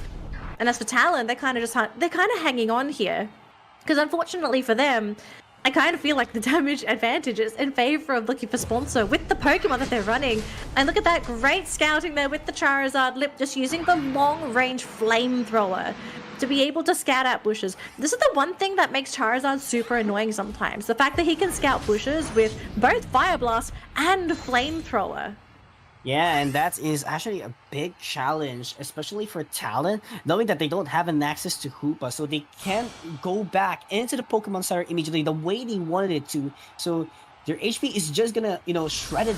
Is just going to be shredded down immediately. RBX. But Electro Drift for the Miraidon. RBX in a little bit of trouble here, but he's just pushing everyone back with the block, and he has to back away immediately. Hydro Typhoon has landed immediately. Revenant Red, in order to avoid being knocked out. Talon running away from looking for sponsors, but the Seismic Slam was already popped off. But where is the conversion for looking for sponsors? We cannot see it quite yet. Lance will do the setup coming in from their team. But there goes the coup de grace in order to get the last hits, and they get 3 KOs out of that team fight, and still they get the Regis for their team. Talon being patient in order to take objectives and take down the Pokemons of looking for sponsor.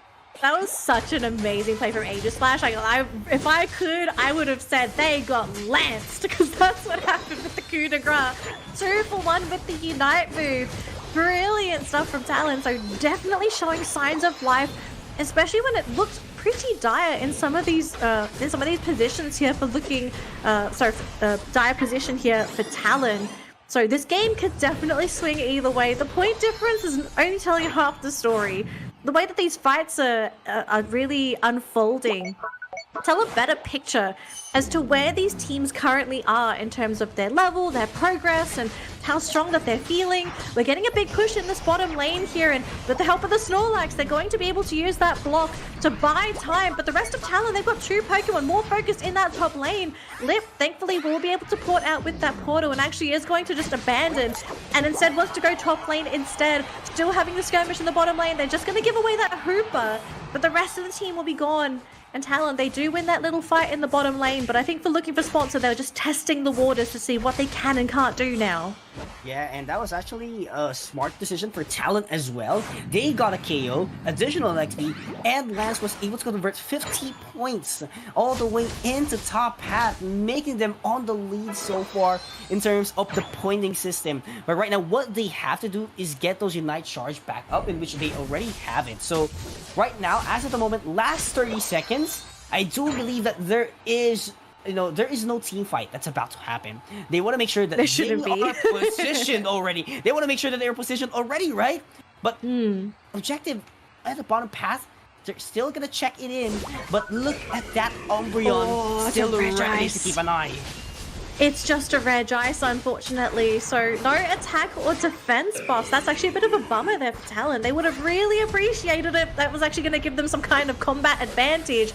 But great block coming in. But hang on a minute though, Umbreon has jumped into the battle, and straight away, right on top of looking for sponsor, Miraidon is gone for 17 seconds. The team is now reeling, but the Hooper is gone. Even after the Unite, they catch another one.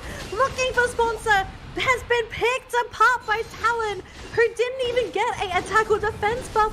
It was just a perfect connections, perfect communication, and outstanding execution of their lineup. Talon proving to us why they are considered the favorites to win the tournament today. I was actually speechless. Looking for sponsor took the bait. Junior Absent led everyone into their teammates, and they have everything prepared. The heavy slam connected, the damage connected, Revenant Red, and everything else from Talon. They just deployed it, and looking for a sponsor did not have an opportunity to use the Hydro Typhoon and the Bright Future Meteor Sword from the Miraidon, and they got Rayquaza as well, making sure that they take game number 1 up against looking for sponsors.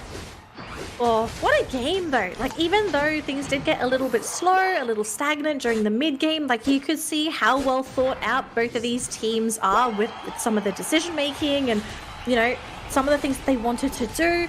Looking for Sponsor has definitely been the most formidable opponent for Talon today. And the chance of us going to a Game 3 for this series, very, very possible. Is it going to be like, I want to say 60% chance? I don't want to say it's like a 50-50 because I do think Talon need to be given the respect that they deserve. They are an amazing team. There's a reason why they're picked up and kept by this org since last year. But looking for Sponsor, this is like a great underdog to watch. Really keen to see if we can get a Game 3. I'm really excited on what's about to unfold on the next game. But for now, Talon one step ahead to secure that grand final slot. They have that kind of advantage. They have the momentum already. But looking for a sponsor, they are not losing their momentum, their composure. They were able to go head to head up against Talon. And it was just a battle of Rayquaza that happened into this game. And, you know, everything boiled down in favor of Talon. So looking for sponsors right now. They have a great lineup, but I'm quite concerned by Lip a while ago. Actually used that Seismic Slam way too early than I expect it would be, because when you use Seismic Slam, you want to make sure that you use it at a crucial moment. But that wasn't the case actually that happened. Like, the moment that they got baited by Junior Absent, everyone panicked and used their night moves, used all of their moves that they could actually do in order to shred down the HP of Talon. I wonder if things would have been a little different if the surprise factor wasn't so surprising. Yeah, does that right? make sense? Yeah, because because it almost feels like looking for Sponsor, they didn't expect Talon to fight so hard back so soon. It was right before Rayquaza, and I think a lot of people would have had cold feet wanting to commit to a fight like this. But as Rayquaza came in, the group ups, the stacks, it was kind of like this team went full on gung-ho because they thought Talon were playing reactionary, like defensively, rather than going for like a full-on knockout commitment. Yeah, and actually Dylan, I just saw it on the replay and the highlights here. Dylan actually contributed a lot in that team fight with the Infinite Cyburn, which made a lot of area of effect present, shredding down the HP of looking for sponsors. That was phenomenal. A phenomenal setup by Junior Absent and a phenomenal timing from Dylan. Everything was on point in terms of their teamwork. Yeah, so look, we've got another game after this. I think we're both looking forward to it. I will see if we are going to be looking at the same drafts or if we get any changes, because draft-wise, looking for Sponsor, I think they played that game really well. I don't think there was any issues with the draft. It really just came down to like executional issues.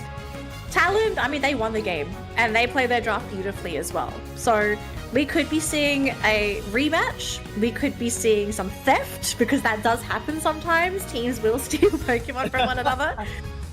Or we could be seeing something new, because I think we're looking for Sponsor. The Charizard pick definitely surprised in their previous matchup, because let's be real, who expects Charizard? Nobody. Yeah, right? But now that they've shown their card in that previous matchup, Talon already knew about it, and they already saw how Lip plays it, right? So I think they also adjusted how they played to accommodate this Charizard pick that came out from Lip. So now the question is, does looking for Sponsor have anything new up their sleeve to maybe try to surprise Talon? Because they have the advantage of being an underdog with relatively, like, almost nothing on the internet about them. So if you can try and find this information, or if they have anything that has not been done yet, you probably want to do it now to guarantee that grand final spot. Oh wow. Umbreon was actually banned by looking for sponsor. I just noticed it as of the moment.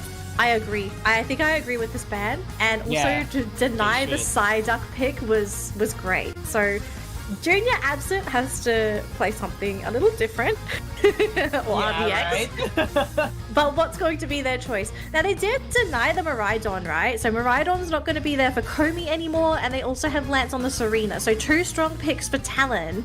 What is looking for sponsor looking to take themselves? They steal with the H's slash. Lots of theft happening in this matchup. But Eldegoss is going to be the choice of support here for looking for sponsor, which I'm okay with. It's not the best healing support, but what it does do is it massively increases your offensive power in lane. And I wonder if the play here for looking for sponsor is to go ham in these lanes. Pick those early game Pokemon and just run over Talon before they have a chance to come online. Fei from Talon Junior Absent. I mean, I do get it. Like, they have been using this since they were on Elevate, right? But here's the thing. They use Coffee only to the moment that they have a Zoroark, and they don't have it yet. So this might be a possible Junior Absent Lance combo on top path. That's what I'm seeing so far, and definitely this would give Lance a boost of confidence to go into fights, engage some team fights as well, and get that early advantage towards the team. But the big question is, can they make it sustainable as much as they can, right? I mean, to be fair, Sync 1 can also benefit from Junior Absent, right? So you've got 2 Pokemon that kind of want to have that Comfey on them. It just sort of depends on the situation. Who is it better to be on? Now, I wholeheartedly agree Lance is probably going to be the main choice here because Serena just sort of wants to, you know, live forever and dance forever in these battles.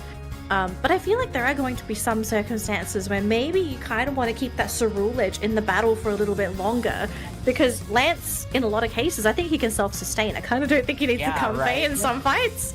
But looking for sponsor, okay.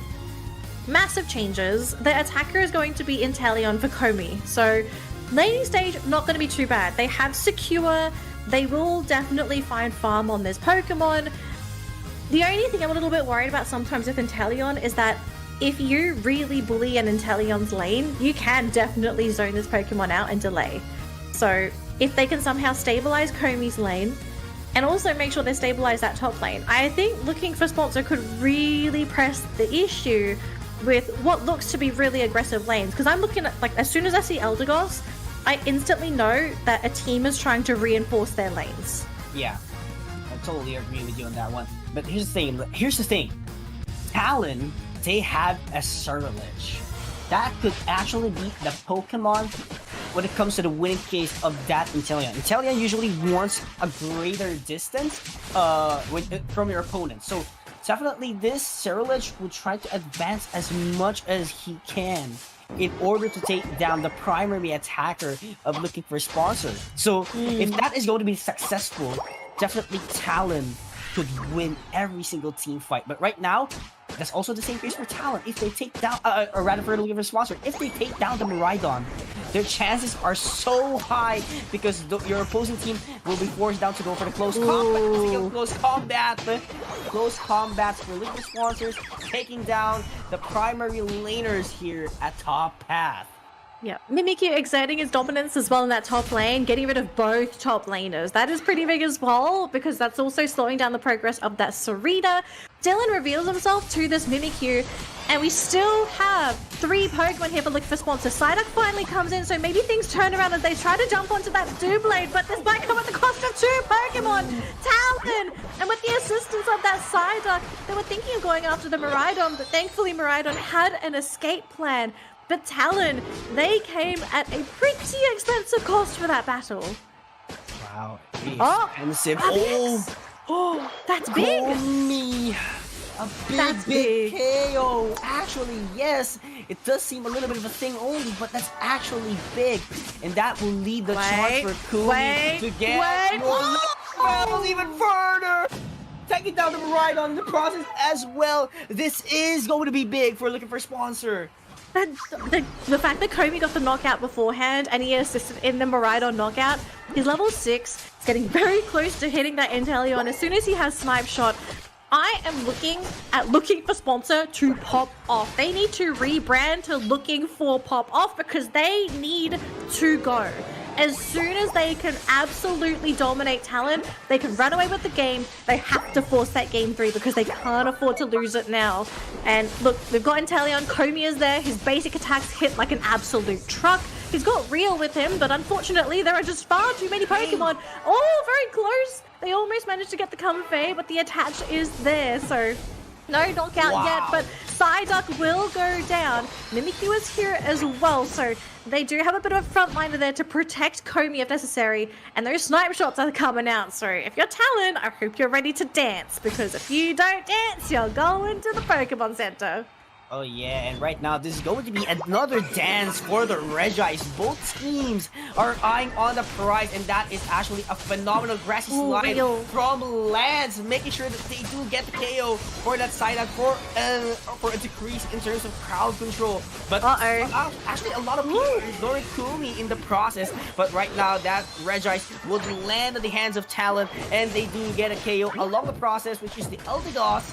So right now, Talon, no need to overextend. They got the Regis already. Just go back, go into your forest, and make sure to get all of the resources. Oh boy, this game is getting very intense. Aegis Slash going to quickly run up top lane to just capitalize on the Regieleki buff. Manages to score 32 points, I think, just then. So going to be able to help him grab some of that free experience.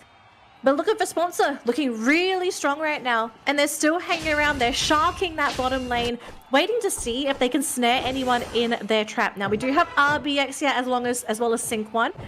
So they are trying to watch each other, but they are very, very susceptible to being knocked out. But thankfully, for looking for sponsor, they have backed on out. They're going to focus on wild Pokemon. They say, let's try and continue to push our lead. Let's try and keep our experience ahead, because if we can keep our experience ahead, then we're going to be able to do a lot more with those resources. As RBX, he did so forward, taking a little bit of damage. Big snipe shots, though, coming out from that Inteleon. Komi really flexing those shots. That's a lot of damage that you have to be very careful. RBX doesn't have the access to Hydro Typhoon yet, so this is actually going to be very huge opportunity for looking for sponsor for them to engage into a team fight. But RBX is super low as of the moment, but the full power side will be there. But same thing, building a night move up the Coffee in order to increase the coming in from their team. But on the other hand, Play With Me was deployed as well. Please send it order. They're so low for their team. Everyone is so low. Time in order to attack back immediately. And look at the sustain that Lance has to offer, and they were actually successful in engaging the fight, but it's not quite over yet. Leap wants to trade for their team. Everyone is ignoring Garam on the other hand, and Lance saw that opportunity to get the prioritization for their team.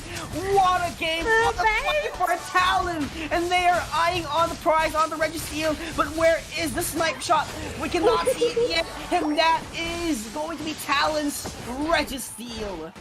The bait from Talon was brilliant. They baited looking for sponsor into thinking they were going to get some easy knockouts. And look at this now.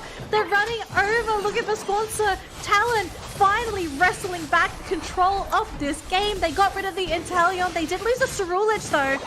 They do have the buff, but they still have to be careful. You cannot give away too much experience to your enemies. And they send back the Miraidon, as well as Ceruledge respawning as well. But Talon, they're still hanging on in this game. They have the experience lead. They just got to sort out the point problem now. Just have to sort things out very quickly up until this point. But Talon is, looking very disciplined as of the moment. But they have to convert some scores here because looking for sponsors, they have a lot of advantage when it comes to score. But at the same time, they could actually make use of advantage of it later on at the final stretch. But right now, RBX with a Hydro Typhoon eject combo once again. They're gonna be the Revenant Ray coming in from Talon, making sure the 3 members will fall down immediately. And that is a lot of scores falling down in their favor. Coup de Grace will be there. Same thing with my gosh. Bishop. Komi dealing a lot of damage, but not going to be quite enough for them to take out a knockout. And everyone is still up here for Talon. Miraidon taken down into the process immediately right after that. And Lance has nowhere to go. Big knockout rather. We're looking for sponsor being able for them to bounce back in terms of XP. Oh, this is so tense. My heart is racing. But you know, the sad part out of all of that, even though Talon managed to win that fight in the bottom lane, they're not able to break the goal zone. And it makes me wonder, do they now maybe even consider leaving this up and saying, you guys now have to deal with 2 tier 1 goal zones. We can score in these at any point of time. The level advantage is in our favor. Maybe Talon is just preparing for this late game and really just making it absolute hell for looking for sponsor to defend. Look up top, we're going to be seeing a massive score there. I think it's a 50-pointer coming through. We've got another 40 points coming through. So there's the 50. There's another 40. And Talon, they're slowly creeping back. They still don't have enough points to overtake yet, but with Rayquaza coming up, this might just be the game-defining moment. Oh wow, Regieleki making the goal zone defenseless in top path. But looking for sponsors, that's actually starting strong as of the moment, yet Surf able to, you know, dismantle the position of the Aegis Slash. But look at the HP of Rayquaza, it's just falling down one by one. But where are the other members of Talon? They might go for... Oh, they found the Mimic here! Oh, look at that! Look at that fighter going all the way inside into the fight. Zer's 5 vision was pop up as well. Hydro Typhoon, not so much value for RPX as of the moment. Play with me in order to seal RPX as of the moment. 2 members were taken down by Talon. Looking for sponsor, still eyeing on the plan. The Rhydon is still up. That coffee cannot find someone. Junior Absent taken down into the process as well. It's just the Rhydon. Can he take down the Rayquaza? But his HP is gonna go down! And no one's left! Looking for sponsor! Takes out Talon in game number 2! Looking for sponsor is looking for game number 3, and it looks like they're going to force that 3rd game. The first team today to best Talon in a single match. This has now come to a match point for both of these teams. We still have 40 seconds to go, but the odds of Talon being able to score enough to secure a 2-0 here are deathly low. I mean, Inteleon has gone for 22 seconds. We've got 24 seconds left there on the Eldegoss as well. If a miracle is going to happen, it's got to happen right now. Yeah, and that miracle, sad to say, won't be happening, as that 62 points won't be enough to catch up on that 705 points. And Talon has to respect this team, looking for sponsors, doing a lot of work in order to force things down to game number 3. I believe they've done it. They've actually beaten Talon in 1 game, and they've got 1 more to go to secure their spot in the grand final. And I think we're all kind of wondering here, what is Talon thinking after all of that? To have had a clean run up until this point, and then for looking for sponsor to best them in the 2nd game of the upper bracket final. They are at risk of being knocked down to the lower bracket if they lose this next game. Same vice versa here for looking for sponsor, but holy moly, this matchup is incredible. Incredibly great indeed. Talon being pushed into their limits. Junior Absent, the moment that he didn't got the access towards the Umbreon, he was forced to use Coffee, one of his prime picks as well. But looking for sponsor, they have something in response, and that was Komi. Great contribution with the Inteleon, enabling to do a lot of damage with those snipe shots. Ban incoming, 100%. I think 100%. Inteleon, either it's banned or that is getting swiped during first pick. I think that's probably what's going to be on the agenda here. Big respects to Komi. He did fantastic on the Inteleon this game. Like, yeah, there were a couple times he was picked off here and there, but outside of that, he was very solid for his team. He was the lead factor. Like here's the thing. If you don't ban Inteleon, you need a speedster on your team. And that's not like the usual Talon that we see. Like, Talon usually uses an all-rounder for their central area. So definitely I am not seeing that as of the moment, but definitely the respect ban, it might happen. Or the deny could possibly be, but it's just deny or ban as of the moment from that Inteleon. Jeez, I am speechless that we're going to a game number 3. Okay, so Talon are now feeling the heat. Okay, Yeah, they're feeling the heat. They are at risk of being knocked to the lower bracket. They haven't been, up until this point, they have not been forced to change anything. Their drafts, their play style, whatever. You're now back into a corner. What is Talon going to do now to secure this Game 3 victory? What would we say is like classic Talon when they're backed into a corner? Yeah, and I'm actually really quite curious. Will they actually bring back the Ho-Oh that was actually being used a while ago, wherein they have an Espeon supporter, they have one of a flex Ho-Oh up until this point. So really quite curious what's gonna happen next, because Talon, as of the moment, they need to bring out more cards, because looking for sponsors, they were actually able to take down one of their cards as well in game number 2. God, I can't believe we got such a good game for game number 2, and it was just game 2, okay? It wasn't a game 3. When coming up to the game 3, this could be like, this game, we could say it was like a 7 or an 8. This game 3 could be a 10 out of 10. Masterclass, masterpiece, eye candy. I don't know what we're gonna call this matchup, but we're going to be seeing two teams that are playing at 110%, because the grand final spot is on the line. If you lose here, you have to play another game to secure your spot in that grand final. And looking at these bans, no Inteleon ban. So Psyduck, Blissey, Metagross, Mewtwo Y. We still have Miraidon, we still have Inteleon, we have Umbreon as that first pick there for Talon. And this is a pick that they have been very, very comfortable with up until this point. So Talon, comfort picks, totally okay with this. But looking for sponsor, how are they looking to open for this game number 3? Do you pick up your support and defender now, or are you going to pick up your core? And Lip is stealing away Miraidon. Oh wow. I'm not sure if this is going to be great or not. And they stole Serena as well from Lance. Yeah, I don't know if this is actually a great thing, but I feel like they're trying to, narrow down the comfort Pokemons here of Talon. But, knowing Lance has a wide Pokemon pool. They could actually go for Lapras if he wants to. Aegislash. A lot of Pokemons are still available. But right now, I'm seeing an initial supporter of an Espeon as of the moment.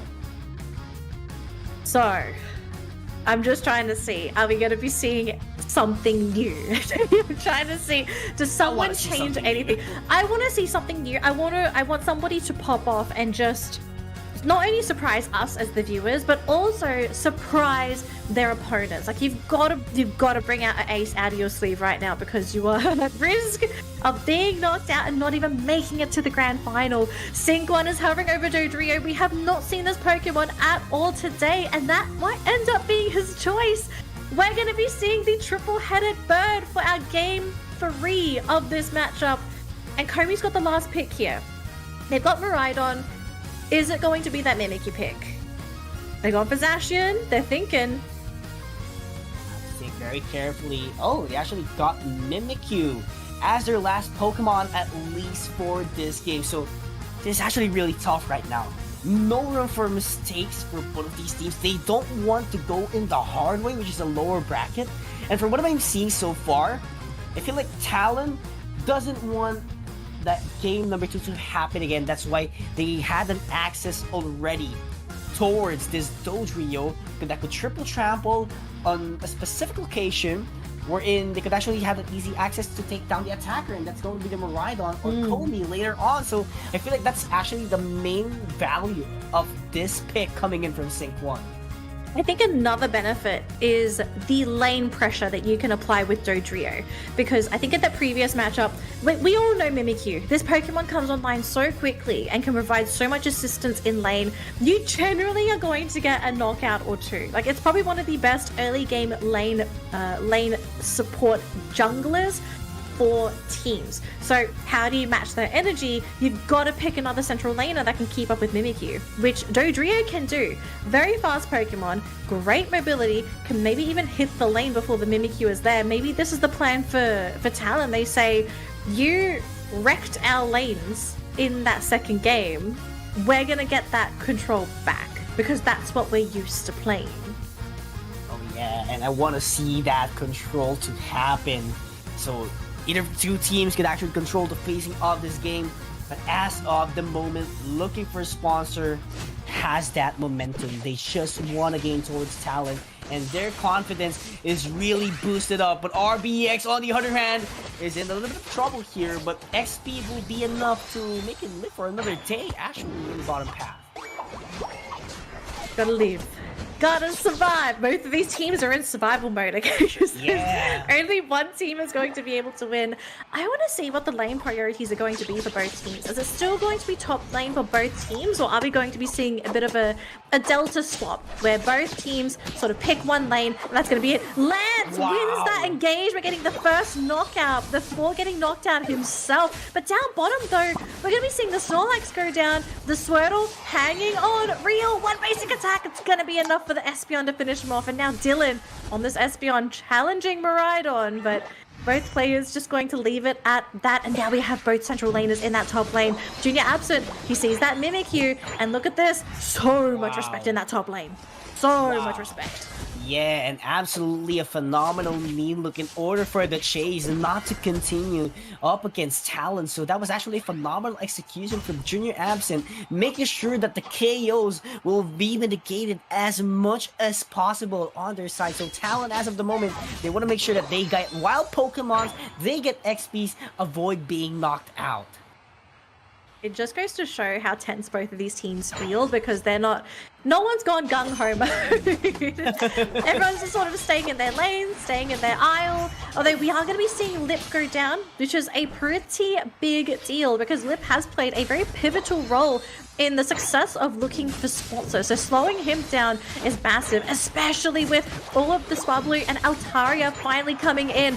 Free knockout there onto a level 4 Squirtle, and Sync1 just thinking of looking for more. XP is going to be there to save Garam on that Eldegoss. Did you see Lip coming back? He's only level 5 though, so there's only so much you could do. As this poor little Steenie, they tried to jump forward with Sync1, but here comes that Mimikyu coming in, swiping with those Shadow Claws. Nice knock up there from... Yeah, nice knock up there coming out from RBX, but is it going to be enough though? This Mimikyu might be a little bit too much for them to handle. The damage output is incredible coming out from that Mimikyu. Lance though, trying to go for a knockout before they are able to get out. He will get it though, but at the cost of his own life. Comey is here, the Miraidon even joining in the fray.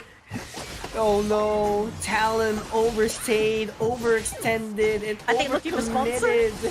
Have they maybe overstayed their welcome here, because we've got Snorlax here and Sync1, he is pretty quick himself. I think they get out. Oh my gosh. Oh my goodness. It never ends. Heavy slam, it's gonna land actually, but RBX actually decided to go for the block, so no crowd control that much. It's just hindering your opponents to get in touch. But Electro Drift almost catches the Regieleki, but not gonna be quite enough yet. But Surf from Real would buy some time coming in from Talon. But Talon, on the other hand, wants to push things down this Regieleki, and that Regieleki actually takes down the gold zone here. So Talon needs a rotation, needs something to happen once again. But that bottom lane objective, it's looking good for sponsor. I have to say, look at the sponsor. They did a pretty good job hanging on as 4 and letting Lip go for the solo in that bottom lane. So denying the experience away from Talon, and also helping to provide some extra experience for his own teammates. So this game is still very much equal. It can go anyone's way. It really is just a case of who's able to catch out who first, and can they finish the fight when they need it to? Because when it comes to a battle of endurance, I'm kind of leaning towards looking for sponsor. They have a lot of defensive stuff, but great start there from the Snorlax. Big dive coming in from Lip in the front lines. They've got the Miraidon coming in with the Unite as well. We still have that Mimikyu already popping the Unite himself too, but we haven't seen any knockouts as of yet, but they're getting very close. Lots of disrupt, preventing Mimikyu from really doing what he wants to do. Piss, stuck in that mean look. It does expire at the perfect moment, but they've lost Lip out of all of that. Yeah, and that's actually a big hindrance for sponsor in able to dominate this team, but it wasn't for all the my God, caught! Immediately by the main look, a phenomenal timing from Junior Absent in order to take down the primary attacker of the team. And right now Talon is going to be charging even further in order for them to score some goals here all the way into bottom path. Heavy slam is going to land. Hydro Typhoon will buy some time, but what a Unite move. Power Nap coming in order to deny that Unite move as well from wheel, and he's gonna be buying a lot of time for Talon. Where is the damage? Deserve, Dylan is not making a lot, but the response coming in from the Maraudon once again. Kobe doing the things of wonders. Lance is just gonna be going in for the wide guard, but still, it's a lot of KOs out of that. Triple trample as well. Sinquan wants a piece of this action and he's ready to finish it. The nail on the coffin does not get lit yet, but oh my goodness, Talon surviving the onslaught, coming out from looking for sponsor, getting all of those knockouts, and they're still getting knockout after knockout, getting another knockout onto that Serena. The experience that is being funneled into Talon right now. This might be what Talon is looking for. Just keep winning these fights. Keep forcing, looking for sponsor to fight into you and play desperate, because that's what I'm kind of feeling right now. Comey in the back lines. He was pressuring Sinquan. He walks on out Unite from the Maraudon as well. Doing a great job at zoning, but now it's Sinquan's turn to turn around. He gets the knockout. Looking for a sponsor. Is now looking for a Pokémon Center. Oh yeah, and this is going to be a very beautiful overcap coming in from Talon, perfectly calculated in order to overtake the lead as of the moment. But right now, they have to rush things down all the way into the forest, get every resources. So looking for sponsors would be in deficit in terms of experience. But right now, Regieleki will be touching down bottom lane as of the moment for Talon, but there's no score conversion out of it yet. And actually, it's really a defense coming here for Talon. It is a defense. I mean, I'm a little bit worried that Talon is maybe going to box themselves into a position where we've seen this time and time again before, right? You have exposed goal zones, especially tier 1s. When Rayquaza is up, tier 1 goal zones are in a lot of cases really big liabilities, because you are suddenly opening yourself up to being back-capped. And with the whole double point system, if someone's able to sneak in a 60 to 80 pointer, that can be game winning for the other side. So not only do you have to protect Rayquaza, but you also have to worry about those goal zones. So I love that Talon use the Alecki up top to break the tier 1. They've got to make a decision for that bottom tier 1. Do they give that away to looking for sponsor? Which I don't think that's going to be the case. It looks like they want to keep it, and they're just going to get ready for a Rayquaza fight.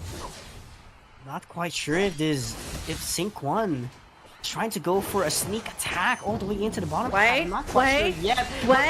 This is actually phenomenal. Mean Lou coming in, but RBX, where is the follow-up setup? Bright Future Meteor Storm is going to be invested, but there is actually not enough takedown for their team. But look at this. It is just looking for sponsor. Wants to charge in even further. Quintessenta is actually even there, but Triple Trample will be there as well. And oh my goodness, Talon is still there, being able to take down the last hit, and everyone from the first sponsor is taken out of the process. That was such a desperate race for that Rayquaza, but of all the Pokemon to get it, it was Dylan on the Espeon, locking in the grand final spot here for Talon after what was an extremely dicey battle. Looking for sponsor, they were trying to gun for that Rayquaza, but for Talon, they understood the assignment. They were also focused on going for the steal themselves, and to be able to get it, they got the teamwork when they're looking for sponsor. And now they can sit pretty, relax, maybe have some dinner, get ready for the grand final, and wait as they see who their opponent is going to be. It could be looking for sponsor, but it could also be a different team. We really don't know. But as much as we want to say great stuff to Talon, I also want to give a big congratulations to looking for sponsor. This team has played fantastic, like especially up against Talon. They gave them a big run for their money, and I would not be surprised if we see a rematch in the grand final. Oh yeah, we want that rematch for sure, because they pushed Talon into the limits. Like, we've seen Kodono Fibonacci go up against them, but it wasn't really the story that we wanted to see, or Kodono Fibonacci wanted to happen, simply because it was a one-sided match, 2-0. But right now, someone rises to the top up against Talon. Looking for sponsor is an interesting team that we have to look forward to later on. They're going to be sitting back into the lower bracket finals, but we'll see if they can climb back up, because there is a lot of challenge that is about to happen on their team. Oh my gosh. Who better than to rise to the top than a team with wings? Birds, Talon, sitting on the throne, ready to claim that spot for the ACL finals. But they're not done as of yet. They do have the winner's advantage for the grand final. We'll have to see who their opponent is going to be. It could be a rematch against Looking for Sponsor, or it could be someone else. And we don't know who that someone else is yet because I don't believe we have an update yet for the brackets. I'm going to try and have a quick look and see if we know where they are. Oh, do you have it? Okay, yeah, we have it. All right. So what's the status update for the brackets? All right, so here we go. Koda no Fibonacci actually took down Avicii EDM in 2-1, but Blacklist International and Team K is still ongoing. Ooh, 1-1. Oh, they won one, so it's like on game 3 now. Dang. And then they have another matchup to go between the two of them, and then the winner of that is going to play the losers finals up against Looking for Sponsor. That I'm glad we've got these two teams, like the teams that are remaining. These are amazing teams. But can anyone beat Looking for Sponsor? Because so far they appear to be the second best team at the tournament. Yeah, right. And we've seen that Blacklist International, despite putting up a fight, it wasn't really enough. We've seen the skill cap as of the moment during their series. I'm not quite sure if there is still more for Blacklist. But Koda no Fibonacci not being able to score a single set towards Talon, it's questionable as of the moment if they can actually take down Looking for a Sponsor. Well, we'll find out very soon, won't we, Yules? It's going to come down to the teams. What have they learned today? I think that's probably a question that everyone kind of has to ask themselves. What did they learn today in terms of the meta, in terms of the team that they're playing, what they learned about themselves, and how do they put all that they've learnt into practice so that they can play at their absolute best and maybe even better than they usually would play in these upcoming matches, because we are getting very deep in the competition here, and unfortunately for a lot of the teams, or basically everyone aside from Talon, if you lose, you're out. Oh yeah, and wow, this is just pure action we are seeing, and I love it.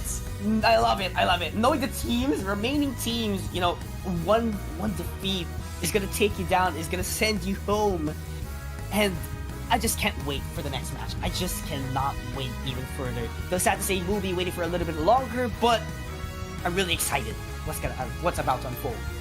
Look, I think this is like the perfect time to have dinner, have a snack, if you've got homework, if you've got chores, if you've got to do anything, like this is probably the best time to do it as we get ready for the lower bracket finals, because we do need to figure out who that final team is going to be that plays up against Looking for Sponsor, but it's going to be a fire matchup. I really feel like we're going to be seeing a really exciting match because it's a very desperate time for everyone that is still within the competition. But Yules, we've had a great time so far, but we also need a break. So folks, don't go anywhere. Well, actually, you can go for 30 minutes and sort of do whatever you need to do, but be back in half an hour for the lower bracket finals because it's going to be a very exciting one. We'll see you after this break, Pokemon trainers.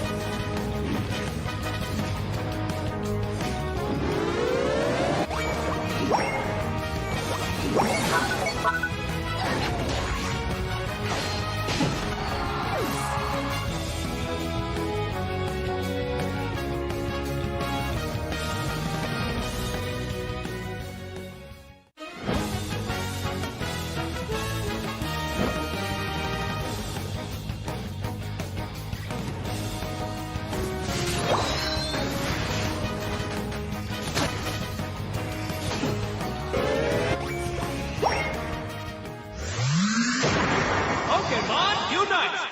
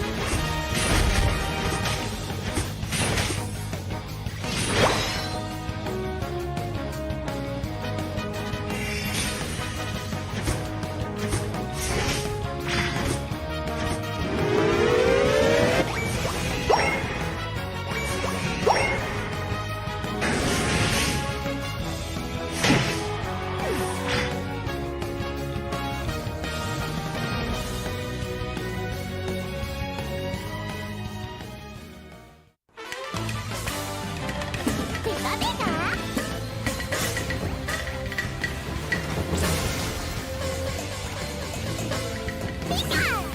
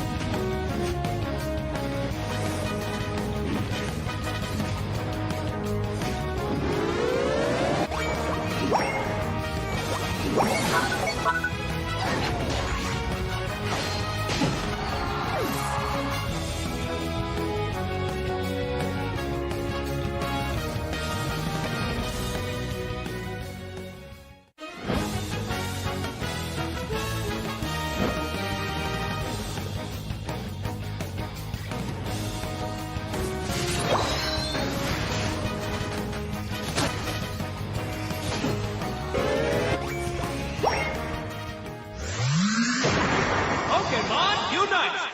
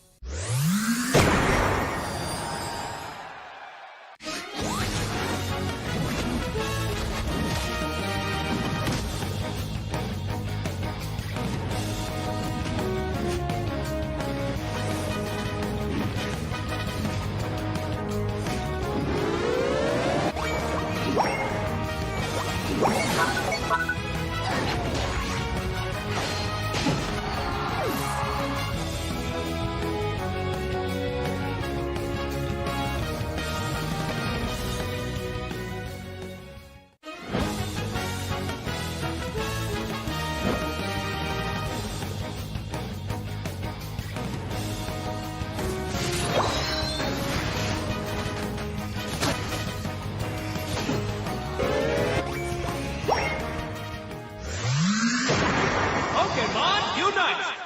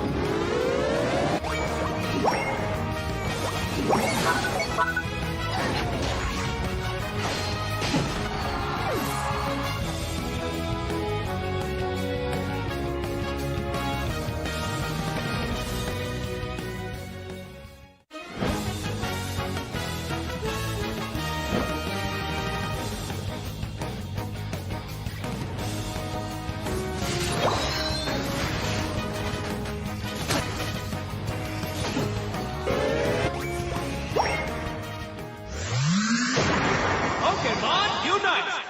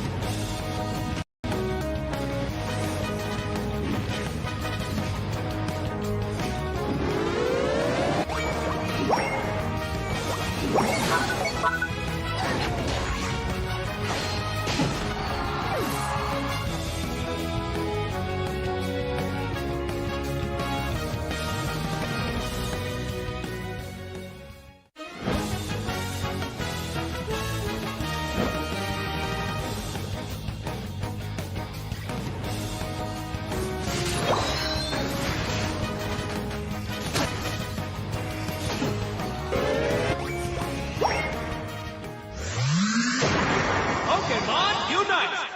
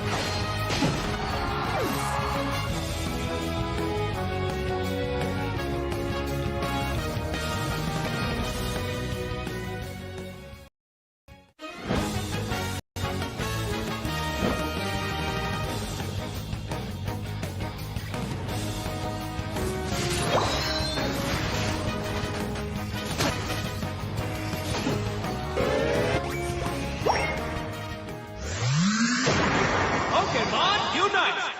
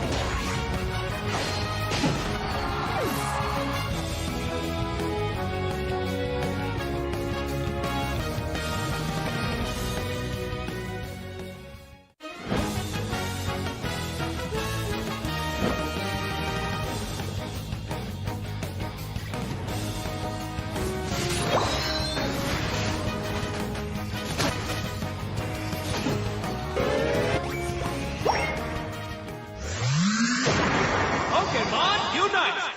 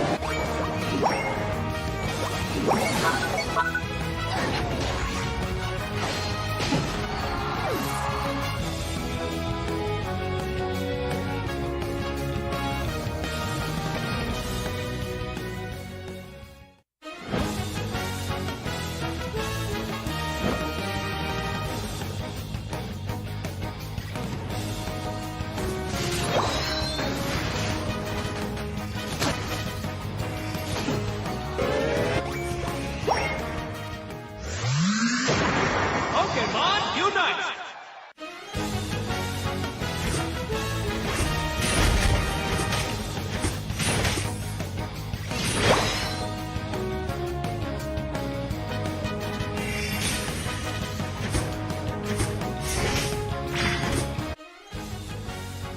Hey there, Pokemon trainers, and welcome back to the Pokemon Unite Winter Open Tournament 2025 for APAC East.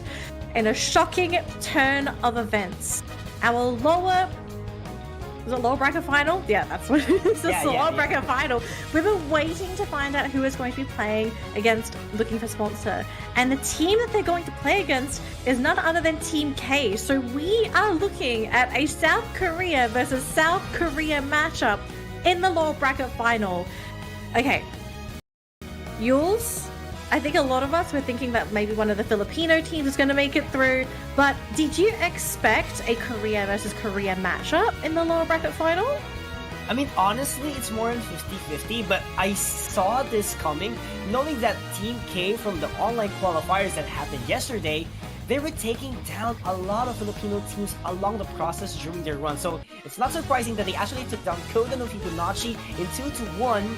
So right now, it's all about countrymen versus countrymen. Again, both South Korean teams will be competing for that grand final slot. But for the record, it was actually looking for sponsor who did well up against Talon compared to Team K. I'm so glad you mentioned that because I wanted to bring that up. Both of these teams have suffered at the hands of Talon. So I guess the question is, who is going to be the better candidate in that grand final? We will find out, thankfully, because these two teams are going to have to play up against each other. It's a best of 3 still in the lower bracket final, so no shenanigans, no best of 5, no reset, no anything. But this is going to give Talon a slight edge because they get to watch these matches. And if these teams, these players, they decide to do anything different for these games, Talon's obviously going to take notes of this. So I hope they have something extra prepared past this stage, because as much as you should be thinking about the grand final and keeping all your strats for the grand final, I'd also advise making it to the grand final. Yeah, and here's the thing, like, whoever's gonna win this would definitely have a disadvantage. Number one, it's going to be the bracket reset disadvantage, and number two, it is going to be the fatigue factor, especially for Team K, who has been playing since round number 1 in the lower bracket compared to looking for a sponsor who actually just dropped down up until this point when they lost from Talon. Oh, that was in 2-10. Sorry about that. That is actually 2-1 on the upper finals. But yes, a little bit of a recap of what happened off stream. So Blacklist International and Team K. So Team K actually emerged victorious, and they emerged victorious as well up against Kodan of Fibonacci, making the matchup looking for a sponsor up against Team K. And Talon is just waiting for that spot in the grand finals, and they do have that reset advantage as well. So they only need 2 games in order to be the champions and go to PU ACL finals in Japan. So this is a pretty interesting journey for Team K because they have played since this afternoon, since the tournament began. They have had to play their games back to back to back, and just looking at the brackets, you can see they've played every game up until that 3rd match. So count the 2 at the beginning, plus another 3, plus another 3, plus another 3, and potentially another 2 to 3 games. Like, I cannot believe this team is still going so strong. I'd be running on fumes at this point of time. Yeah. I hope they've had dinner. I think that's the most important thing. When you've been playing all day, if you don't have time to sort of just sit down and eat and sort of regenerate that stamina, that mental fortitude, as the game goes on, it's going to wreck you. So Team K, I hope they've been looking after themselves as well as they've been playing their games today, but also, if they can, do some research against their opponents, because like, these two teams are basically from the same region. Like, clearly they must have scrimmed each other, right? So they have to know each other. Maybe not from the back of their hand, but I believe they'd have some information on each other. Oh yeah, that's definitely for sure. Like, knowing that South Korea, they have a little bit of population compared to Philippines and Taiwan in terms of the teams out there who's actually competing. So it's really possible that they have scrimmed each other multiple times up until this point. So right now we're going to be hopping into our draft. So Metagross Miraidon is going to be the primary bans actually here for Team K, but supporter bans is the priority of looking for sponsors. So I'm more convinced of the bans for looking for sponsors. So this would make the composition for both teams actually like at a more proficient way. Like this is how we can determine what are the comfort of these players, because if you take down S tier supporters, definitely it would be difficult to pull someone off on the pool. Yeah, I'm so sorry that I've pulled out so many of these puns all day today, but I think at this point I'd be looking for a support, because you've eliminated like the best supports from the entire game. But interesting that we have priority instead on our all-rounders, attackers and defenders, because we have Serena being the priority for Team K, followed by Mewtwo, Y and Blastoise. So we've got the firepower, we've got the front line there looking for sponsor, and it's going to be the supporting crew now for Team K, just locking in their front line and their support. And it looks like they're wanting to play super aggressive right off the bat. You've got that Mamoswine, who, as a Swinub, really great lane partner if you can partner this up with a Pokemon that has a little bit of firepower behind it. And then Eldegoss, a great lane partner as well, because if you get the red buff, then you can just start poking away at your opponents. And Eldegoss is like the best offensive supporter in the game. Oh yeah, I totally agree with you. But making these picks available already for the side of Team K, so you already have their defender and supporter as well. So this would make looking for sponsors be much more flexible into their own rounders, knowing that there's no Umbreon being available. So Blazion is still possible in the picture, Urshifu as well, because these are the all-rounders that you know commonly being used whenever there's no Umbreon. But Delphox here for the side of Team K. So I understand. I love this. Yeah. Because of the crowd control. Additional crowd control and damage at the same time. So I haven't seen Delphox yet, especially on Southeast Asia League. So I do believe this is the first appearance on the whole circuit of Pokemon Unite Asia Champions League, at least for Southeast Asia. I think so. Like, we haven't seen this since essentially last year.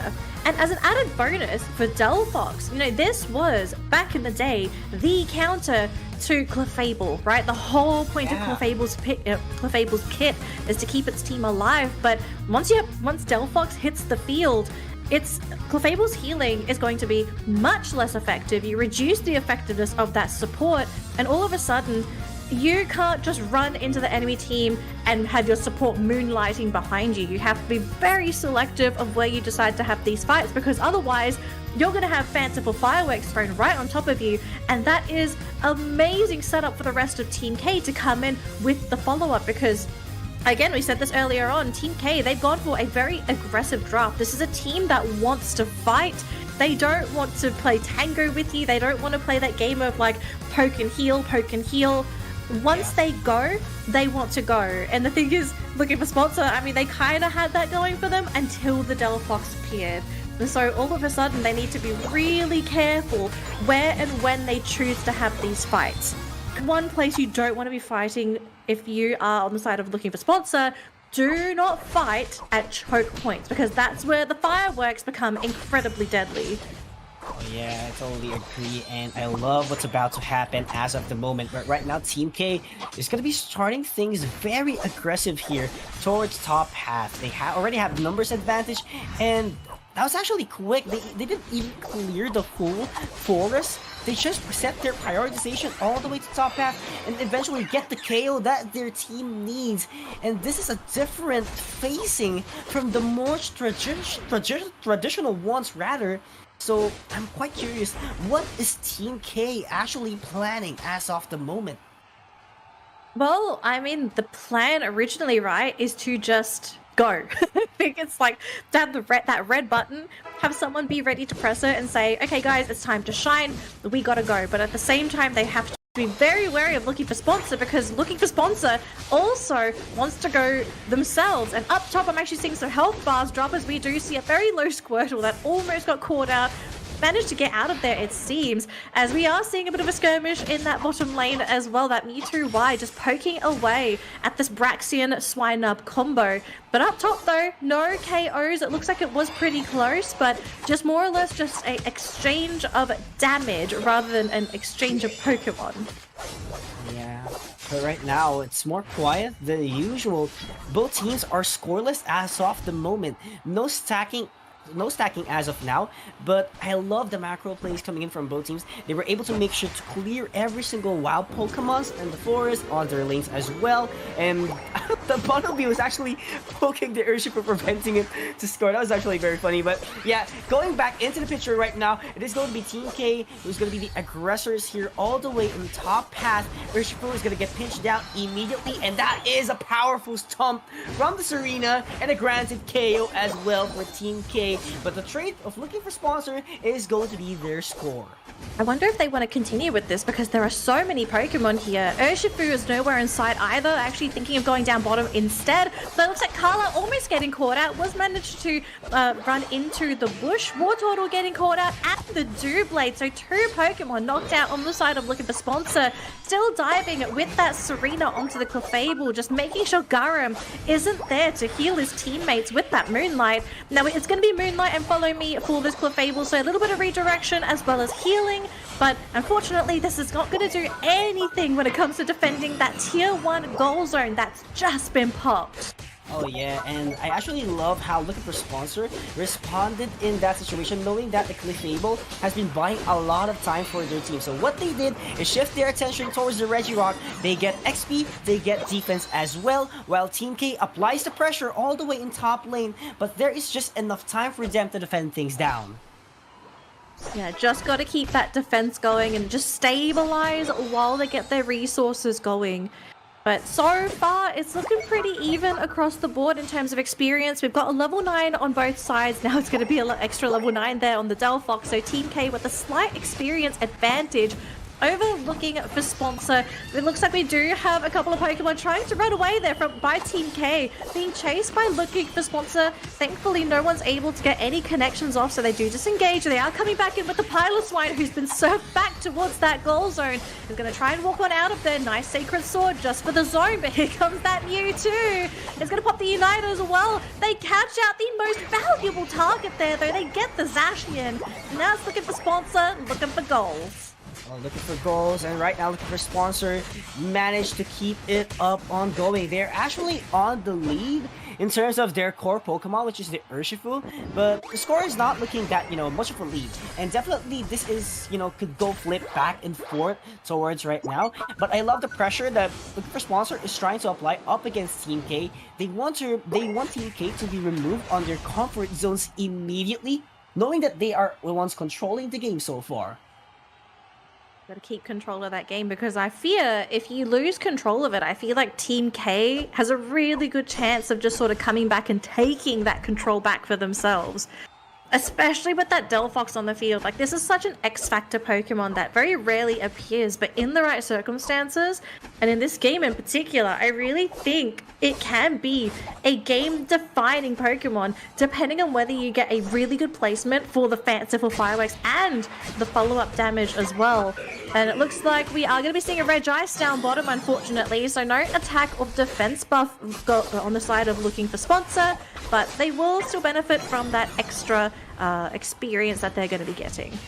Yeah, experience indeed, but right now Team K once again applying the pressure towards top lane, and actually it's not looking good here for Look for Sponsor. They are being pressured enough here. Blastoise is going to be forced to go in with that serve. Hydro Typhoon expected, but a coup de grace won't be enough for them to get the KO. Queen's Ascendant in order to secure it. But right now, Evo Delphox! That was actually big to take down the Delphox, and right now Look for Sponsor is looking for a comeback as of this moment into this team fight, and Team K is just ignoring the idea that they do have the Regieleki, and they don't want to pick up the AO's energies as fast as they can. But right now, that goal zone is still up, despite it being defenseless. Looking for Sponsor was able to take down the important KOs that their team needs to catch up in XP. And it's all thanks to Piz as well with that backstab, just removing the Delphox from the equation. Really just makes Team K feel a lot more exposed, not having that Delphox back there to provide that range damage. Nice surf though, catching out that Sarita and instantly annihilated by Look for Sponsor. This tier 1 goal zone now under threat. Really nice surf. The push Pokemon off the goal zone. Mammothswide is down as well. The big frontliner has been removed, and with no Sarita, the Zacian is exposed. The Delphox is going to have to play super far back, and what can Eldegoss do? Not a lot. So they're just going to have to poke out the damage if they can, but this goal zone, it's dunzos. Oh yeah, it's done right now. Looking for a sponsor, bouncing back little by little. They have to make sure that they are still in control despite losing in terms of points. I mean, just take a look at the levels right now. It's very favorable on their side. Defender supporters are at 10 and the others are just at 13 compared to the level 11 Zacian, who just came up level 12 here. So this is actually a huge gap already that we could see, knowing that final stretch is just 40 seconds away, and Looking for a Sponsor wants to keep an eye on those very important objectives, because 2 seconds we can determine what it is going to be at the bottom path, and that is going to be the Reggie, one of the most important Reggies in the game. But sad to say, Team K will take it home. Alright, so Team K, they may have gotten an attack buff for themselves, but what's the play here for Looking for Sponsor? Because everyone for Team K, they're still in that bottom lane. It looks like they're not going to go for the rip onto that Rayquaza. Instead, trying to get into position to maybe catch out Team K instead, who looks like they have found their own way into that central area. Regieleki did walk into that top lane, but you can see Looking for Sponsor, they're not interested in putting themselves in an awkward position to score. They're leading by only 3 points. A tiny point lead. A micro score here could change things. 2 points turning into 4 could change things. So as long as Sponsor can keep zoning Team K away from that central area and prevent them from scoring, this game should be in the bag. Yeah, should be in the bag right now, but that Ice Fang is gonna land against Piss. But Fireworks! Oh my goodness, multiple fireworks will deal a lot of damage as well. Hydro Typhoon is gonna knock up 2 members immediately. But where is Real heading towards next? And looks like the HPs of TK is still up, getting shredded immediately. 3 members up, but what a turnaround. 2 members left at the side of Looking for a Sponsor. One is just gonna jump in all the way from the jump pad, and this is a huge pressure towards Team K. And they're eliminated, and Quebec is just there at Rayquaza, and he's gonna back away a lot. A micro score can change it, but they don't know who's at the lead. They don't know, but they're going to find out very soon who has that lead. And, you know, Looking for Sponsor, they still have that tier 1 goal zone available. If anyone has any points to dunk, this is the time to do so. But with Rayquaza under threat, you can see that Team K also feeling pressured themselves to have to either go for the steal or just to try to delay this game. The whole team is back. It's back to a 5v5, Yules. Oh my goodness, there goes the station inside of Rayquaza's spin, but Fanciful Fires will be there, and the station will get the Rayquaza once for all. 25 seconds on the clock. They still have the shield to just have to score, and everyone for Looking for Sponsor was wiped out immediately. And Team K with a clutch victory up against Looking for Sponsors. Team K is not a joke. They eliminated a lot of teams in the tournament, and they will take a game as well up against Looking for Sponsor. We're starting to see cracks in Looking for Sponsor's shield. This was the team that has been donned the best or second best team in the tournament, but for Team K to come in looking so strong in that Rayquaza fight, picking and choosing those battles, and most importantly securing that Rayquaza. Looking for Sponsor, they might not even make it to the grand finals. They might drop here and now if Team K can secure this second game against them. What a terrible position to be in, especially if you're looking for Sponsor. Like, if you are a fan of this team because they have done so well up until this point and you are expecting them to be in that grand final, they are in danger. They have to reverse sweep this set if they want to make it to play against Talon again. Oh yeah, and it is actually a huge pressure up against Team K, or rather for Looking for Sponsors, knowing that there is someone in the tournament, aside from Talon, that could actually take them down, who's actually on par with them. And I can tell you, it was their game before the moment that Rayquaza appeared. But it was a Zacian, it was TK that did the flip up against him. And I would like to commend their Eldegoss as well, being able to sustain those Pokemon who actually dived in all the way to Rayquaza. It was a complete gamble, but they trusted everyone. And that Eldegoss was just doing the works of wonders in order for their team to prioritize the objective, get the last hit, and they would just run away and get those dumps coming. It was really crazy to see how close this fight was. Like originally, it looked like things were gonna fall apart for looks like things were gonna fall apart for looking for sponsor. But then they got the triple KO and they tied things up. They had Pokemon there, but it just Rayquaza. Okay, Rayquaza is on a whole different level on its own. You secure that objective. 99% of the time, you are generally going to be able to win the game just because of that Rayquaza shield, the chance to score, the extra damage. I mean, it's a very typical win con in Pokemon Unite. I kind of wonder if things could have been a little bit different for looking for sponsor. Like, could they have approached that end game, like that final moment, a little differently? Or do you feel that they were also pressured to get that Rayquaza themselves? Like, here's the thing, like, overcapping is really possible in this game, and I do feel like, looking for sponsor, they were actually overthinking a bit, knowing that, like, the score differential is not that big, so they might be not sure if they are on the lead. They don't know what's happening completely because they are too hyper-focused in the game. They cannot keep on track on those scores, so maybe what they wanted to happen is, let's just get the Rayquaza. Everyone from Team K is not here. But those hesitations made a room for Team K in order to steal that Rayquaza away from them. Okay, so slight change-ups here. Blaziken, I don't believe this was banned in the first matchup, but Blaziken's going to be joining the ban phase here by looking for sponsor and going to be picking up the Psyduck for themselves. Pairing this up with what could be a Blastoise Zacian. So first 3 picks, very likely here for looking for sponsor, unless they change to Mewtwo Y. And they will lock in their attacker first. Okay, so they lock in the attacker. They've got their defender / port.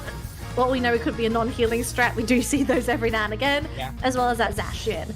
But for Team K, though, Aegislash, and is it really going to be Garchomp here as their secondary all-rounder?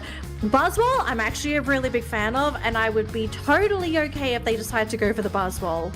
Oh yeah, you know, those grabs are really phenomenal when you have a Buzzwole. We've actually seen it before, you know, being on a maximum potential. That was Icy from Code Unknown, and knowing that they did go up against Code Unknown a while ago, Team K, probably they saw something in it, or, you know, I don't know if it's just a traditional pick as well coming in from their team. We never know what really happened behind the scenes, but right now for sure, they have a great team composition. They just need a very reliable attacker as of the moment. But like to tell you, looking for sponsor, they have an Umbreon that could stop its track.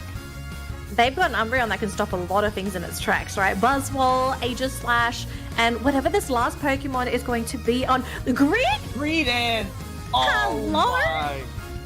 Okay, so we've had some Charizard shenanigans, which is coming back on the side of looking for sponsor. That will be going to Lip, but a Greedent all of a sudden making an appearance here for Team K. If they win this, I have questions. This actually worked before. It actually worked at the hands of Blacklist International during the Southeast Asia League. As far as I know, it was Drem who actually used the Greedent as an attacker. Very aggressive in terms of everything. They were able to maximize its damage potential in the game. And given the fact that, you know, Team K has a Blissey on their team, has a Ho-Oh as well, they have all the sustain that they need to get this game set. So if you were Greedent, who would you be targeting? Are you trying to sit on top of the Mewtwo Y this game? Are you looking to just shut down the supports? Like, what's the goal here? Because in the past, this is not the first time Greedent's ever made an appearance. It's not like this Pokemon's never appeared. But in the past, its goal was to be an absolute pest in the back line and to just draw attention away from the front line. Is that what we're going to kind of see here with the Greedent, you think? Oh yeah, very possible. And knowing that there's actually a Psyduck that is actually, majority of the time will be on the back line as well, same thing with the UI, I feel like that would be the case, or that will be the primary, role of this Greedent, is, just be a pest at the back line. Make sure you use your very belly flop, use your Unite move as well, those belch, those coveted. And, it's just positioning that will be ruined beside looking for sponsors. So, let's see if this would be, the game plan that would work for Team K in game number 2. Set point! I also want to bring this up that we have a Buzzwole central lane on the side of Team K. So it looks like Buzzwole is going to be the one to hold that tempo for Team K. And we know for a fact how scary Buzzwole can be in lane, but you give this Pokemon experience and the blue and red buff, this Pokemon can wreak havoc. So we'll have to see if they can crush that top lane, because that is the goal here if you're going for central lane Buzzwole. You have to capitalize on that early game power that this Pokemon provides. It's just unfortunate because you look at Sponsor, they're all hiding on their goal zone. Okay, they are terrified of a Buzzwole appearing, but Piz is here on the Zacian, so it's going to be a 3 versus 3. Kiz makes his appearance and he does show himself. Sacred Sword though is going to be there. They pull that Garam with that Buzzwole, but Chris taking too much damage, and that's going to be a knockout on the central lane Buzzwole. Oh yeah, and that's actually big start for looking for a sponsor. They were able to take down one of the most important Pokemons at the side of Team K in order to delay things down. And not just that, they got another KO at the top path, making sure that Team K will have a bad start, the start that they don't want to happen as of the moment. But right now, Buzzwole, Kyrie's on the other hand, wants to go for this fight. They know that they need the central area, Swablu's and Altaria, so they have to make sure that they get this clean once and for all. I mean, we are starting to see a bit of a glaring issue with this draft on the side of Team K. Until they have Aegislash up and running, they're actually struggling to latch on to Pokemon. If Buzzwole doesn't manage to latch on with the initial jump, he's kind of just left there. Because looking for sponsor, they can kite this line. They've got a lot of very agile, very quick Pokemon with escape mechanisms. So there's a lot of pressure on Team K to really perform with this Buzzwole, and they've actually decided to change the lanes up a little bit. Buzzwole pivoting into the top lane, going to be sending that Doublade in the central area. They are being pushed though, and the Blissey has been caught out. They also bring the Psyduck in as well, just to make sure that they have some extra bodies here to push this top lane. I mean, Ho-Oh's there, but what's a Ho-Oh going to do against 4 Pokemon? Oh yeah, that's going to be very tough, knowing that Ho-Oh, when it comes to damage, yes, it was buff, but not to an extent wherein you could just, solo KO someone. But right now, this is going to be a full-up action. They caught it with the mean look, and they did take down that Go Zone as well. And that Psyduck was actually able to pull Kyrie's on the process, but not gonna be enough for them to take the KO as of the moment. But speaking of KO, they are gonna knock out and make Regieleki one of their assets in order to apply some pressure, but there's added defense as well coming in from Team K. Alright, so we have a level 8 Greedent this game, so highest level, or at least one of the highest level Pokemon on the side of Team K, being chased by 4 Pokemon. I don't think it matters what level you are. If you've got 4 people chasing you down, you will be knocked up. So there goes the Greedent. Ho-Oh's here single-handedly defending, but that mean look is causing Ho-Oh so many issues. Can't even escape. Gets knocked out himself, and looking for sponsor. They are mad. They want that game 3. They're not happy with what happened in game number 1. Yeah, they're totally not happy. They want that revenge story. They want to force out game number 3 up until this point.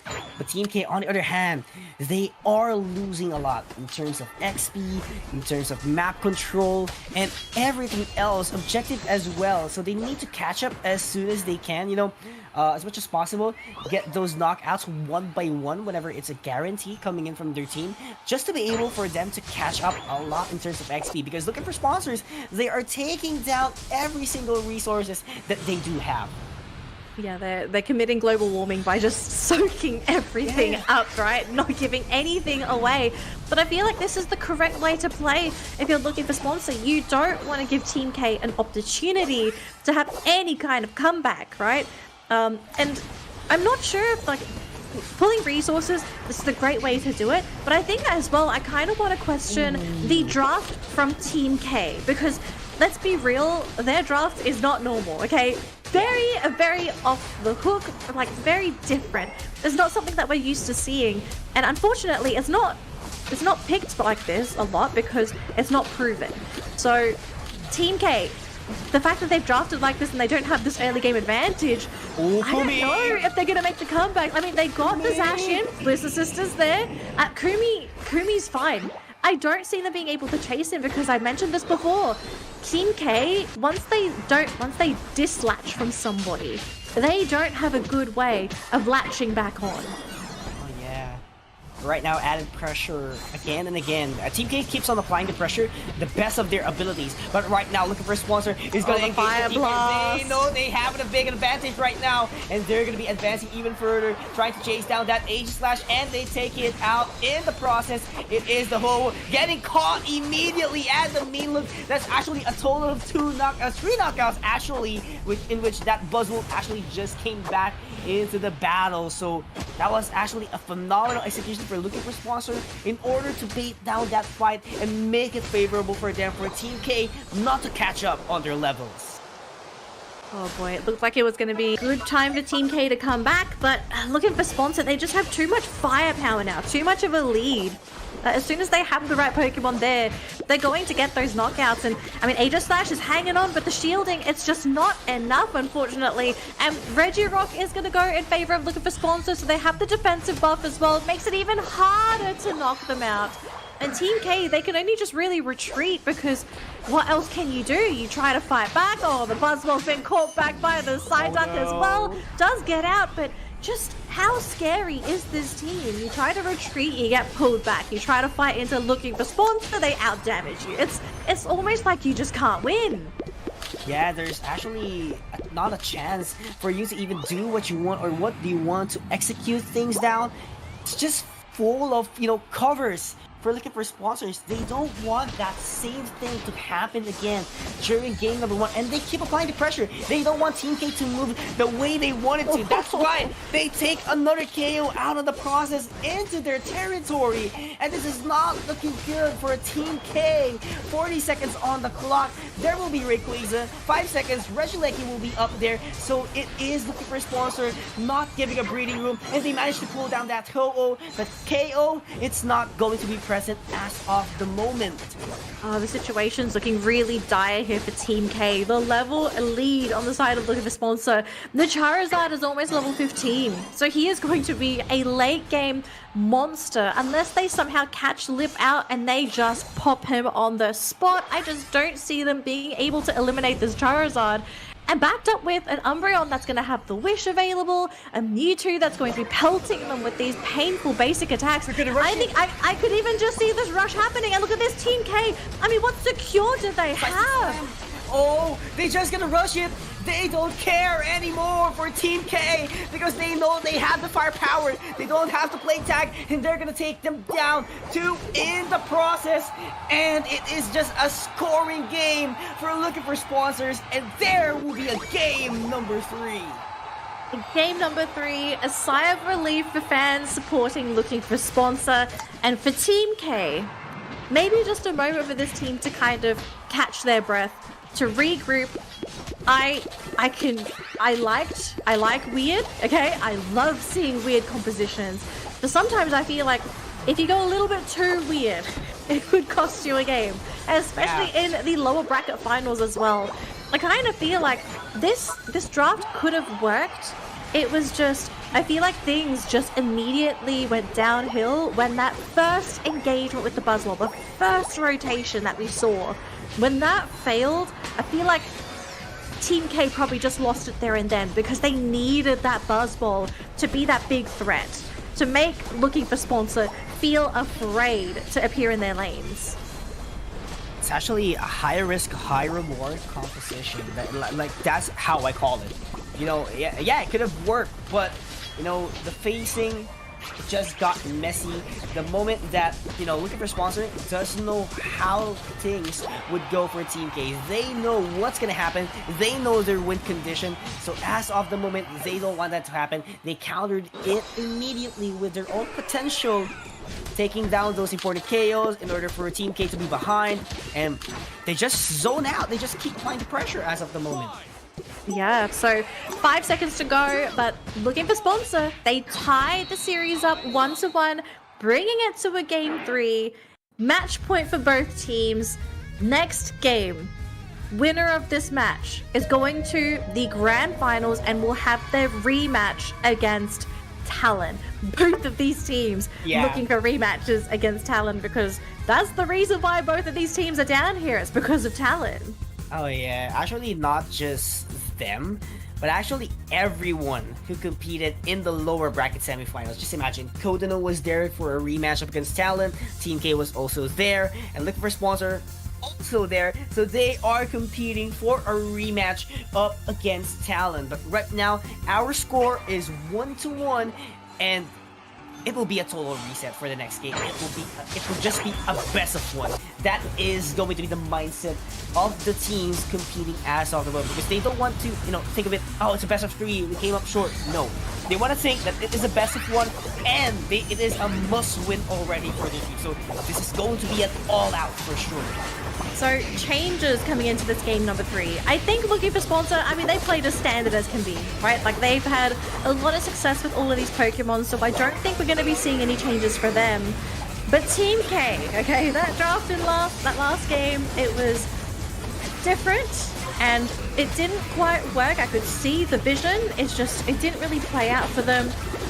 What are we sort of looking for in this next matchup for them? Are we just gonna be like, okay, maybe they should just play how they did in game number 1? Yeah. But game number 1, I feel like, was a bit of a fluke as well. Like, they kind of fell back to that Rayquaza. So what did we see in that first draft that actually looked good for them? Like, what would we predict to be like a Pokemon that they'd be happy to go back for? Yeah, I mean, I think it's not just the Pokemon in general, but to be specific, I think they have to overhaul their composition again. They have to be more on the traditional setup, so it is a much more guaranteed win, because, again, their composition, Team K a while ago in game number 2, it is a high-risk, high-reward composition. If you get behind already at the early stages of the game, definitely those things won't work immediately on your favor. So you need to take control if you want that kind of composition. But so far, looking for sponsor, they are so good in applying pressure on those macros and everything.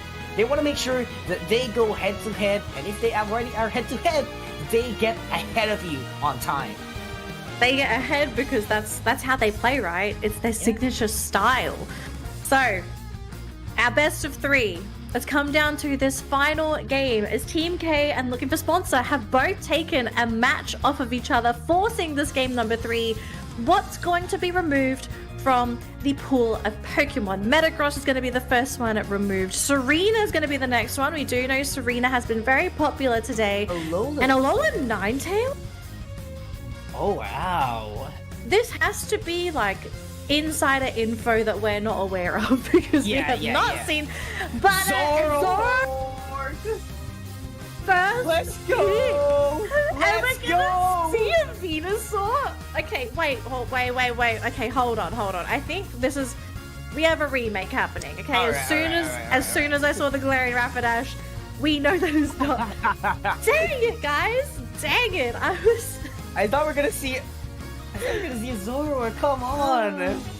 I was so happy. I was like, but first pick Zoroark, and then we saw the Venusaur, and I was like, am I in heaven? Did we like suddenly hit jackpot with this final? Okay, no, apparently not.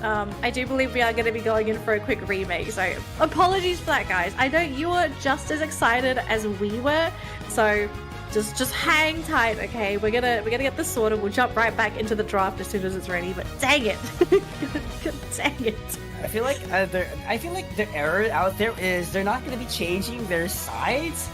I'm not quite sure if that was really the case. So remake is happening along the process right now. So we'll see what happens next. So there might be some errors happening at the back end. So make sure to sit, fight everyone else, and we're gonna be in the action in just a moment. But of course, we would like to remind everyone as well to make sure to cast your entries on our giveaway for tonight, and that is a fully funded trip to Japan and watch PUACL finals, of course, in Japan. Yeah, and if you haven't entered or you don't know how to enter, essentially the competition is find out what the secret word is. We've been sharing a new letter every broadcast. Today we're going to be showing the final letter, but if you haven't entered yet, you can still enter. Go back to the previous broadcast, find those letters, make the word, and cast your entry, okay? You can still enter. Entries close, I believe, after the grand final, okay? So you still have time to win those tickets. You never know, you know, you could be that guy, that gal that enters in the last 10 minutes of the competition, and all of a sudden you're getting a paid trip to Japan. So best of luck to everyone that enters the competition, because I know a lot of people are vying for those tickets. And I wish I could get those tickets, but I think we're ineligible, so we can just kind of like cry. You're not sure, man. You know, just try casting your entry and... I'm pretty sure we're not eligible, so I wouldn't even try. Okay, I wish I could, though. I would if we could. Oh my gosh. Let's just sit down, you know, yap about what's happening in the process, what's happening into these teams.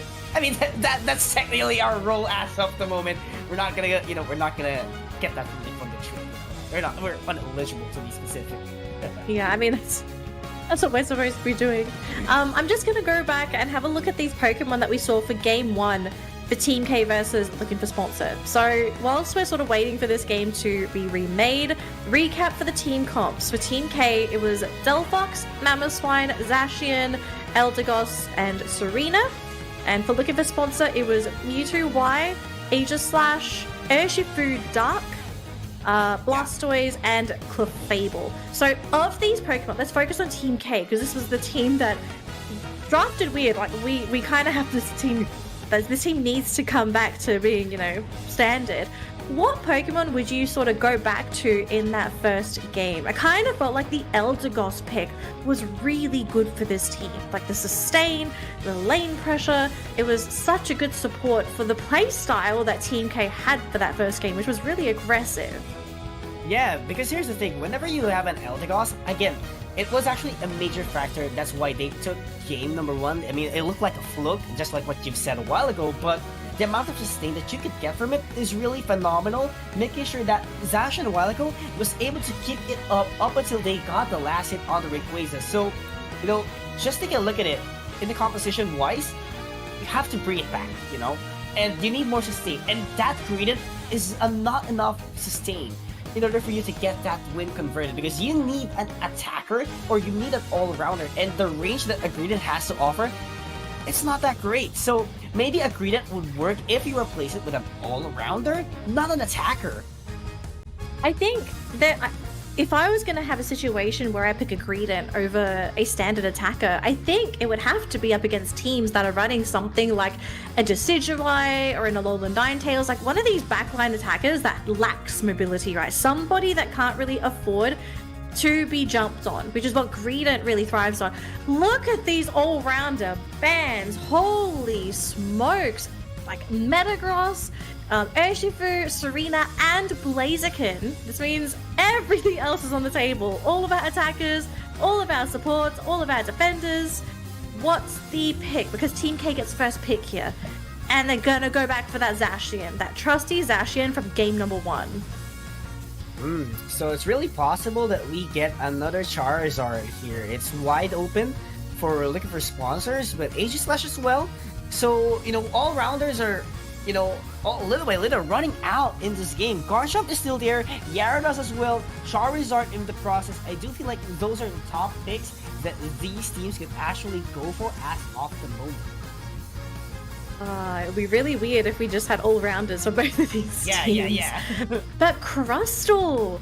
We have not seen this Pokemon at all today, so Crustle making a return to the competitive scene. This is going to be paired up with the Blissey as well, so two really tanky support and defender duo on the side of Team K.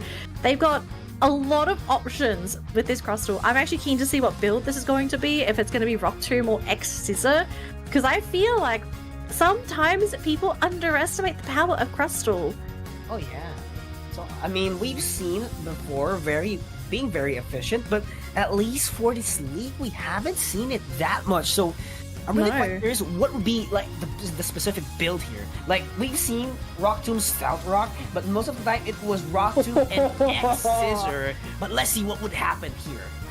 So the final two picks for Team K, we're rounding things out with the Garchomp and a Greninja in the game defining moment here for Team K. And look at this! Leafeon is joining the fray for looking for sponsor. We have not seen Leafeon at all today, so we've got some not so brand new. I mean, Leafeon is like the newest one, and that Crustal. But I am so glad to see some new faces on the battlefield because it's really going to spice things up for these teams, because I think up until this point, everyone has played against more or less the same Pokemon.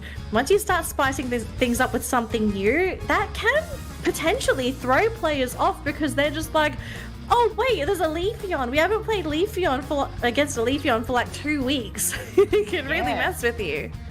Like, here's the thing, if you're not used to a Pokemon, you know, going up against, definitely it would somehow ruin your teamwork, your composition, your execution as well. So there's a lot of factors as well. But going back into the Leafeon pick of looking for a sponsor, I do feel like the reason why they picked this one is in order for them to, you know, go on par in the early game, knowing that this Zacian, you know, could possibly go into the central area, and they want to be on the same footing. And Leafeon is one of the primary speedsters out there in the game that could actually be a central laner and at the same time deal that damage as well that what a Zacian could actually do. But here's the question. This Leafeon, does it have enough sustain? Yes, it is somehow a little bit of a range speedster type, but if you get caught off guard, it would be not good for you. I think Crustal could be an issue for Leafeon. I have seen time and time again Crustal just brick walling a Leafeon that is trying to go for that in and out playstyle, right? Just you go in, you go for the pokes, you go out, rinse and repeat. Like that's the playstyle for Leafeon. You just go in, do the damage, and back on out. Crustal is so good at just blocking that playstyle off. So we'll have to see what happens here as we find out what builds are going to be on the table here for this Crustal, who's just going to do the best that he can. But up top, though, it looks like a small victory for Team K as they do get rid of that poor little Eevee. Now, they can't quite finish off the Zacian, and that's going to be a free Bunnelby for them in that top lane. Oh yeah, right now, free Bunnelby leading in terms of XPs, they needed that the most. So Ambush as of the moment hasn't been that much of a success stories for both teams, so it's just a poking battle so far. Real is going to be backing away, but look at the Leafeon coming in from the Leafeon, and that is actually going to be a 6-point conversion and able to add up some stack and damage as well, but they do get caught off guard by that rock throw, and that is going to be a KO on the side of Team K. And looking for a sponsor, very disciplined, they are just going to back away. And they punished that Leafeon as well for that rotation. I mean, it was just for a little knockout. And keep in mind as well, this is going to be a Razor Leaf Leafeon as well. It's not going to be Solar Blade. So playing really with just all that mobility if possible. I feel like this is actually going to really hurt looking for sponsor in the long run if they're not able to get some kind of big win with this Leafeon, whether it be just to go in, just grab a couple knockouts, try to swing this experience in their favor, because Zacian is, I feel, the perfect Pokemon to chase down an agile Leafeon. Like, Zacian is quick himself. It's very difficult to outrun this Pokemon. I mean, his basic attack is even a gap closer, so if you're not careful, he can punish you as well. And I mean, most of the central experience is going to be going in favor. Look at the dodges coming in, because he does not care. Rock Tomb on this Crustal. So that's going to be a huge boon for the team. But the thing is, looking for sponsor, they turned it around. They got rid of the Doggo and the Crustal. Wow, that's actually a phenomenal setup, but not the execution or the results that they wanted to happen. So Team K, they need to catch up even more. They need to be better as of the moment because they want to take down looking for sponsor. And as of the moment, looking for sponsor, it's crystal clear. They are looking stronger up against Team K. And Team K needs to catch up, needs those objectives, and this is what they needed. Take down the KOs. That's the combo that they want to happen, and they might secure this objective in bottom lane. Yeah, so that's the combo you need to be careful of if you're looking for sponsor. If you get caught in the Rock Tomb, that is just the setup APAC needs for a beautiful Sacred Sword. So positioning is going to be massive for looking for sponsor, because if you get caught out, it doesn't matter if you have an Aegis Slash and an Umbreon, Rock Tomb lasts almost forever. It is such a long-lasting move that you can have a little bit of defense in these two Pokemon, but you're going to have to deal with this Zacian front and center at some point. So again, you cannot afford to have more than two Pokemon caught in those Rock Tombs. Big push happening in that bottom lane as the Regieleki pushes up top. Team K a little bit scared to jump onto that goal zone. They will finally push through once they have three Pokemon, but looking for sponsor, they're going to play it safe, and I do agree with this. Crustal beating Aegis Slash.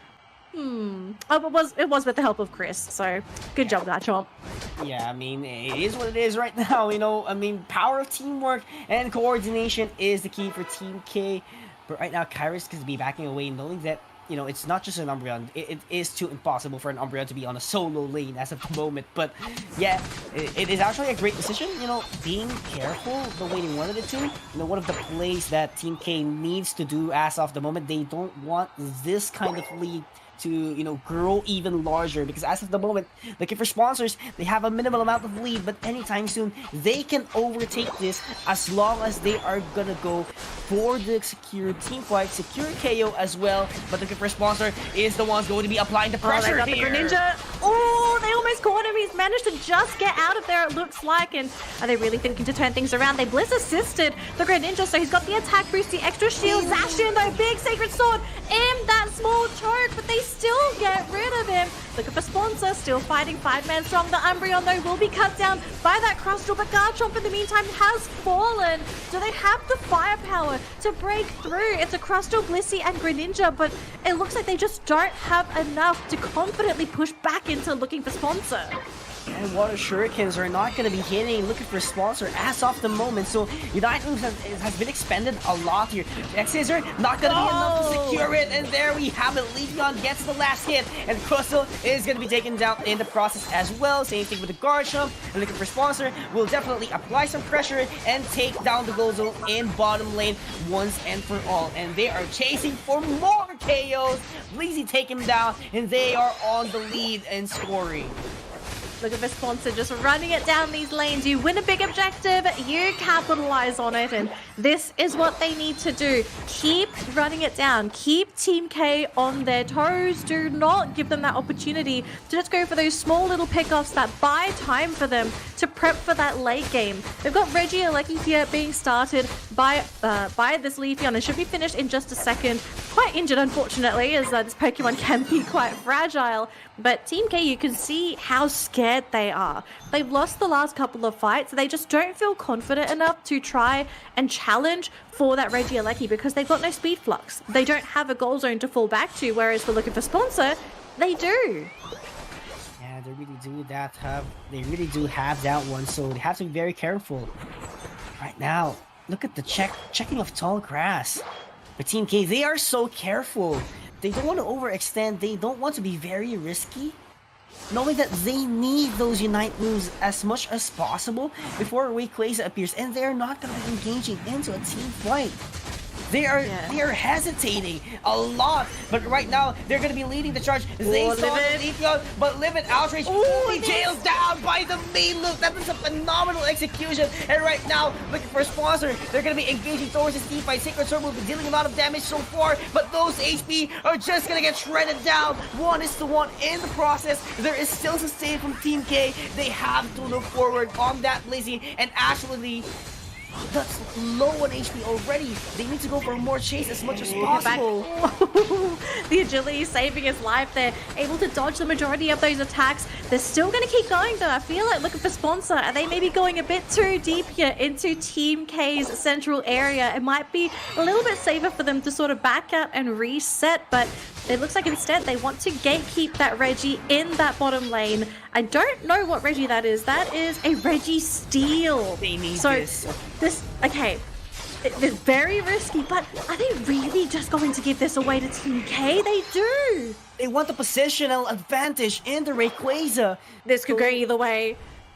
They need to pick off the Leafeon. as quick as they can. They need the Psyduck as well. Team K, they Psyduck need is the all set alone. prioritization. Oh, not gonna be jailed. Oh, it's actually jailed down. But there's no space actually that they could go for the KO instead. So water shurikens are gonna get thrown out. Oh, it's got 2-step all the way into the flank, and that's gonna take out the Leafeon instead, despite setting up the play. But looking for sponsors, they are hungry for more. X Scissors, it's gonna land, but 3 KOs for Team K, and 4 members are still on their team, and they are looking great towards Rayquaza. Half HP X Scissor in order to push Karam away from it, and they're gonna get it! Team K takes down the team who's actually expected to proceed in the grand finals. That was such a scary late game fight. The fact that Pies felt the need to go in with the Emerald 2-step. And remember as well, they're fighting into Team K's central area. This is their safe zone. If anyone goes down, they're going to be able to get back in that jump pad. But the fact that they made such a risky play and they just weren't able to finish the job. I'm actually a little baffled. Like, do you feel like Looking for Sponsor had to make that play happen? Because I feel like they could have just sort of sat back a little bit and just sort of waited for Team K to be the ones to make that go call. Just had to play tag. Just had to play defense. They get caught off guard. That's actually a huge upset. Emerald 2-step to enter the team fight. But it was a reverse domino effect. Despite them initiating things down, they were the ones who suffered, and that cost them the slot to grand finals.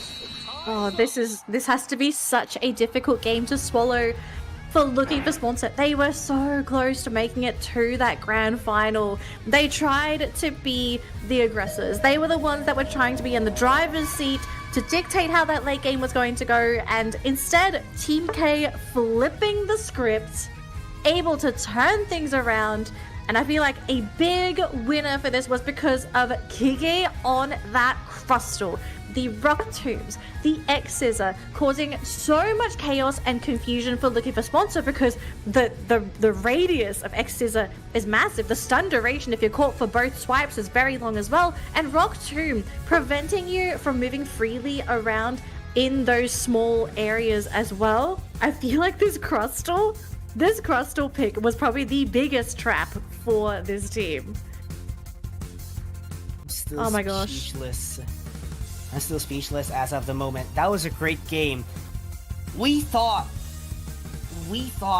that it was just a fluke win. But Team K showing This was definitely not a fluke. It wasn't a fluke. This was not a fluke. We thought it was at first, right? We thought it was a game number 1. But that game number 3, it was a game changer. It was definitely the game that proved to us that it wasn't a fluke. It set the standard in their matchup. Yeah, I think we need to see that fight happen again. How the initiation started with that Leafeon and where things kind of just went wrong. Because from everything that I recall, I just felt like Pies, he needed either to get the instant knockouts, which did not happen, and his team was just too far away to reinforce. They needed to be in there the moment the Emerald 2-step connected, but because the zoning was so good on the other side, Team K bought their team enough time to not only finish off the Leafeon, but to pick off the rest of the team that had come in and trickled in and basically gave the game away.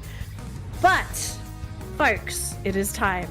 Yules, the final letter has been revealed. Oh my goodness, it is going to be letter A, our last hidden letter. So, guys, we would like to correct what we said a while ago. So, aside from the grand prizes going to be given away, we still have 9 prizes, or our minor prizes here. The keychains, the jerseys, and the puzzles will also be given away as well for tonight. So, guys, make sure to get all of those 6 letters for a chance to win that ticket in ACL Finals in Japan, because who knows, you might get a fully funded trip and go to Japan, go to Pokémon Center, watch the finals. Who knows what's gonna happen? So make sure to cast your entries already because we will be closing it later on in our grand finals. So make sure to check those, comment sections on whatever stream you're watching from YouTube, Facebook, Twitch. Click that link, submit your entries. Who knows? You might be the winner. Might be the winner. We might see you guys in Japan. It'll be a really fun time. So it's free. It's free to enter. Enter it, guys. We promise. But go back if you haven't gotten any of the letters yet. Again, go back to the previous broadcasts. They will have the other letters. So if you're just starting right now, it's okay. It's not cheating. It's still part of the game. So definitely enter if you can. I mean, who knows? If you win, you win, It's like sometimes life is weird. It gives you a box of chocolates. You don't know what you're going to get when you open that box of chocolates, but it's still a box of chocolates. It is what it is, so make sure to check those letters and get your chance to be at Japan, to get those prizes, whatever you want to happen. So for our next matchup, it will be the Grand Finals, Talon up against Team K, so don't go away, trainers. We'll be right back in 5 minutes, and we will make sure that this action will be nice.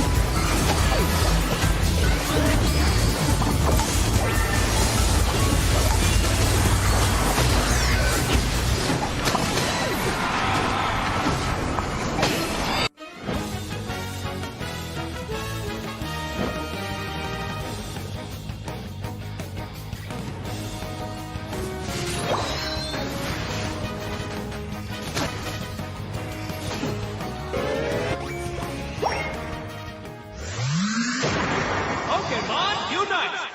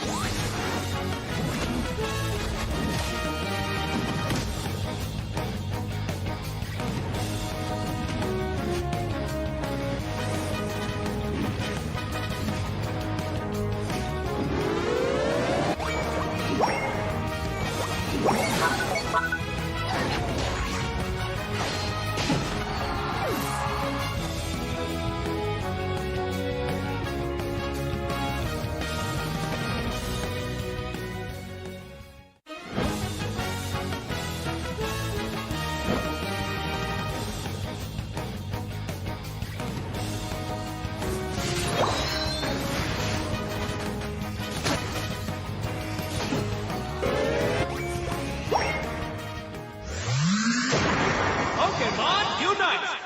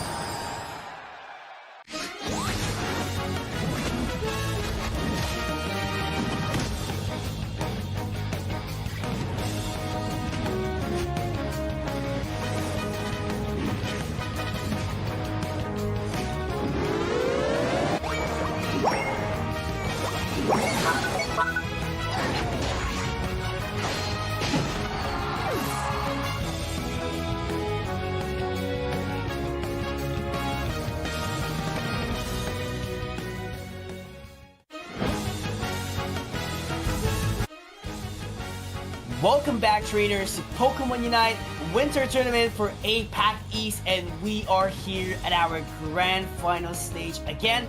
It's Philippines versus South Korea, but at this time, it's not going to be with the first sponsors. It's Talon up against Team K. Yes, they were our first matchup during today's broadcast, and they are going to be the ending. But question is, would it be the same results as what we saw in the start of the broadcast, or there would be a different results as of the moment? What do you think, Dan? Look, I would love to have a different result. It's just, I don't know if Team K is going to have enough gas in the tank to do that, because they have, unfortunately, the loser's disadvantage. They're coming into this series with a deficit. If they want to win this, if they want to win the tickets to ACL, if they want to basically be the champions, not only do they need to beat Talon once, they have to beat them again. So that's 2 back-to-back best-of-3 series, and these guys, they've just played Unite all day. They barely had a break.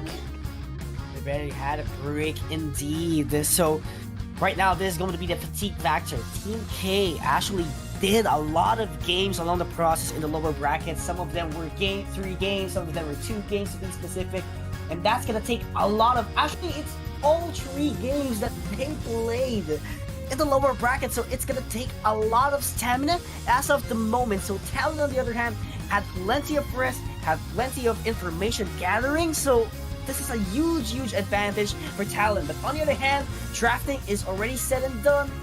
Ho-Oh band, huge respect for Team K.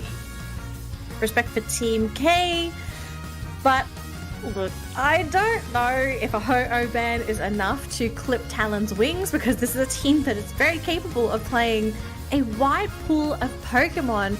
And strong opening here for Team K themselves. They've taken the Umbreon away from Talon. We know this is a Pokemon that they love to play themselves.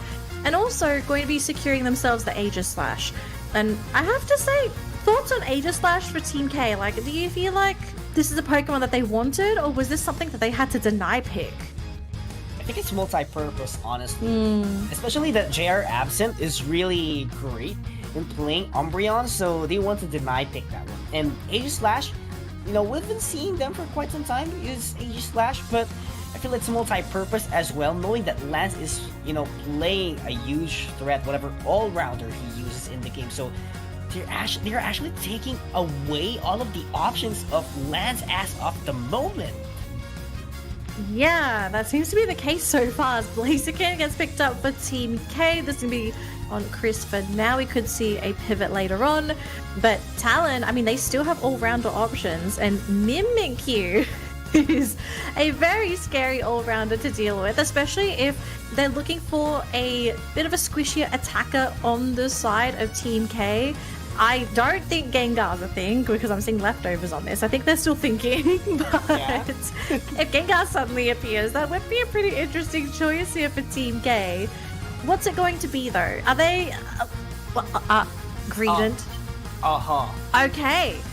Right. Okay, we're starting with the Greedent for Game 1 of the Grand Finals between Talon and Team K.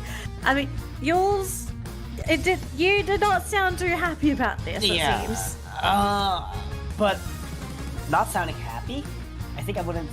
I think it's at the side of Talon. Simply because they had an opportunity to go for an Urshifu, but they didn't. They don't have it as of the moment. And there are 3 defenders to be specific at Team K. That's going to be a huge gap to fill in. Like, yes, we do have Surilish, we have Mimikyu, we have Mewtwo Y, very reliable damage dealers, but, you know, overall, they could do resets as well. But here's the thing, can they actually shred down the HP of Team K? Or will they be having a difficult time? But here's the thing as well for Team K, can they make it work this time? Because they don't have the long range damage right now. Yeah, and I mean, this is not a normal draft. I think someone had to say it. This is not a normal draft at all. This is not something I could see a team preparing for. This is probably something that you would expect to see in like a pub or something, where you have like 2 defender players and 3 all-rounders. But Team K, okay. Are they just hoping to win these fights based off of raw team, like just outlasting Talon? Because that's the vibe I'm getting here with these Pokemon. Like, they're hoping that they just outlast them and that the resets don't matter. I guess one thing I'm kind of forgetting about here is that Crustle is a really annoying Pokemon to play against as a Hooper, because if it's Rock Tomb X Scissor, because that was the build in the previous game, Rock Tomb and X Scissor capitalize on the setup the portal does. So not only can you push people out of the portal if they're trying to stand there and get teleported back to base, but Rock Tomb can also reset up when you see Pokemon leaving the fight. You Rock Tomb so that when they get back, they're forced to fight in an area that they don't want to fight, right? They're not given that option to run away. It looks like Mewtwo, though, has been caught, and Team K, I mean, they played super aggressive in Talon's face, and it pays off for them here. And that was actually a beautiful blaze kick from the Combustion, making sure that, you know, someone has to step in, someone has to be KO'd as of the moment. But right now, RBX is going to be applying some pressure here. Kai gets taken down immediately. That was a beautiful coordination and trade-off from Talon, making sure that if they get KO'd, they manage to KO someone as well, score more goals as much as possible. And that is what makes Talon a formidable team as of the moment. Oh, Talon, they've got a pretty big level lead already over Team K. I mean, they've got 2 level 6s, whereas for Team K, they only have that level 6 on the Combustion. They've only hit level 5 on that Greedent, and they're still sitting on an On-Edge. The On-Edge can't even evolve into a Duo Blade. Like, that just goes to show how difficult that top lane is. Mimikyu is a really difficult lane opponent, and you can still see, like, Duo Blades evolve, but we're about to see this Pokemon get knocked out on the map. And while all that's happening, Talon's pressuring Team K's central area, and there's nothing Team K can do because they've gone for this very tanky lineup that doesn't really do that much damage. And right now, the damage is not being present as of the moment. Rock 2 was actually deployed there, but not the way they wanted to. But they got JR absent. But that was a perfectly timed hyperspace zone in order to go back into the Pokemon Center. And Talon so far, they have to play this one very quiet because they know they have the advantage. They don't want the risk to happen as of the moment. Mimikyu's waiting in the bush as well. Level 8, ready to go for the knockouts, and goes right in, latches onto 2 Pokemon, and Blaziken, first one to go down. This was the Pokemon that is supposed to be carrying Team K in this early game, but because Blaziken got taken out right away, there was just no damage follow-up on the side of Team K, so the initiation was there, but perfect targeting by that Mimikyu. Now, the Mimikyu does go down, unfortunately, giving away some experience, and looks like Aegislash does fully evolve because of this. But Talon, they are still in a really great spot to potentially take this Registeel for themselves. They've just got to break through all these health bars. Oh, they have to break through immediately. Overhit, not going to be enough to take it down. And the Hoopa takes the Registeel for Talon. Miscalculation from the overheat, and they got knocked out immediately by Talon. And these are a lot of goals being converted for Talon. What an execution that this team is doing. They really made sure that their win in match number 1 wasn't a fluke. Nope, not a fluke. 100% guaranteed. This is it, you know.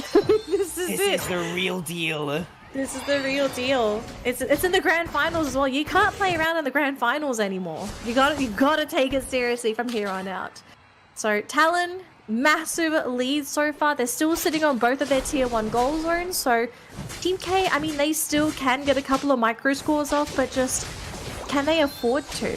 I don't know if Team K has a really easy way of coming back into this game. It's almost like they're hoping that Talon makes a grave mistake and just gives away a couple of free knockouts. The good news, at least, is that Team K, they are keeping up in terms of experience, so they're keeping their resources open. They will score up top, but this might come at the cost of both Pokemon that tried to score. Yeah, and this might be a cost. That's going to be the cost immediately. X's are back. Not going to be quite enough to make it out. As Talon so far still dominating the matchup. This is like what we've seen in their first matchup in round number 1, and this is not a Team K we saw a while ago. This is not them, and they are being pressured a lot, being pushed down by Talon. They need to step up their game as of the moment, and Lance is still ready to go for the flank up against this team fight. But right now, it's going to be Team K that's going to be starting things off. Revenant Red will be there, doing a lot of damage, and they get one in the process. But that Regieleki will still go down in the hands of Talon, applying more pressure. 3 KOs in total for Talon, and they are applying more pressure all the way to top path. But I think they're going to be overstaying here. Rubble Rouser has been popped off, but the value is not going to be there. But Lance gets taken out in the picture. So Talon, they're going to leave the Regieleki. They don't want to overextend as much as possible. So take the wild Pokemons, go into the next objective. I think it was just a safe play there after they lost Lance. They just decided, let's just go get some wild Pokemon. They've got to deal with that Regieleki.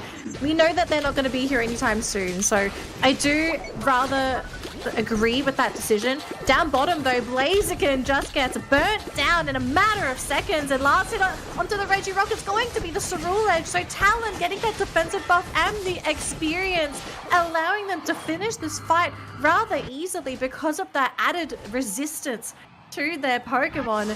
Team K, they just can't catch a break. They try to go top, there's Pokemon up top. They try to go bottom, there's Pokemon down bottom. They want to just farm their central area. They can't even do that. They're being strangled left, right, and center, and Talon's not gonna let go. This is the grand finals. This is the grand finals. No room for a mistake. Team K still under pressure with that bracket reset disadvantage, and Talon wants to finish things strong as early as possible. 3 minutes left in this game, and all we can see is just a soaring high Talon. They're soaring, they're flying, and they might be flying to ACL in 2 games, because that's all Talon needs at this point of time. 2 back-to-back wins against Team K. Just win this best of 3. But for Team K, if we just go off of the trajectory of this game so far, it looks like it's going to be a game win here for Talon. Team K need to do a reverse sweep, which is 2 wins back-to-back for the next 2 games.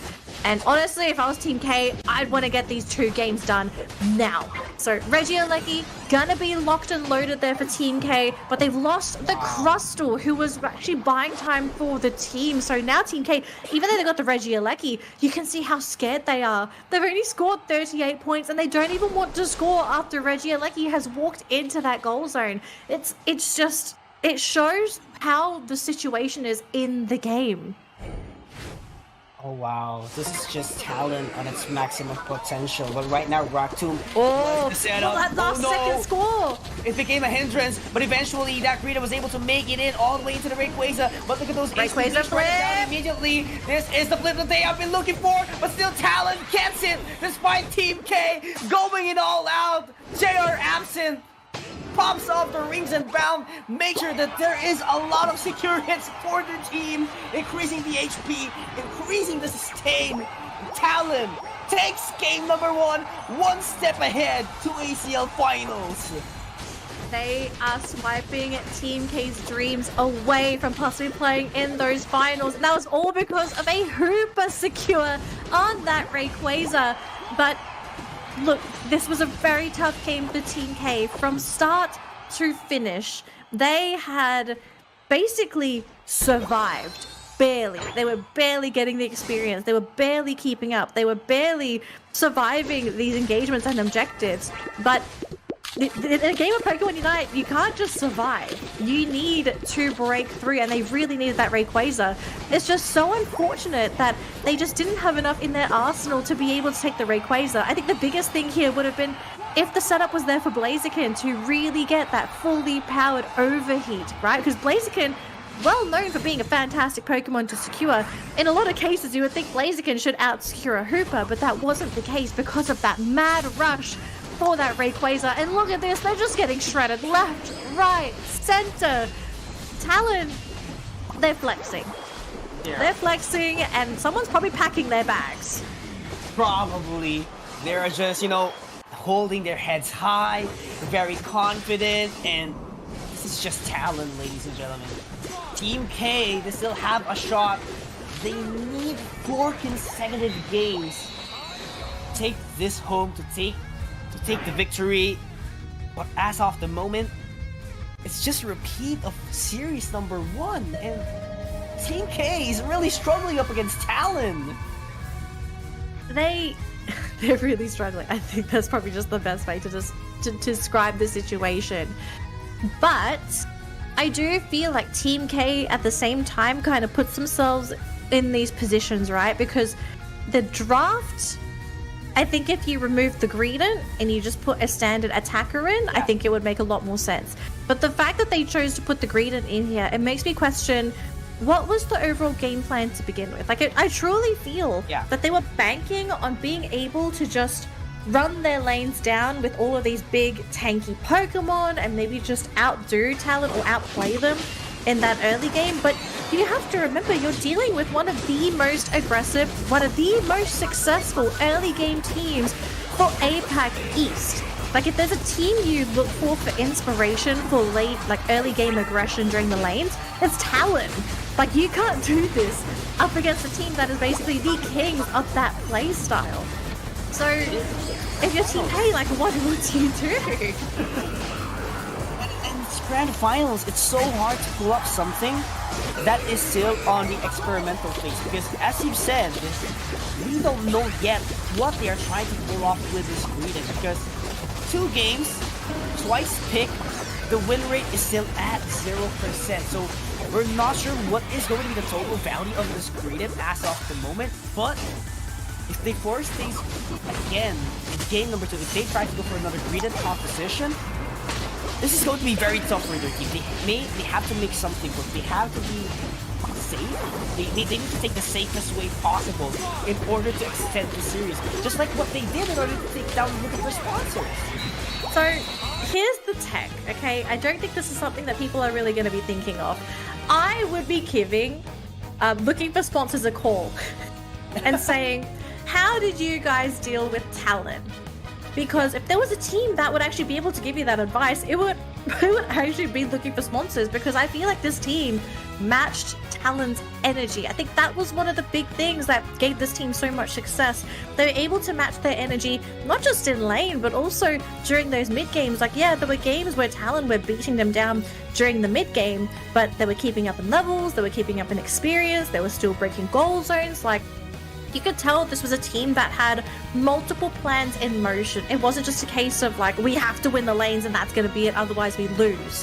Whereas for Team K, like, that's kind of what's happened here, right? They were banking so much on winning those lanes, they lost them catastrophically, and they couldn't score goals, they couldn't steal objectives, they couldn't go for pickoffs. Like, they really pigeoned themselves into this very weird draft. So obviously we're expecting some draft changes for game number 2. I don't think Greedent would be making a return, but it kind of depends on how sentimental this team is with the Greedent pick. We'll have to see, but something's got to give. I mean, you have to go for the safest way possible. One step backward, it's definitely over for your team. So right now, Team K have to go back into the standard. They have to visualize that Talon is just looking for a sponsor. That's like the proper mindset that they need to have as of the moment, because I feel like aside from being outdrafted, they're a little bit pressured, because Talon just, you know, showed dominance up against them in series number 1, and the pressure, despite wanting that revenge, is still present. So, looks like Team K are locking their core Pokemon in first. They're actually maybe thinking about their support and their defender as the last 2. Nope, they're going to pick up Blastoise first. Okay, so I do like seeing their defender here, but we're going to be seeing Espeon as the attacker for Team K. So they do have a little bit of range poke, some kite ability. They have Psychic Solaire that they can fall back to. So 2 big AoE unites at the moment here for Team K. It looks like maybe the plan now is to just snowball as 5. Fight as 5, and also fight with some pretty decently strong lanes. Like, you've got the Eldegoss that's going to be supporting in that top lane. You also have Espeon that is a decent laner himself as well. Although, is Kepak going in central for Team K? Like, what's the plan here? Who's going central? I feel like, I think it's Espeon. yeah. No, I think it's not going to be the Espeon, so... Because we got stacking items on both Garchomp and yeah. So Central Lane Espeon, I'm assuming they're going to be sharing buffs anyway with the Eldegoss, which is fine. Sure. That should be enough for Espeon to evolve. I could see this working. I could absolutely see this Espeon working, but they need it to work, okay? They go for that mid rotation. If they lose the Espeon during that first battle... Wait, did I just saw that one right? Mewtwo Y has the XP share, and Ho-Oh has a scoring item for Talon. Wow. I did not see that. I was busy looking at Team K, trying to figure out how this team's going to make a comeback happen. We'll find out in just a second. If that does end up being the case, it was... Okay, do you remember when Talon had the support Espeon? Was it Talon that had the support Espeon? Yeah. Was it Dylan? Yeah, it was. It was, right? Because Dylan is the attacker for Talon. Yeah. So maybe right now. So maybe they feel like Dylan doesn't need the experience as much, and they're just like, okay, RBX, you can have all the experience in lane. Because I'm just a Mewtwo, you know. You gotta give these levels to Ho-Oh. I mean, if it's worked for them in the past, like, I wouldn't complain. what they want to do with those XP shares given to the attackers is that they're going to be setting up the standards in the Ho-Oh. They want to make sure that it is very high level, so high level XP share. So yeah, going back, higher level the Ho-Oh, higher the HP, higher the sustain, higher the damage as well, and that makes it a very formidable Pokemon in the front lines. Because, you know, for the past couple of, weeks, months, all we see is Ho-Oh must have a babysitting, mechanism in order to keep it up, use the Unite move. That has been the main traditional composition of a Ho-Oh, but Talon is changing things up as of the moment. Oh, they are changing things up a little bit. We do see Team K getting a knockout on the On-Edge in that top lane, but thankfully they do not get knocked out by Sync-1. They escape just in time, but they did get to score they did not get to score the points that they wanted, so little unfortunate. Could have been a Gabite already, but sometimes the world is just not fair. And you know what's not fair? Mean look. Mean look on the Eldegoss. Guarantees the knockout there, and Talon, they're just going to run down that top lane. But this does leave that bottom lane exposed. Definitely unfair, but RBX has to back away a lot here. Pressure being applied by Talon as well at the central area, so this is what makes Talon great. This is what makes them great. They make sure that there is a cross-map trade, and at the same time, they are able to convert things down. That's why the HP is being shredded down immediately of Kepek. They're gonna finish down. Beautiful main look again and again. Talon getting the important KOs that they have to get in order to be the dominant team. Maybe that XP share being on the Mewtwo instead of the Ho-Oh is really paying off, because RBX is really doing quite a bit of damage there on that Ho-Oh.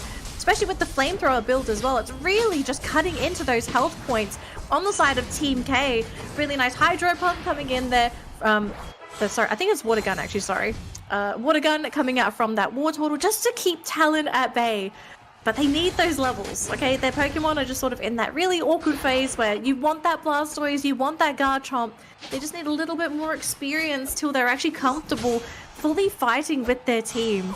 But Team K, though, hoping to maybe bait in a Pokemon. They see the Umbreon, and that's going to be it. So no connections yet, but they did reveal themselves, showing that the whole team is in that top lane. And look at this, wanting to score, wanting to break the goal zone, and mission accomplished.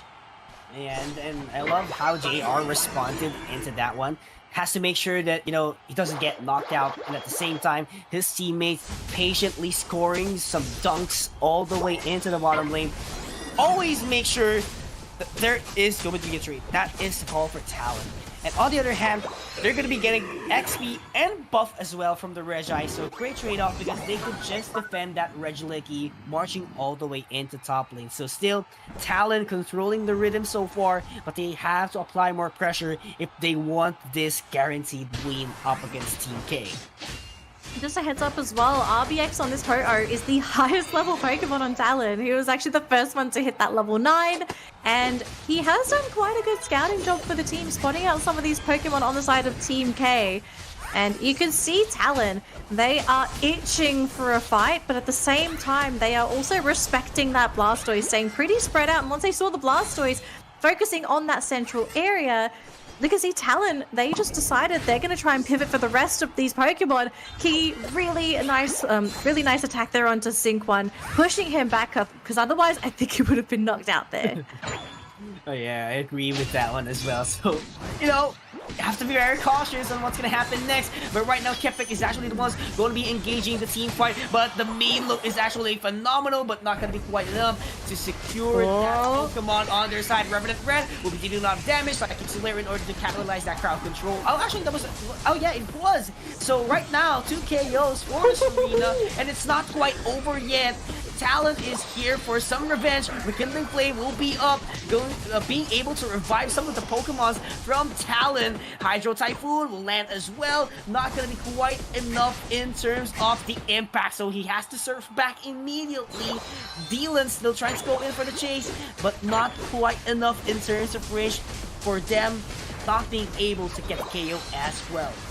It could have been a little bit better, but very unfortunate that both times the Cerule Edge on the side of Talon just got knocked out, right? It got revived, came back, barely got to do anything before it got instantly dogpiled by Team K. And sometimes I fear, you know, as amazing as it is to have Ho-Oh and the ability to revive your teammates on the spot, if your teammate dies again, you're just giving away more experience to the enemy side. So RBX on the Ho-Oh, he may have had a good game up until this point, but he really needs to be careful when he gets those revives in for his teammates. Yeah. Ooh, JR absent still. I love how he plays defense. He's not letting everyone score as they please. Talon, JR absent, putting up a show as of this moment, and it's just pure dominance. But this is a better Team K. Flip is still very possible as of the moment.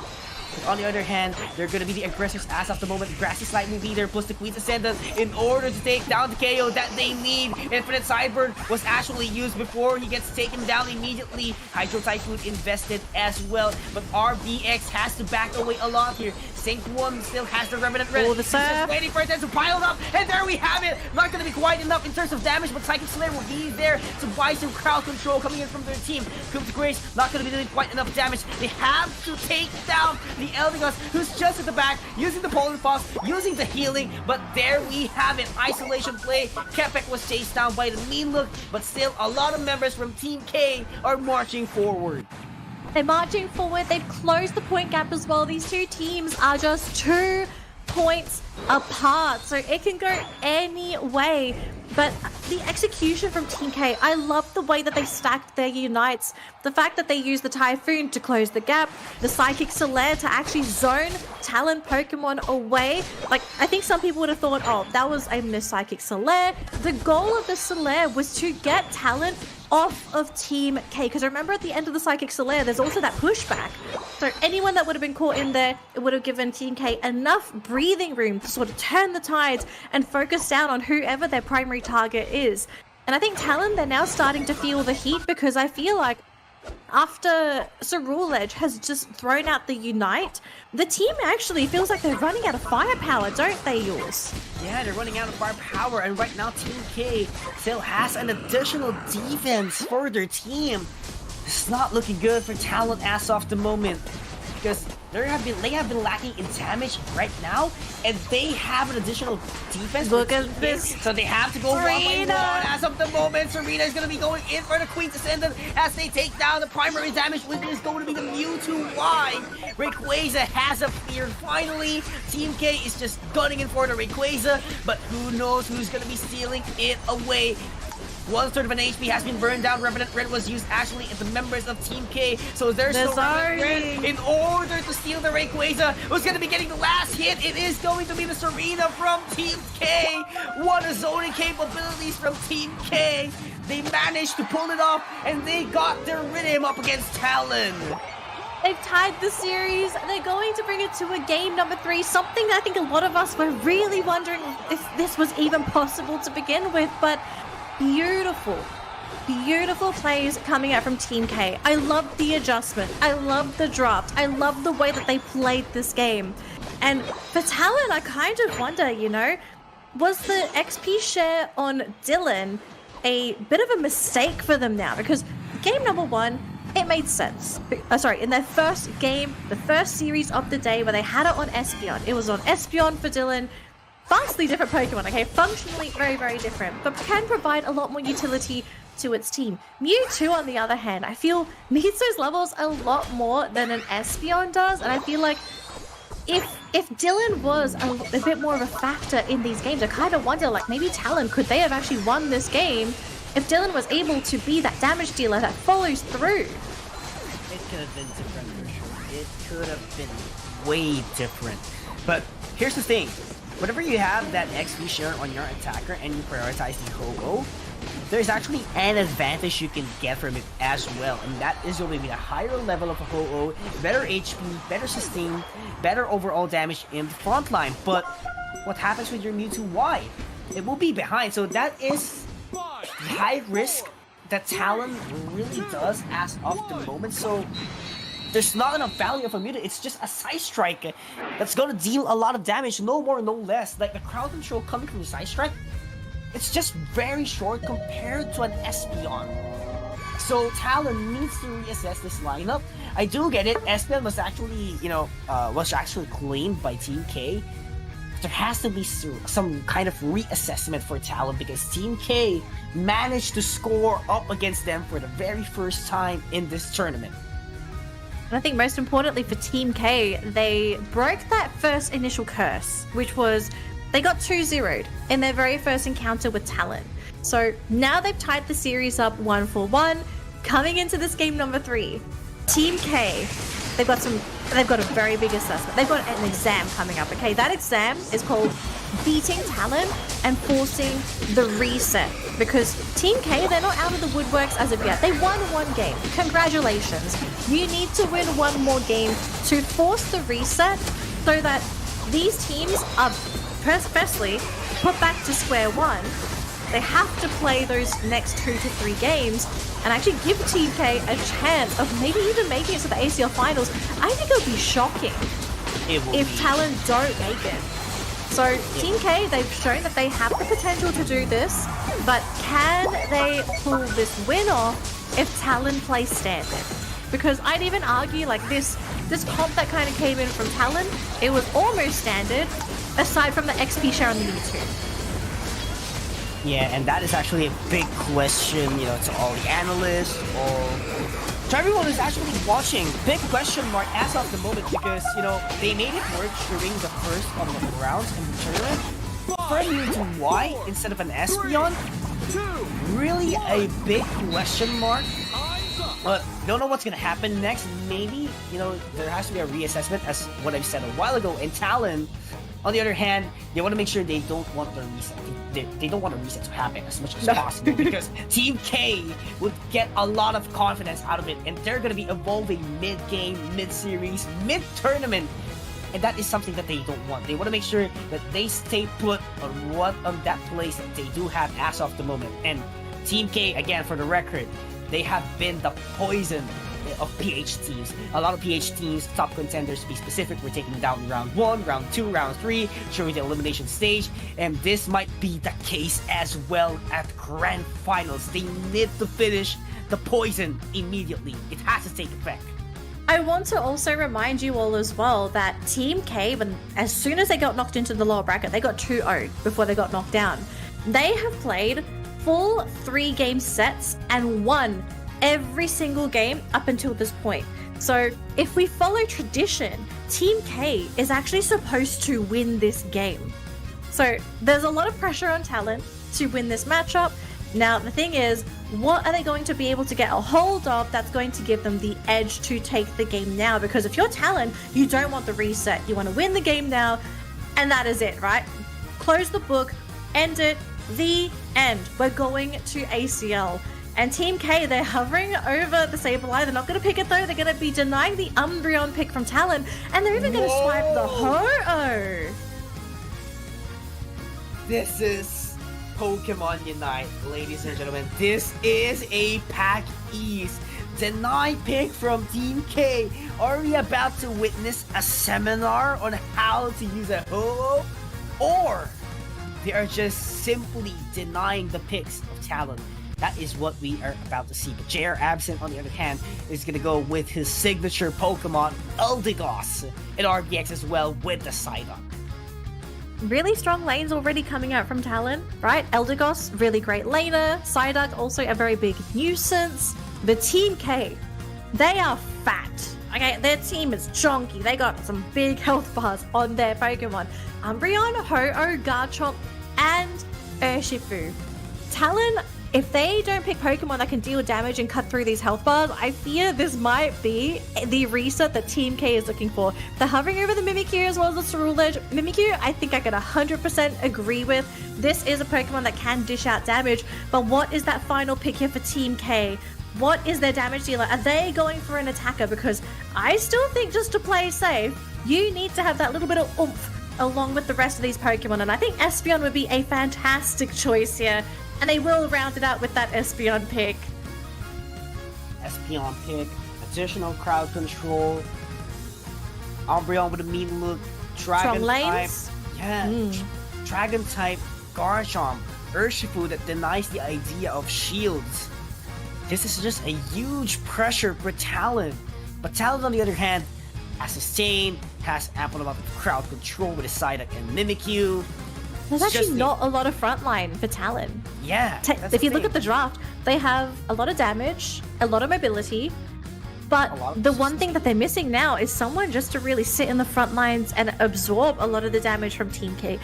Do you think Talon is actually looking to play a kiting game with Team K? Yeah. Like, don't let the team sit on top of you.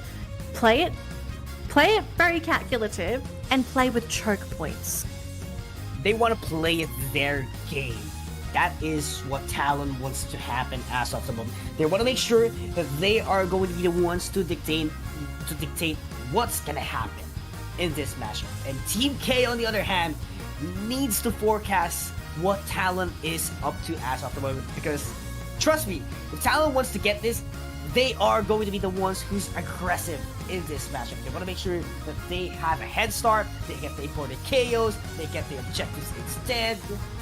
This is just Talon's goal. It's not a zoning Talon as of the moment. It's an all-out Talon that we are about to see. Well, let's see if all that talent is going to be enough to prevent this reset from happening, because Team K, one game away from forcing that grand final reset and putting both teams back to square one, as looks like we do have a pause, unfortunately. So looks like we may be running into a bit of a technical issue here. So apologies, ladies and gentlemen, for the interruption, the disruption. Admins are having a quick look to see what has happened here, and we're going to determine whether we might need to go for a remake or if we're going to be able to continue. So hopefully it's just going to be a very quick fix, but yeah, we are currently experiencing a very quick admin pause, which is going to give us a little bit of more time to sort of theorize what's going to happen, Yules. Yeah, and more time actually to cast your entry in the giveaway, if you know what I'm talking about. True. We have letter A as our last letter, but you know, make sure to go back into the previous broadcast, search down the first 5 letters, because I'm not gonna tell it. You must search for it. I'm not gonna tell it. I'm gonna be quiet here, sit back, you know, watch the games, and make sure to do your research. What is the hidden word for your chance to win our tickets to ACL Finals in Japan? And there we have it. We're back at Thea Sky Ruins Pokemon Trainers. Okay, so back to it. We're going to be seeing some stacking on both sides, whether it be stacking for, you know, a stacking item or just trying to get some of this experience. Lance has to be careful though, because, you know, this, oh, Chris, so close. If it wasn't for the eject, that would have been enough to get the knockout there onto that Mimikyu.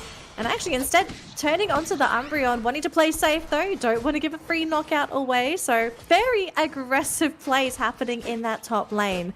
But we do have the Urshifu here though, so it looks like Quebec, he's ready to punch some faces in, but he might have to deal with Dylan and Sync 1 first, because Mewtwo and Ceruledge are going to be joining the fray. They do see them because of that bush, and it looks like they might be able to catch out one. No, it's a trade where both teams, they almost get somebody, but respectfully leave. It's a gentleman's game of Pokemon Unite. Yeah, and you have to be very careful up until this point, because both teams doesn't want to do any mistake, because Talon, they don't want the reset, and Team K wants the reset. So every single team, both of these teams are being much more careful. They don't want to overextend as much as possible. Just go with your macro plays, get the resources, level up as much as you can. But on the other hand, it is Kala versus JR Absent all the way at the middle of the central area, because they want the wild Pokemons to be favorable in their team. But there goes the backup from Talon. Side Strike will be there, taken down by the Psyduck, and Mega Evolution has popped up for Dylan, but there is no Aeo's energy left for him. So this is looking good so far for Talon.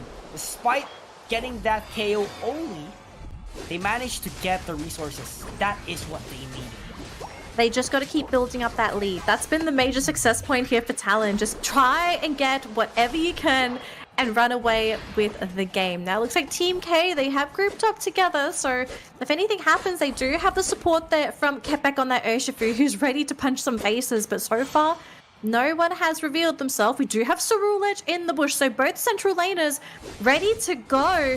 Here we go. The birds are up, and we'll have to see if a knockout is going to be imminent. So far, they managed to burn through one. The Psyduck is going to go down. Sync 1's going to be the next one to follow. And they even get the Mewtwo. Team K, triple knockout in that bottom lane, and they're going to trash that goal zone. And that is a manpower advantage from Team K. First 100 point lands on their palm, and they will secure the Regirock for an additional defense. And that is going to be tough for Talon if they do secure that Regirock. And at the same time, they will contest it. But Team K a little bit too late to contest the Regieleki, but they have an ample time in order to defend things down. So Talon, on the other hand, despite getting the Regieleki, the value is not on its maximum potential. Not yet, but it's not over. Kepek, though, has been caught out by the Mewtwo and has to actually use the Wicked Blow Unstoppable to prevent himself from being knocked up.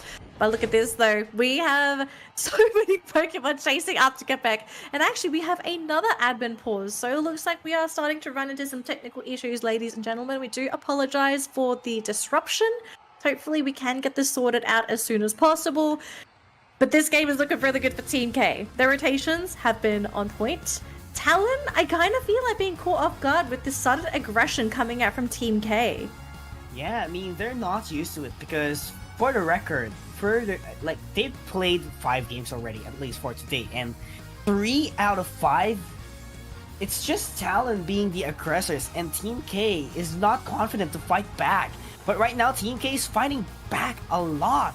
It seems like we're watching Talon up against looking for sponsors as of the moment, and that is giving Talon a hard time. It seems like they are getting pinched down into a wall wherein they cannot move a single inch. That is what's happening as of the moment. So Talon really does rely on those wild Pokemon to level up, because in terms of team fight, Team K is setting up the pace.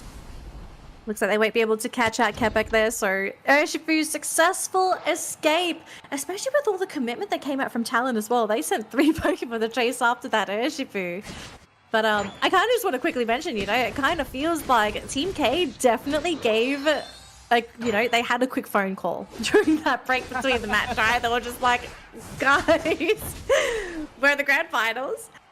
We need help. What would you advise? And I don't think that's actually what's happened, but I would like to imagine that is what's actually happened during the break. Right? Who knows? I mean, yeah. Very unfortunate.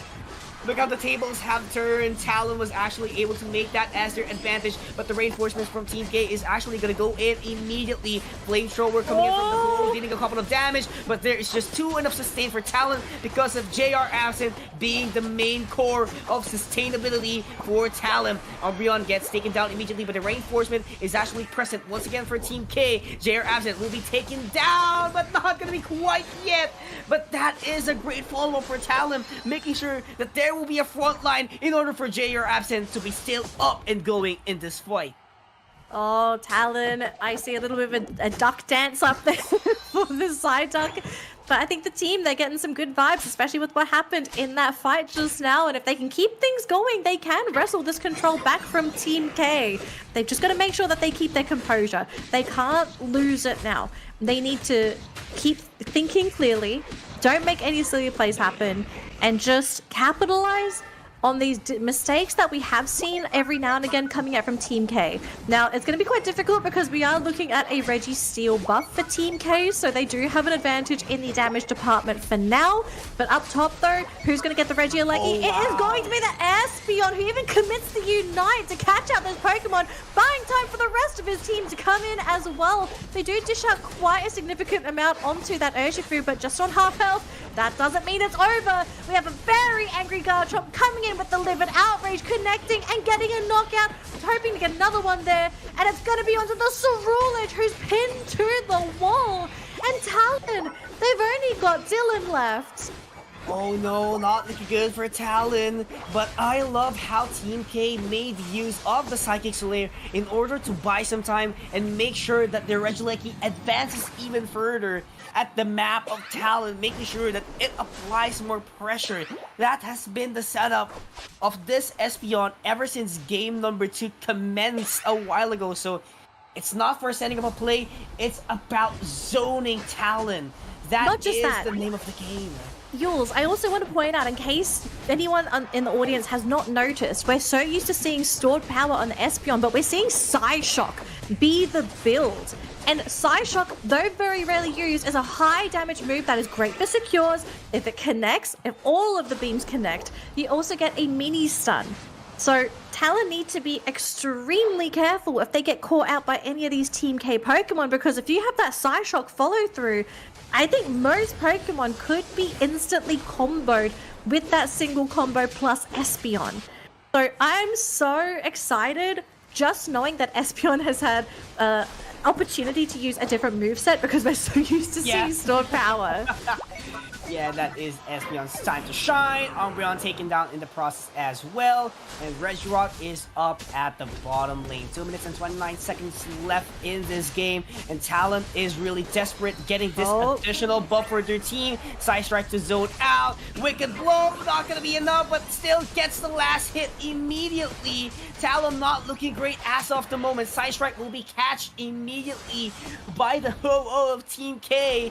So right now, Talon needs to reposition, needs to get this advantage, but they are losing a single Unite move. Actually, it's already available as of the moment, but Colin Cloud Crash not available for Talon as of the moment. So this is a huge advantage for Team K to control the final stretch. Oh, this is so painful too, because they have to either decide to wait out the Reggie buff, or they have to fight into a stat deficit, which is not what Talon wants at all, especially because their whole concept of their team relies on offense. Just going in and getting those pickoffs and kiting. Looks like Mimikyu, though, is trying to go for the wraparound, but I wonder if the Garchomp has already spotted this out. And they know the Mimikyu is there, forced into the play rough, and will be able to escape. But look at this, though. Rayquaza instantly going to be ripped, but the question is, who's going to get that final hit? It's going to be the Garchomp. Team K securing the Rayquaza, and Rick basically securing themselves a grand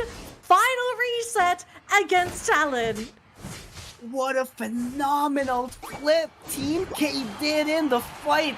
Talon was actually inside already Rayquaza the moment that they brought the attention that Lance actually offered for Talon. But on the other hand, they still managed to make it work, made sure that they would get their proper position, use every moves that they do have, and eventually get the last hit calculated by Team K. Campbell worked it on their favor.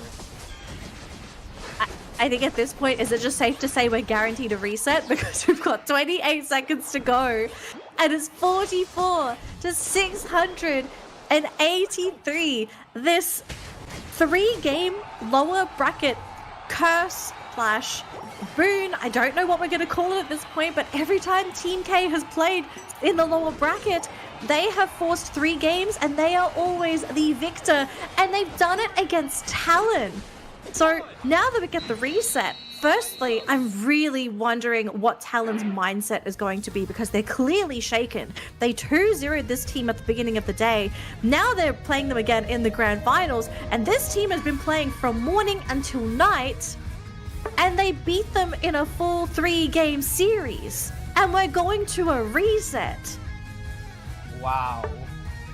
South Korea. Team My brain K. is just blown. Yeah. I mean, for comparison, Miran Sejong in Southeast Asia League also did a lower bracket run. And this might be the possible case as well for Team K. They want to make sure to study their opponents, how they move, how they play, and when they know everything else, when they know how a team functions, it would be their game. And definitely this is not Talon. This is not what Talon wants to happen. They don't want the reason to happen. But sad to say, it happened already. So this is probably one of the most critical moments as a member of Talon, as a fan of Talon. You don't want to see this. It's painful for you to experience this. But Team K pushing their limits. This is a wake-up call, not just in Talon, but to the whole region of the Philippines, that they are not the kings anymore of APAC leagues. And not just that though, I think this is also a wake-up call to all the teams in South Korea, you know? It just goes to show that it doesn't matter what region you're from. If you put in the work, it's going to pay off eventually.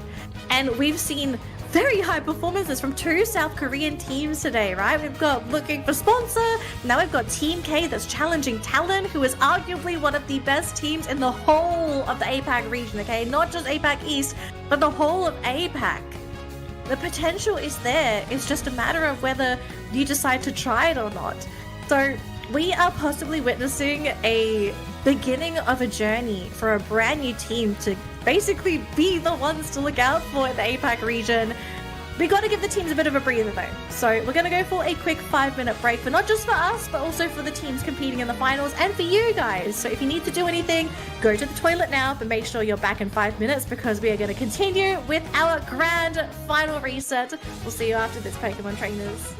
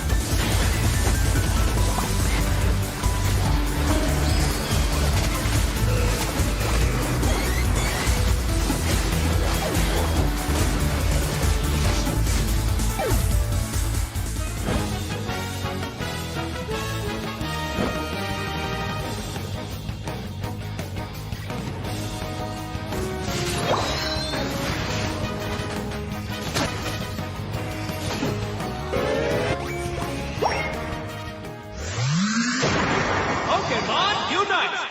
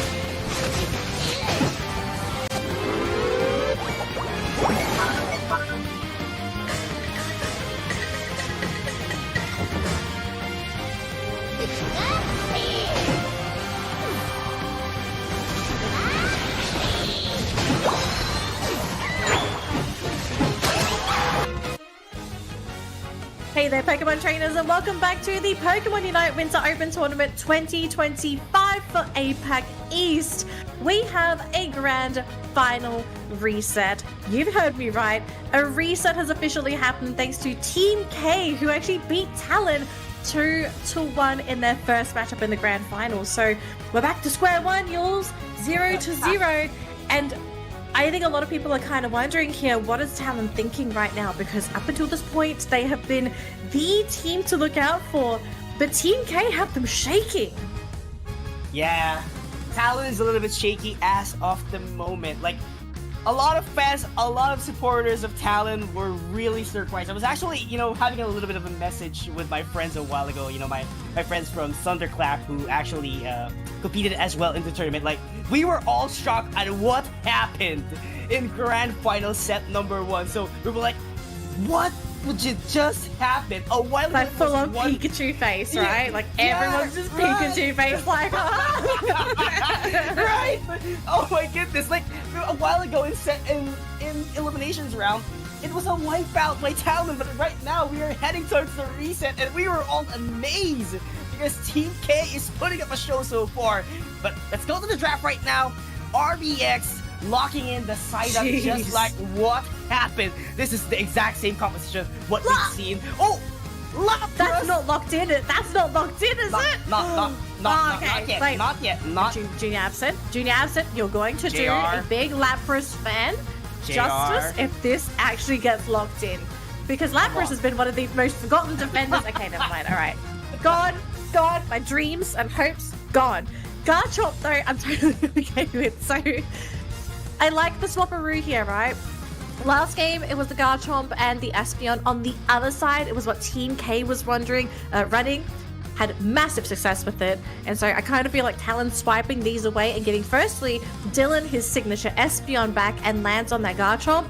Totally happy with these choices. But Glaceon is going to make its first appearance today. This time on Team K with the Blaziken.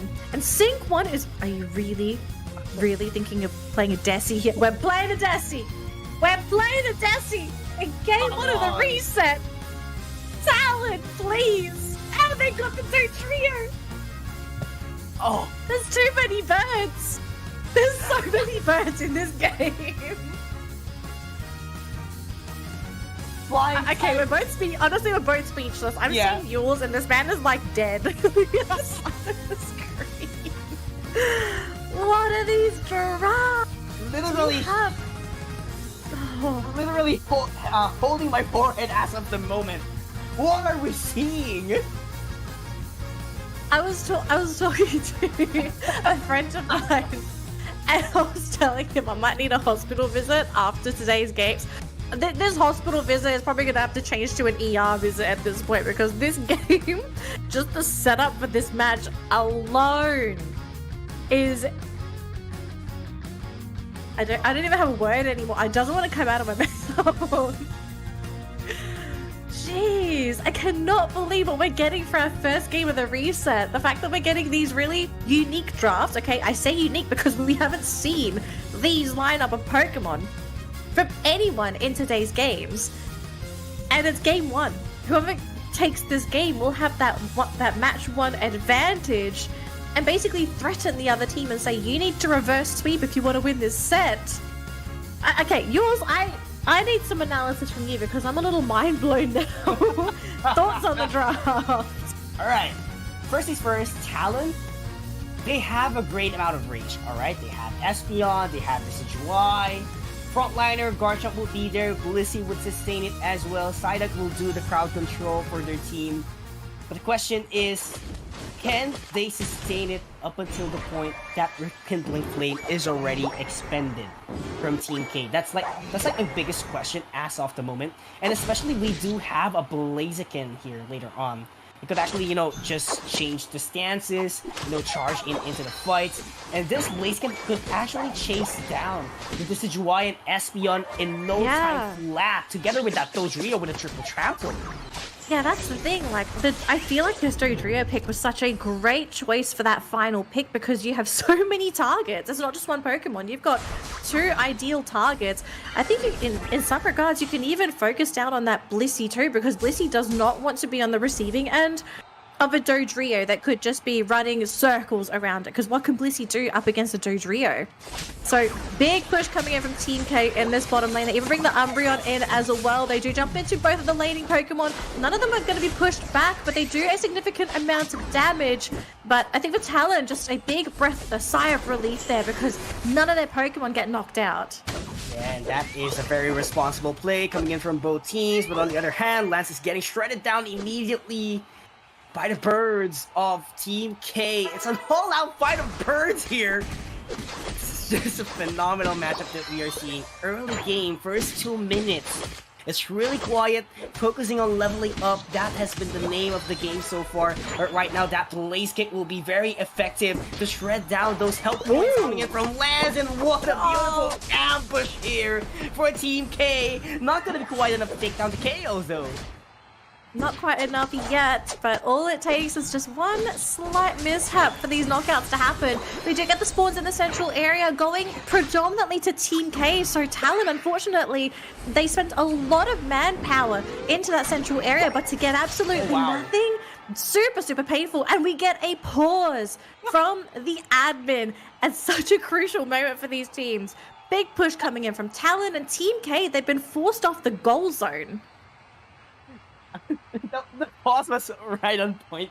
Like, I was about to tell that, look at the HP of the Glaceon. It was literally one basic attack, and they just paused the game. Like, it was really on site. I thought they were gonna knock out the Glaceon, actually, but, you know, a little bit unfortunate for the Decidueye, but yeah, we do apologize for this technical difficulties that we are experiencing as of the moment. But, Danley, what are your thoughts at the first 2 minute and 20-second-ish off the game? What do you think? Look, going over levels, it's going according to plan for Talon, right? They've got the level 7 on the Desi, and this is not just any Desi either. This is Sync 1. Is it Sync 1? Yeah, Sync 1 is playing that Desi, and he's landing some really great snipes onto Team K. And it's actually to the point where you can see, like, he's really zoned them out because they can't stand on the goal zone. You've got Dodrio that kind of reeled back because I think if Kepek gets hit by a basic attack and an arrow, that's probably going to be it for him. Umbreon is going to be at risk of being sniped as well because you have an Espeon in the front lines ready to dish out damage as well. I kind of feel like, positioning-wise, Talon have the upper hand here. They can break the goal zone, and Team K might just have to, you know, suck it up because what can they really do? You try and commit for a team fight here, I think there's a really good chance that they just get wiped. I think you have to find a different place to fight or at least create a different opportunity because this is just not the ideal place to be in. Yeah, and here's the thing, like, they do have this Decidueye, right? So, like, in my opinion, a while ago, I was actually thinking that maybe it could have been better if they got the Inteleon, but at the same time, I understand why the Decidueye was the primary pick here for the side of Talon, because that Spirit Shackle doesn't have an indicator. It's just you're gonna get sniped down by the arrows compared to a snipe shot of an Inteleon who has an indicator wherein you have ample time for you to dodge it immediately. So that is the main threat as of the moment of Team K, because as a Decidueye, you need a high caliber player in order to use that. And Talon has that mindset and has that kind of player. And you know, being a high caliber player, landing those Spirit Shackles, it would be difficult for Team K to dodge those by not having that kind of indicator compared to an Inteleon. I think it's not just the indicator as well, but there are certain Pokemon that really get hindered by the Spirit Shackle, and in particular is Dodrio. Like any Pokemon that wants mobility, you get hit by the Spirit Shackle. Remember, you also get the Shackle effect. The slow on any agile Pokemon is, in some cases, lethal. Like, that's enough setup just to get these Pokemon knocked out and sent back to the Pokemon Center. And there are two Pokemon, actually, that I'm kind of looking at here that really don't want to be hit by the Spirit Shackles. Obviously, Dodrio, but that secondary Pokemon is Blaziken, right? That's a Pokemon that wants to be mobile, that wants to be able to get on top of its targets. But if you get hit by multiple Spirit Shackles, like, I don't even think this Blaziken's going to reach the Decidueye. Yeah, and it seems like we got a message here, actually, that Talon is having an internet connection issues as of the moment. So Oh, not quite unfortunate. sure how many minutes does Talon have in order to, get back into the game and hold this pause for quite some time. So very unfortunate for their team. They have to get back as soon as possible, because if they don't, definitely this would cost them a game. Oh, that would really hurt for them if they're not able to get this sorted. Hopefully they do, though. I think they're probably troubleshooting this at the team house or wherever the team is at the moment. I'm not quite sure if the team is boot camping together or if they might just be sort of, playing from their individual homes. I didn't actually ask them that. I probably should have. But for all we know, I mean, the team's playing great together, so I'm not going to complain or anything. Big push here from Talon, though, as they do get a couple of scores in. Team K, the team is split. They are really scared of being caught, and yeah, they're going to just sacrifice that bottom goal zone, and they're just going to go back to getting those wild Pokemon and just basically catching up on that experience. Whereas up top, we have the battle of the top laners, a Combuskin going up against that Gabite. And gotta be a little bit careful with the Gabite, because you can be quite a difficult Pokemon to deal with if he manages to stack up the attack speed with the basic attacks. This Pokemon is deceptively powerful. Yeah. It's going to be very difficult in the later stages of this game, so Talon needs to be very careful in the late game and, not be overconfident as of the moment. But right now, Team K actually set their prioritization into the Regieleki to apply some pressure in top lane in terms of the scoring goals of Team K. But on the other hand, Dylan is here trying to solo things down with the Regirock. Psychic Slayer was pop up. Oh, the steal! But very unfortunate things have turned. The pain! The pain! Dylan getting out-secured by a Ho-Oh at the very moment, even committed the Psychic Slayer for that as well. Super painful, very unfortunate. And now we have a bit of a push happening in this top lane. Blaziken ready to go, pushing back that Blissey, and I think we're going to lose Junior Absent here because there's only so much you can do. It's actually Egg Bomb on this Blissey as well, so you have a little bit of knock-up, a little bit of damage as well, but it's going to be the heal build on the Blissey this game. Talon getting walked all over, but at the cost of Blaziken and this Umbreon, they will thankfully be able to secure some of these scores, but they have to be careful, because if they lose this Glaceon, I think this is going to be a bit too costly for Team K. Costly indeed. Team K has to back away immediately, because, Talon might flip this once and for all immediately, knowing that this Gabite lands.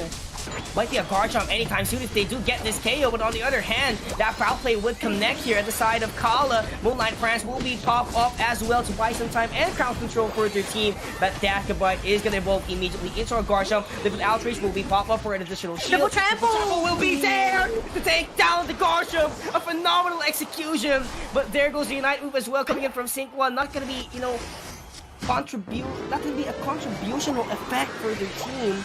So on the other hand, Team K, despite losing a lot of numbers out there, they managed to convert some scores. Yeah, honestly, big play by Kepek. If it wasn't for him turning the Garchomp into a dinosaur nugget, I think they probably would have actually lost that fight in that top lane. So great foresight coming in from Dodrio to come in and finish off that Garchomp with the triple trample before things got a little bit too dicey. Now, speaking of dicey, it is looking pretty dicey in that top lane, but really a great Bliss assist to get the final knockout there onto Umbreon. And with Blaziken all alone with no support, he can only really watch on as that Regieleki gets shredded and is going to start pushing into that tier 1 goal zone in the top lane for Team K. We've got 2 Pokemon defending so far. Blaziken, though, very low. Ho-Oh here as well. They do have the Umbreon, but looks like they will be able to walk that Regieleki in. Do they have the damage? Maybe Talon have overstepped their boundaries. This Umbreon really wants these backline attackers, but it doesn't matter. Goal zone is down. They get these Pokemon, and Talon are just eating them up. I have no idea why Sync 1 was just there, doing the basic attacks, doing the Spirit Shackle. Team K completely ignored his presence, which made it possible for Talon to get a lot of damage, to get a lot of KOs, and to get that goal zone eventually. They have to set their prioritization towards Sync 1. You have to respect Sync 1. He is a menace. Again, like as you said, right? You leave him to do whatever he wants.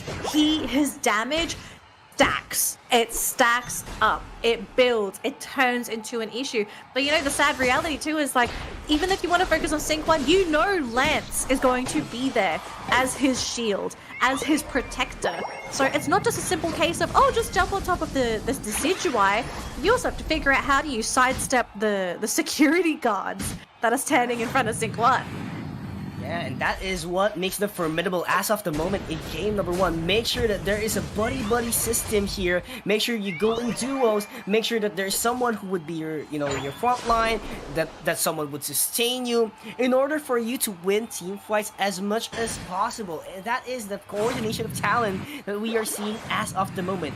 But right now, 14 seconds on the clock until that Regulator comes back. This is what Talon needs. The pressure, the added pressure towards top lane. But Team K is eyeing on the XP and the buff. But this would be unfortunate if that would be a Regice on their favor. Well, let's see what it's going to be. Is it going to be a team-wide beneficial buff, or is this going to be something that's just going to keep him alive? It's a Reggie Rook, so this extra bonus defense might be what Team K needs to equalize this game and take the Rayquaza. We're not seeing a sneak attack as of the moment by Talon. They have to make use of that Regieleki buff. It's very quite unfortunate. But on the other hand, Lance is very low on HP. Foul play is very beautiful together with the Woodline Prince. But there goes the Blitz assistance as well for added sustain. But the Glacial stage was popped up as well. Demon will be there, popping up some Psychic Solaire in order to do a little bit of crowd control. But Team K is still at Rayquaza spin. They are going slowly but surely. Overhit will not hit as of the moment. That Glaceon is being chased down by Dylan immediately. And Kala not on the front line. Triple Trapple will be there, but the value is not quite enough that Team K wants to happen. But still on a 3v3 fight. Talon needs a reset as of the moment, but they just have to play tag. There's no unites as well, so they don't even have anything to fall back to. Dodrio. He's gonna score 100 by himself. It's a tier 1 goal zone as well. So there's 32. He's gonna score the rest in that tier 2 in that top lane. But you can see Talon, they're now starting to feel stressed because they're now behind on points. They have to take the Rayquaza, and they only have a minute to do it. But look at this. We have Kepek in the back lines on that Dodrio, ready to go for the backstab. He sees the Decidueye. He also sees the Espeon. And look at this. Deletes the Desi and the Blissey. And that's going to be it. Team K dismantle Talon in game 1 of our grand final reset, putting them one step closer to the Asia Champions League finals. Unbelievable performance. Team K with the exclamation point up against Talon. Do not let that Dodrio run away. And that special ability was on point. Run away from the team fight, score the goals that the team needs in order to convert that victory. And Talon took the bait. Talon took the opportunity to go for the team fight, but sad to say, it wasn't their game. It really was not their game. The drafts, the plays coming out from both sides, it really could have gone either way. But execution-wise, I feel like Team K, they are starting to really play with Talon's feelings. Like, as soon as Talon starts to get comfortable, Team K pulls something out, and it's at the worst possible moment. The fact that no one scouted out the Kepek, they had no idea what the Dodrio was. Maybe they thought he was just going to try and go and continue for those back caps. Little did Sync 1 and Dylan know that this Dodrio was lurking in the bush right next to him, right behind him, ready to annihilate him, because that is Dodrio's job. Like, that's the classic job for that speedster, just picking off these very, very squishy attackers. I can't believe we're getting not only a game advantage for Team K, but this was the team that got 2-0'd by Talon at the beginning of the day, and they are about to steal the travel award and invite to the ACL finals away from them as well. This shows how formidable Team K is. Pokemon trainers out there, this is a wake-up call. If you're really unknown into the scene, make an introduction. And that is what Team K is doing right now as of the moment. They're taking down little by little, one of the strongest teams, not just in APAC East, not just in APAC, but in the whole world, because Talon has been a consistent global contender in Pokemon Unite. And this newcomer, this underdog, Team K, making sure that they do get the spotlight in this tournament, and making sure that they are one win away to seal their tickets to ACL Finals. It's not over yet though, Yules. We still have what we could be 2 more games, but that's a matter of whether or not Team K is going to be able to win the next one, because if they win the next game, that is it. Grand finals are over. They will be our champions. But for Talon, they have a colossal task at hand, and that task being getting to back-to-back wins. They have to reverse sweep in these next 2 games. Otherwise, that is going to be it. They're going to come in second place, and everything that they've worked so hard for today, it's going to go to a different team. So let's talk a little more about Talon here, because I think we've been talking quite a lot about Team K and their success. What's happened with Talon? Like, they look shaken. They don't look as confident as they did in their earlier matchups. Is it a case of just the different drafting? Do you feel like maybe they're playing a little bit too confident? Like, what's happened to Talon that's kind of made them crumble? I feel like they were a little bit of an experimental during the first set of best of 3. And the moment that they lost those games, those important games, they were shaken down.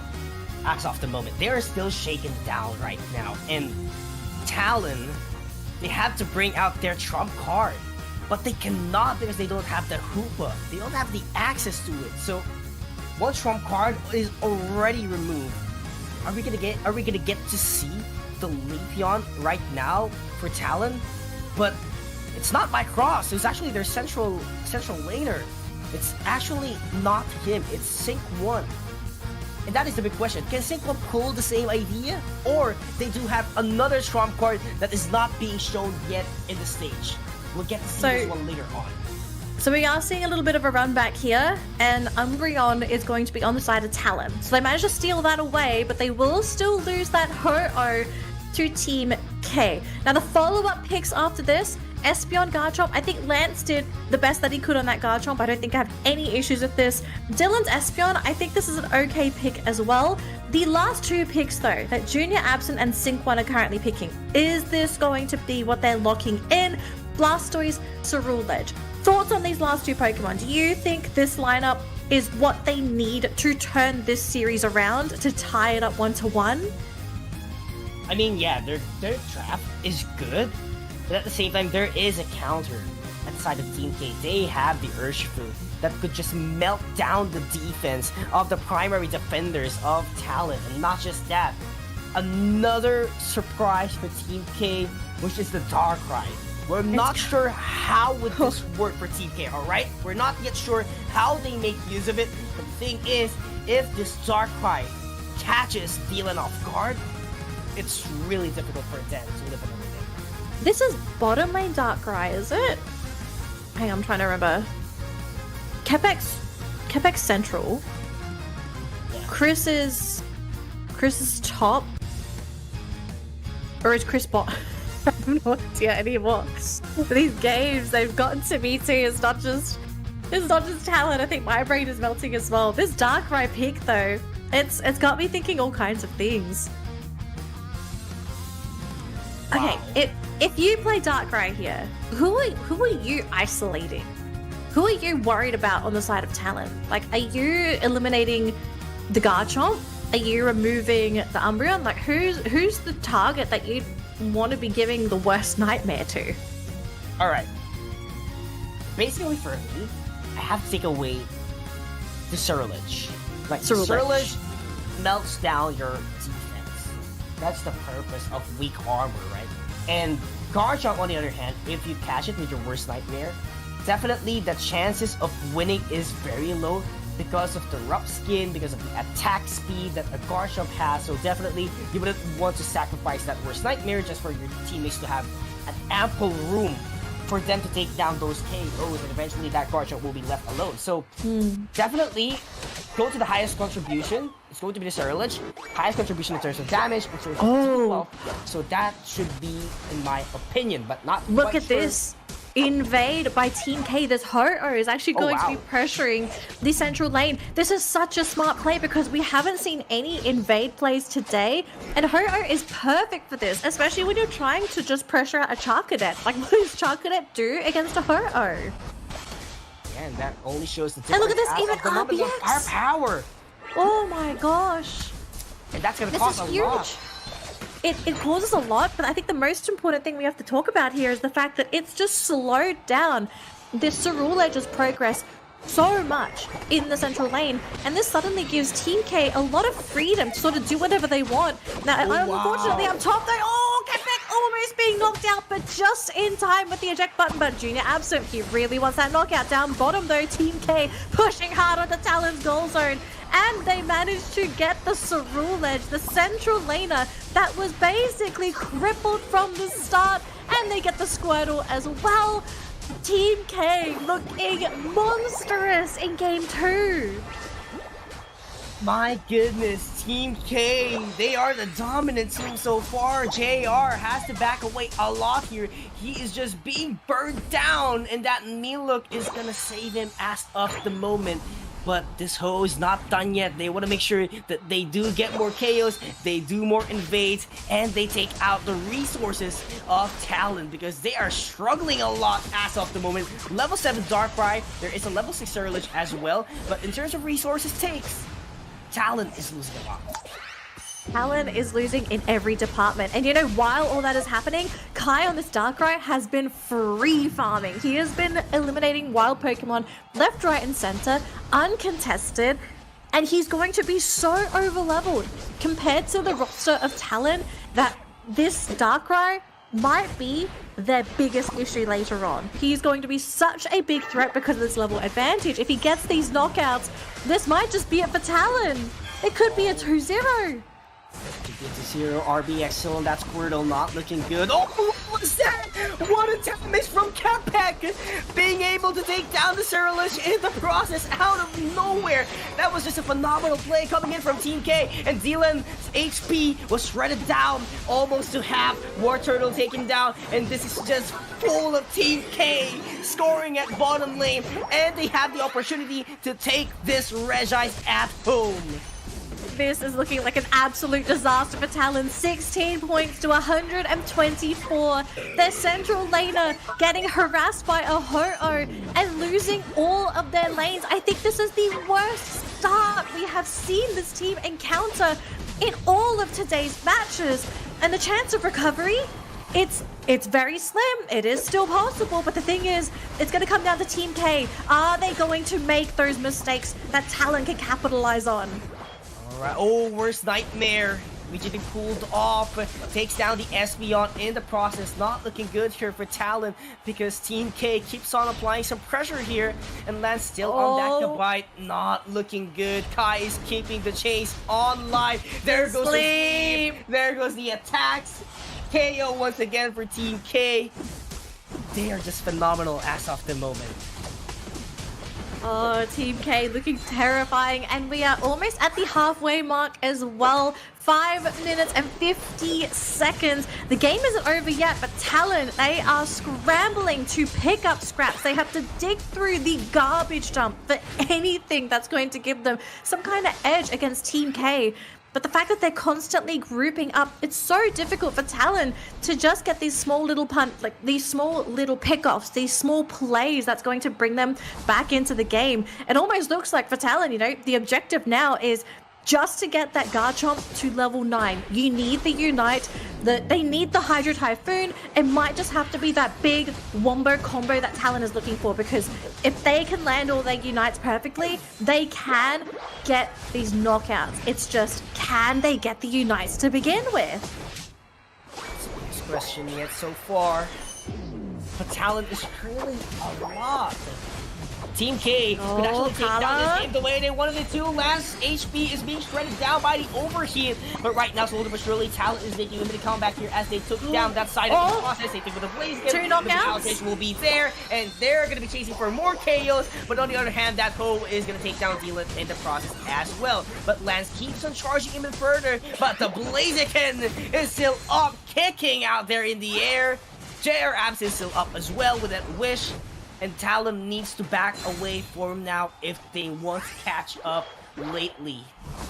Yep, they used the Livid Outrage on Lance as well, so that's not available anymore. And oh my gosh, the charge up there from the Blaziken doesn't connect, but it doesn't matter. They managed to get rid of that Umbreon. Espeon though with the steal, very big advantage there for Talon. Maybe this Regieleki is what they need to get back into this game. They're finally scoring. They're going to get this Ho-Oh. That's another big injection of experience any second now. They finally get it.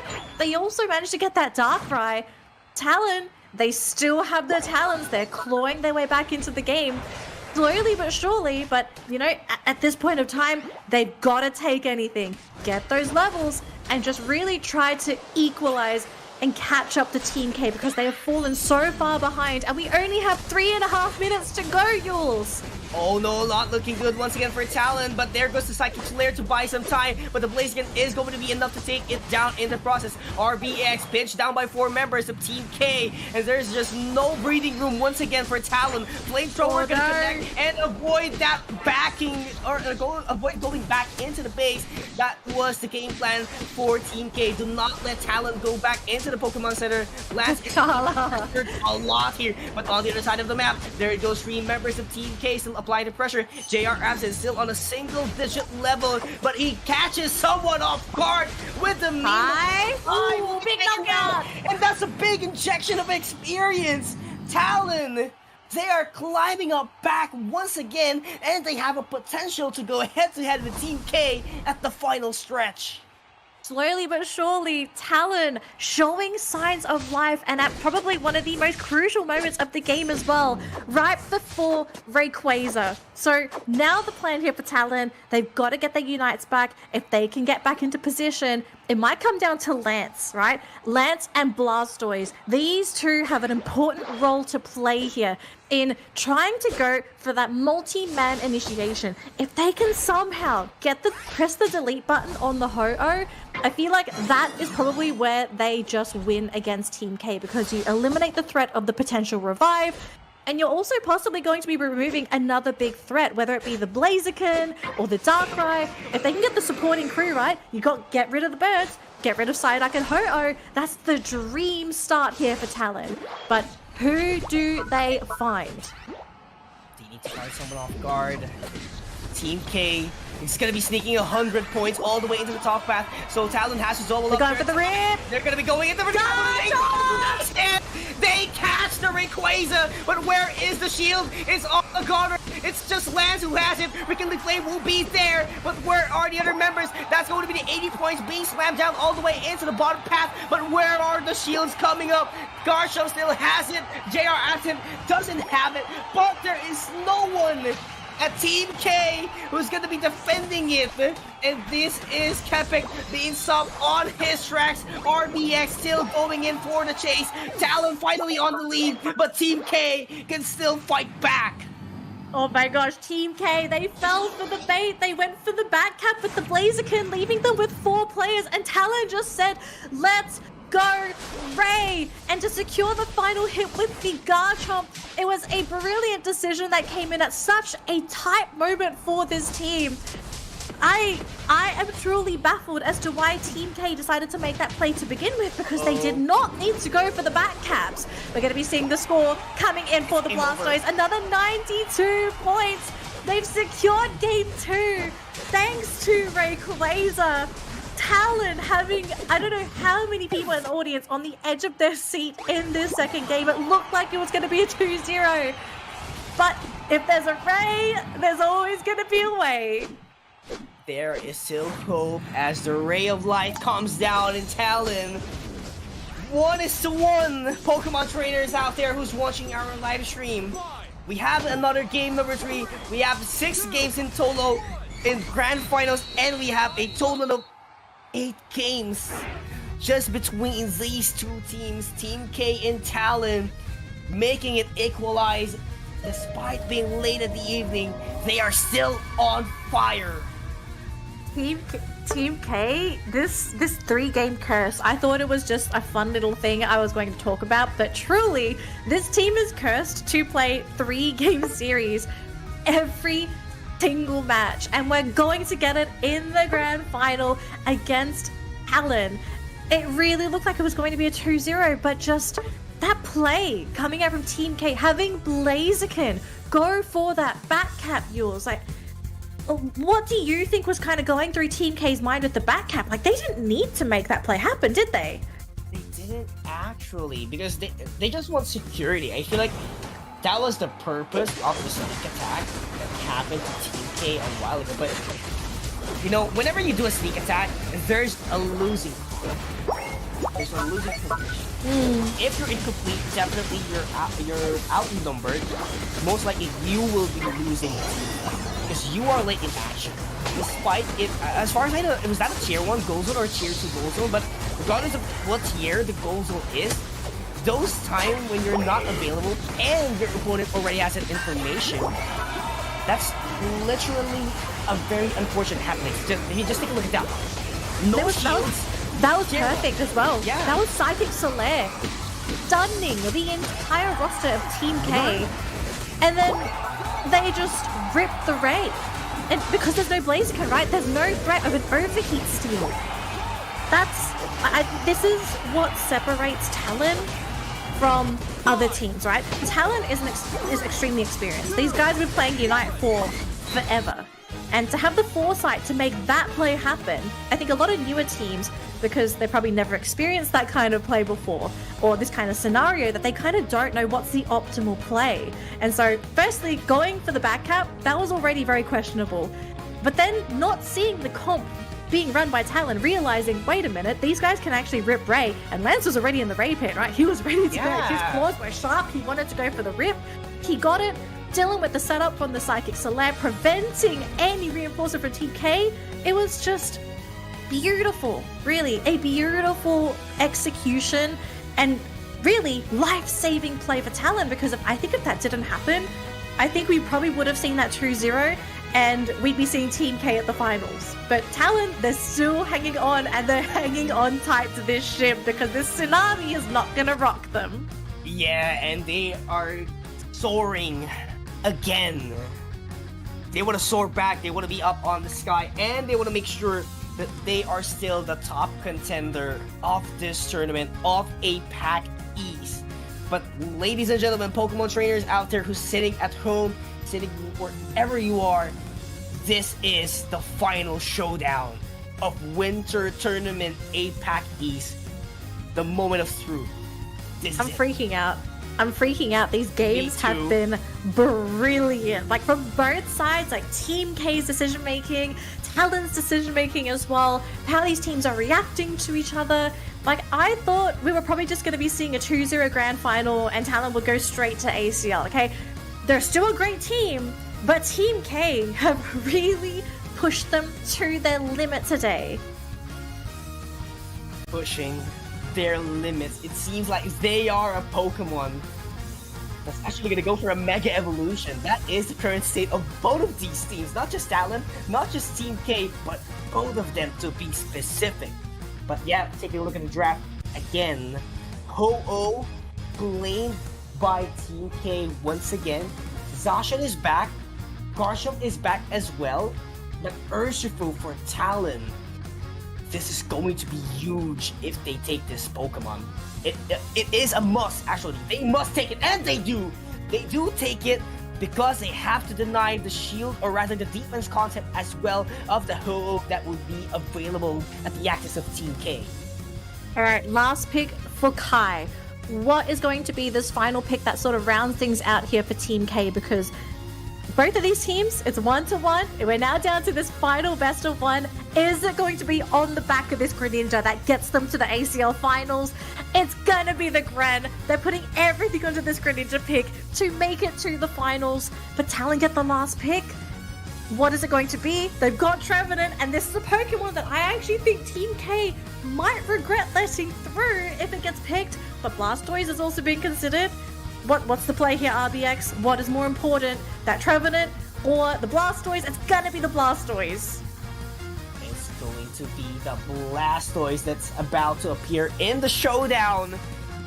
Ladies and gentlemen, this is the final dance, but taking a look at the current composition, I love the defense from Talon, I love the zoning capabilities, but here's the thing, if they zone out Team K, if they force out the fight after the zone, there are a lot of second chances for Team K.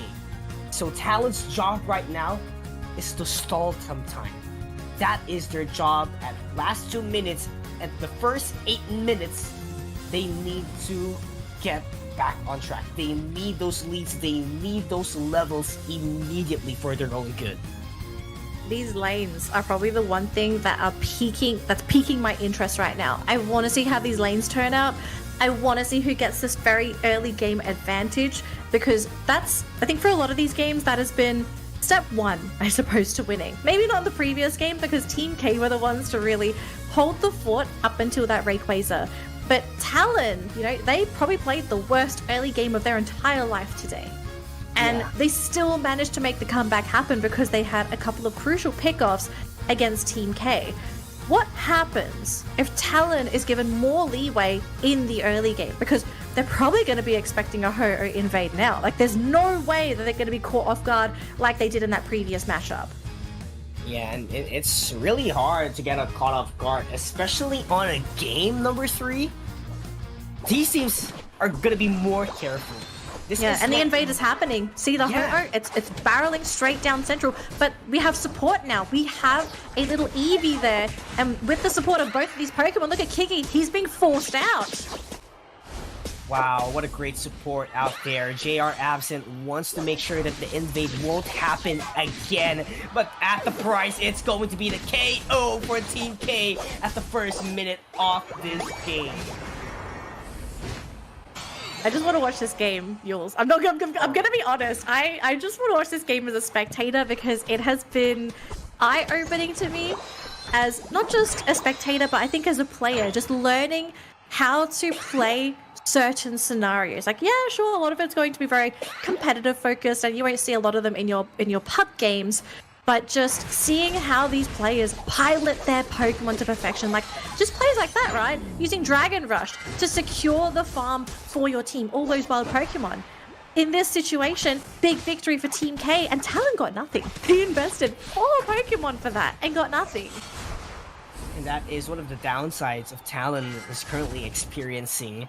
Both teams having a champion time, but there is only one champion for this tournament, and this is the game we are about to determine who's gonna be the winners of this tournament. But on the other hand, Talon wants to go for the aggression here. Kala gets taken down immediately in the process, but Kai wants to eject back all the way at the forest of Talon, and Dylan is still in for the chase. But on the other hand, Lance wants to go in for this Wobbles and Altarius all the way into the middle side of the map. But there is no one backup, but Kai gets taken down.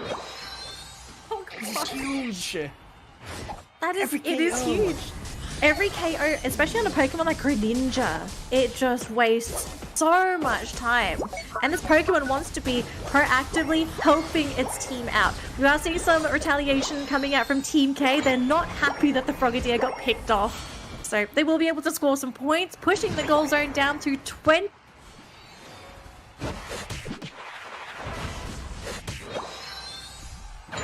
It's a bloodbath. Oh, bloodbath. Talon have to bounce back because Team K is still controlling the game as of the moment. In terms of XP, it's really on par But Team K is always ahead in terms of position. But Talon was able to respond on time quite yet. It's and a they're full gonna roster. Be initiating. It's a full roster. It's a full rush. And that is going to be disturbed by a lot of time. Oh! But still, Talon gets it immediately. And Team K is falling back one by one. Water Shurikens are not going to be hitting as all as they could. And there goes Talon being able to overcap bottom path. No more calculations. No more whatsoever. They just want to take it down. And it's going to come at the cost of this Reggie Alecki, but I think if you're Talon, you're totally okay with this because you have a really big level advantage now. Sure, you lost the Reggie Alecki, but because the Garchomp wasn't there, you weren't in any imminent threat of being caught in a potential Dragon Rush, because I think Garchomp evolved as he was doing the Reggie Alecki. He was, I think, still a Gabite, or I could be wrong. I'm not 100% sure I remember. But just the numbers disadvantage, especially for Team K's lineup, it plays a pretty big role in the success of their fights. But they have their levels now. 9 on Greninja, 9 on Zacian, 9 on that Garchomp. Is this maybe the time that we see Team K go for a heavy push, because 2 Pokemon are currently absent? One of them is top, one of them is finally coming in. Big Surf though coming in from RBX, catching up multiple Pokemon, forcing out the Livid Outrage on this Garchomp, who desperately wants that Blastoise, but the Surf is there, and it's going to be all for nothing. It's actually a Greninja that gets paid as tax to Talon. And it is just Team K right off the bat falling back immediately, knowing that the threat of Talon is not a joke already, because they have catched up in terms of their levels, in terms of the macro plays and everything. And that's why Talon, on the other hand, is controlling the bottom lane so far, because they want the next major objective that is going to spawn after 15 seconds up until this point. But right now, Team K is going to be cleaning up those wild Pokemons to catch up against Talon, and they might force something out in just a bit. Oh boy, 4 seconds for these teams to decide if they want to go for a full team commitment. Garchomp's going to stay up top, and it looks like Cerulege is going to be challenging him up there. So a 4v4 is about to ensure in this bottom lane. Zacian going to be the first one to start. It's just a Reg Ice though, but the commitment is there. Big Surf landing onto 2, followed up by the Unite as well, knocking out Pokemon into the air, and even the Umbreon coming in with the follow-up disables. They may have lost the Urshifu and the Cerulege, but for Talon, the victory is there. They will be able to get the revives off though. Greninja's back, but about to get popped. The Unite, but it doesn't matter. What a Psychic Solaire in order to pin them down after the McKinley Flame was actually phenomenal for Talon, and they are still winning the fight, and they are winning the objective as well. But at the price, that's going to be the Regieleki marching all the way to the top path, but Lance is ready for the defense, and Talon will just enjoy the buff and the XP after that all-out brawl from Team K. Team K, I mean, they are still showing signs of life. This Garchomp might be their last lifeline as this game goes later and later. It's still close, Jules. You know, as much as we are praising Talon for some of the great plays that are coming out from them as they fight for these objectives, Team K still have a very good chance at having a successful late game. Ho-Oh gets picked off, but does provide some very important vision for Team K. They know roughly where this Urshifu, Blastoise, and Espeon are. So if they want to go to that bottom lane, Greninja will have a lot more freedom to do so. Livid Outrage actually being forced out by this Garchomp to zone out these Pokemon from Talon, but nobody got knocked out. They almost got the KO, but there was just no follow-up damage. Cerulege does go down, so it's a 1-for-1 trade at the end of the day. Oh, Talon playing with fire, but I think that was a really great play coming out from Garchomp, because that really stopped them from taking that T1 goal zone. Yeah, and it is actually an equal trade-off for both of these teams, so both of them are being careful right now, because they don't want to overextend those fights. They don't want to lose more members in the process, knowing that they need those Unite moves available later on for final stretch, and it is just 30 seconds on the clock before that objective spawns immediately. So both of the teams right now are being very careful as of the moment. RBX needs those spacing, needs to check those tall grasses, and I do feel like there's not going to be a fight that would happen unless Rayquaza appears as of now. 13 seconds to go. No Reggies, I think, can be taken at this point in time. It's too short. Yeah. And with Talon, you know, look at how dominant their position is. They are basically around the Rayquaza pit. They don't have the Garchomp on their side, so they can't really go for that rip play. So it's going to be up to Team K to decide what is going to be the play here. Are they going to be the ones to dive into Talon? Do they maybe try and bait Talon into a play? Because if we talk about Unites, Talon have the advantage with crowd control Unites. One wrong move, one wrong bottleneck, and you will be stun locked by all of these abilities. Very quiet. JR absent. Still giving the vision together with RBX, where the shurikens being thrown out, but not gonna be quite enough to add some pressure as of the moment. But right now, Team K is leading the charge as of the moment. Kepek doing some swords dance out here, making sure that they dance with Talon. But what is going to be their next call? They don't know what to do. They need to make something happen. Jackson! Thought of Double Light Rush will be there, but he gets taken down immediately into the process. But we cannot see the Hydro Typhoon being used, and the defender was taken down by Talon immediately. Rekindled Flame is still up. Team K has a lot of chance, but Talon, what can they do with 3 members left? They have to take the Rayquaza away. They didn't get it, Talon! They do have some time, they do have some points to make the security be available, but there goes the 5-man revive coming in with the Rekindling Flame, and they just have to defend the tier 1 goal zone. Talon, 30 seconds to defend things down. There are still a few Pokemon with shields. Most importantly, they gotta get rid of that Urshifu, because I think that is the last Pokemon to have a shield on the side of Talon. And keep in mind, there's a bottom tier 1 goal zone. If these Pokemon survive for Team K, they could turn it around. But they lost their 2 most important Pokemon, the Zacian, as well as the Garchomp, with 8 seconds to go. Thanks to Lance on the Cerulege, he has saved Talon. He has sent them to Japan. They're going to the Asia Champions League Grand Finals. What an ending there from Talon. Wow. I am a fan of Talon as a Filipino, but I think I am a fan of Team K as a player. They really showed that they can stand up into this high-level competition, be on the same level as Talon, but they fell short.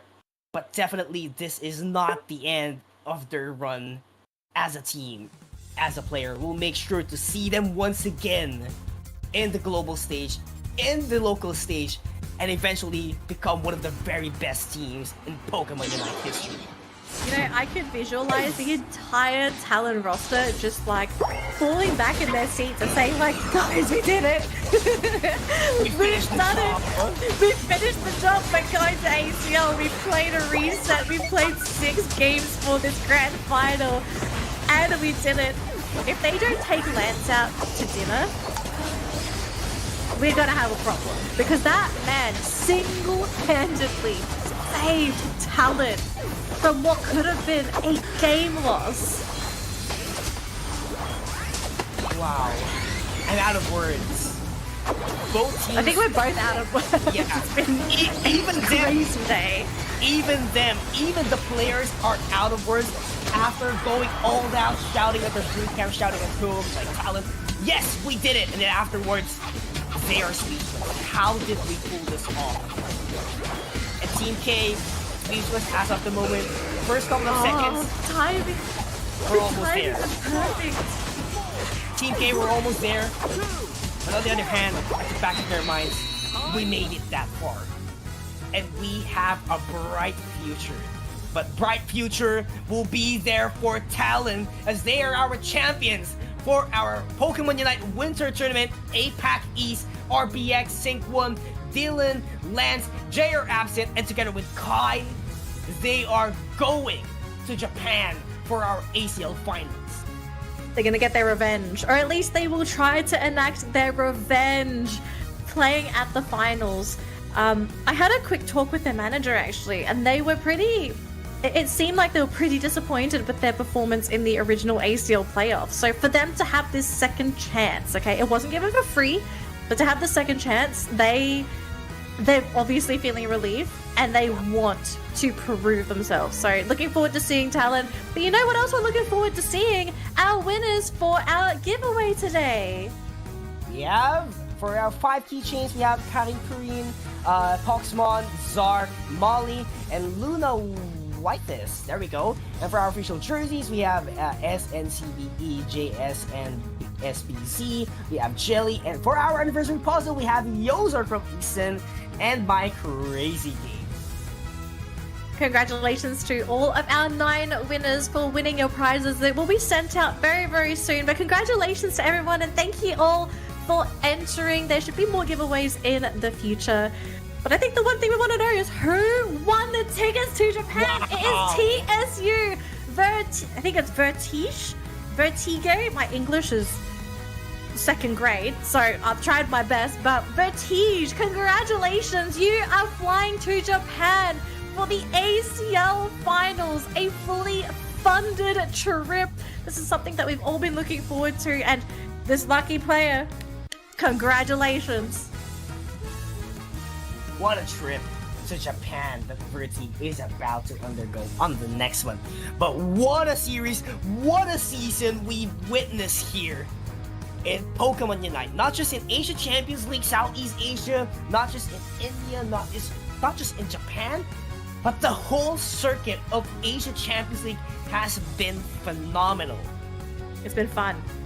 It's been a Absolutely. fun ride, a fun roller coaster, and I expect this roller coaster to get even bumpier once the finals kick off at the end of March. I think that's what we're all looking forward to now, right? That is the tournament that everyone is preparing for. It's still going to be over a month away. Okay, so do not panic. You're not going to miss it. It's not next weekend. It's the 29th and 30th of March. That is the hard date for the ACL Finals. If you haven't already, just chuck it into your calendar on your phone, on your laptop, your computer, whatever. But do not miss the finals. It's going to be a wonderful one. Yeah, it's going to be the wonderful one. But again, every story has come to an end. But this is just for Winter Tournament. We still have our ACL Finals at March. Again, Hickyos and Danley here at your service for Winter Tournament APAC East. And we'll be seeing you next time.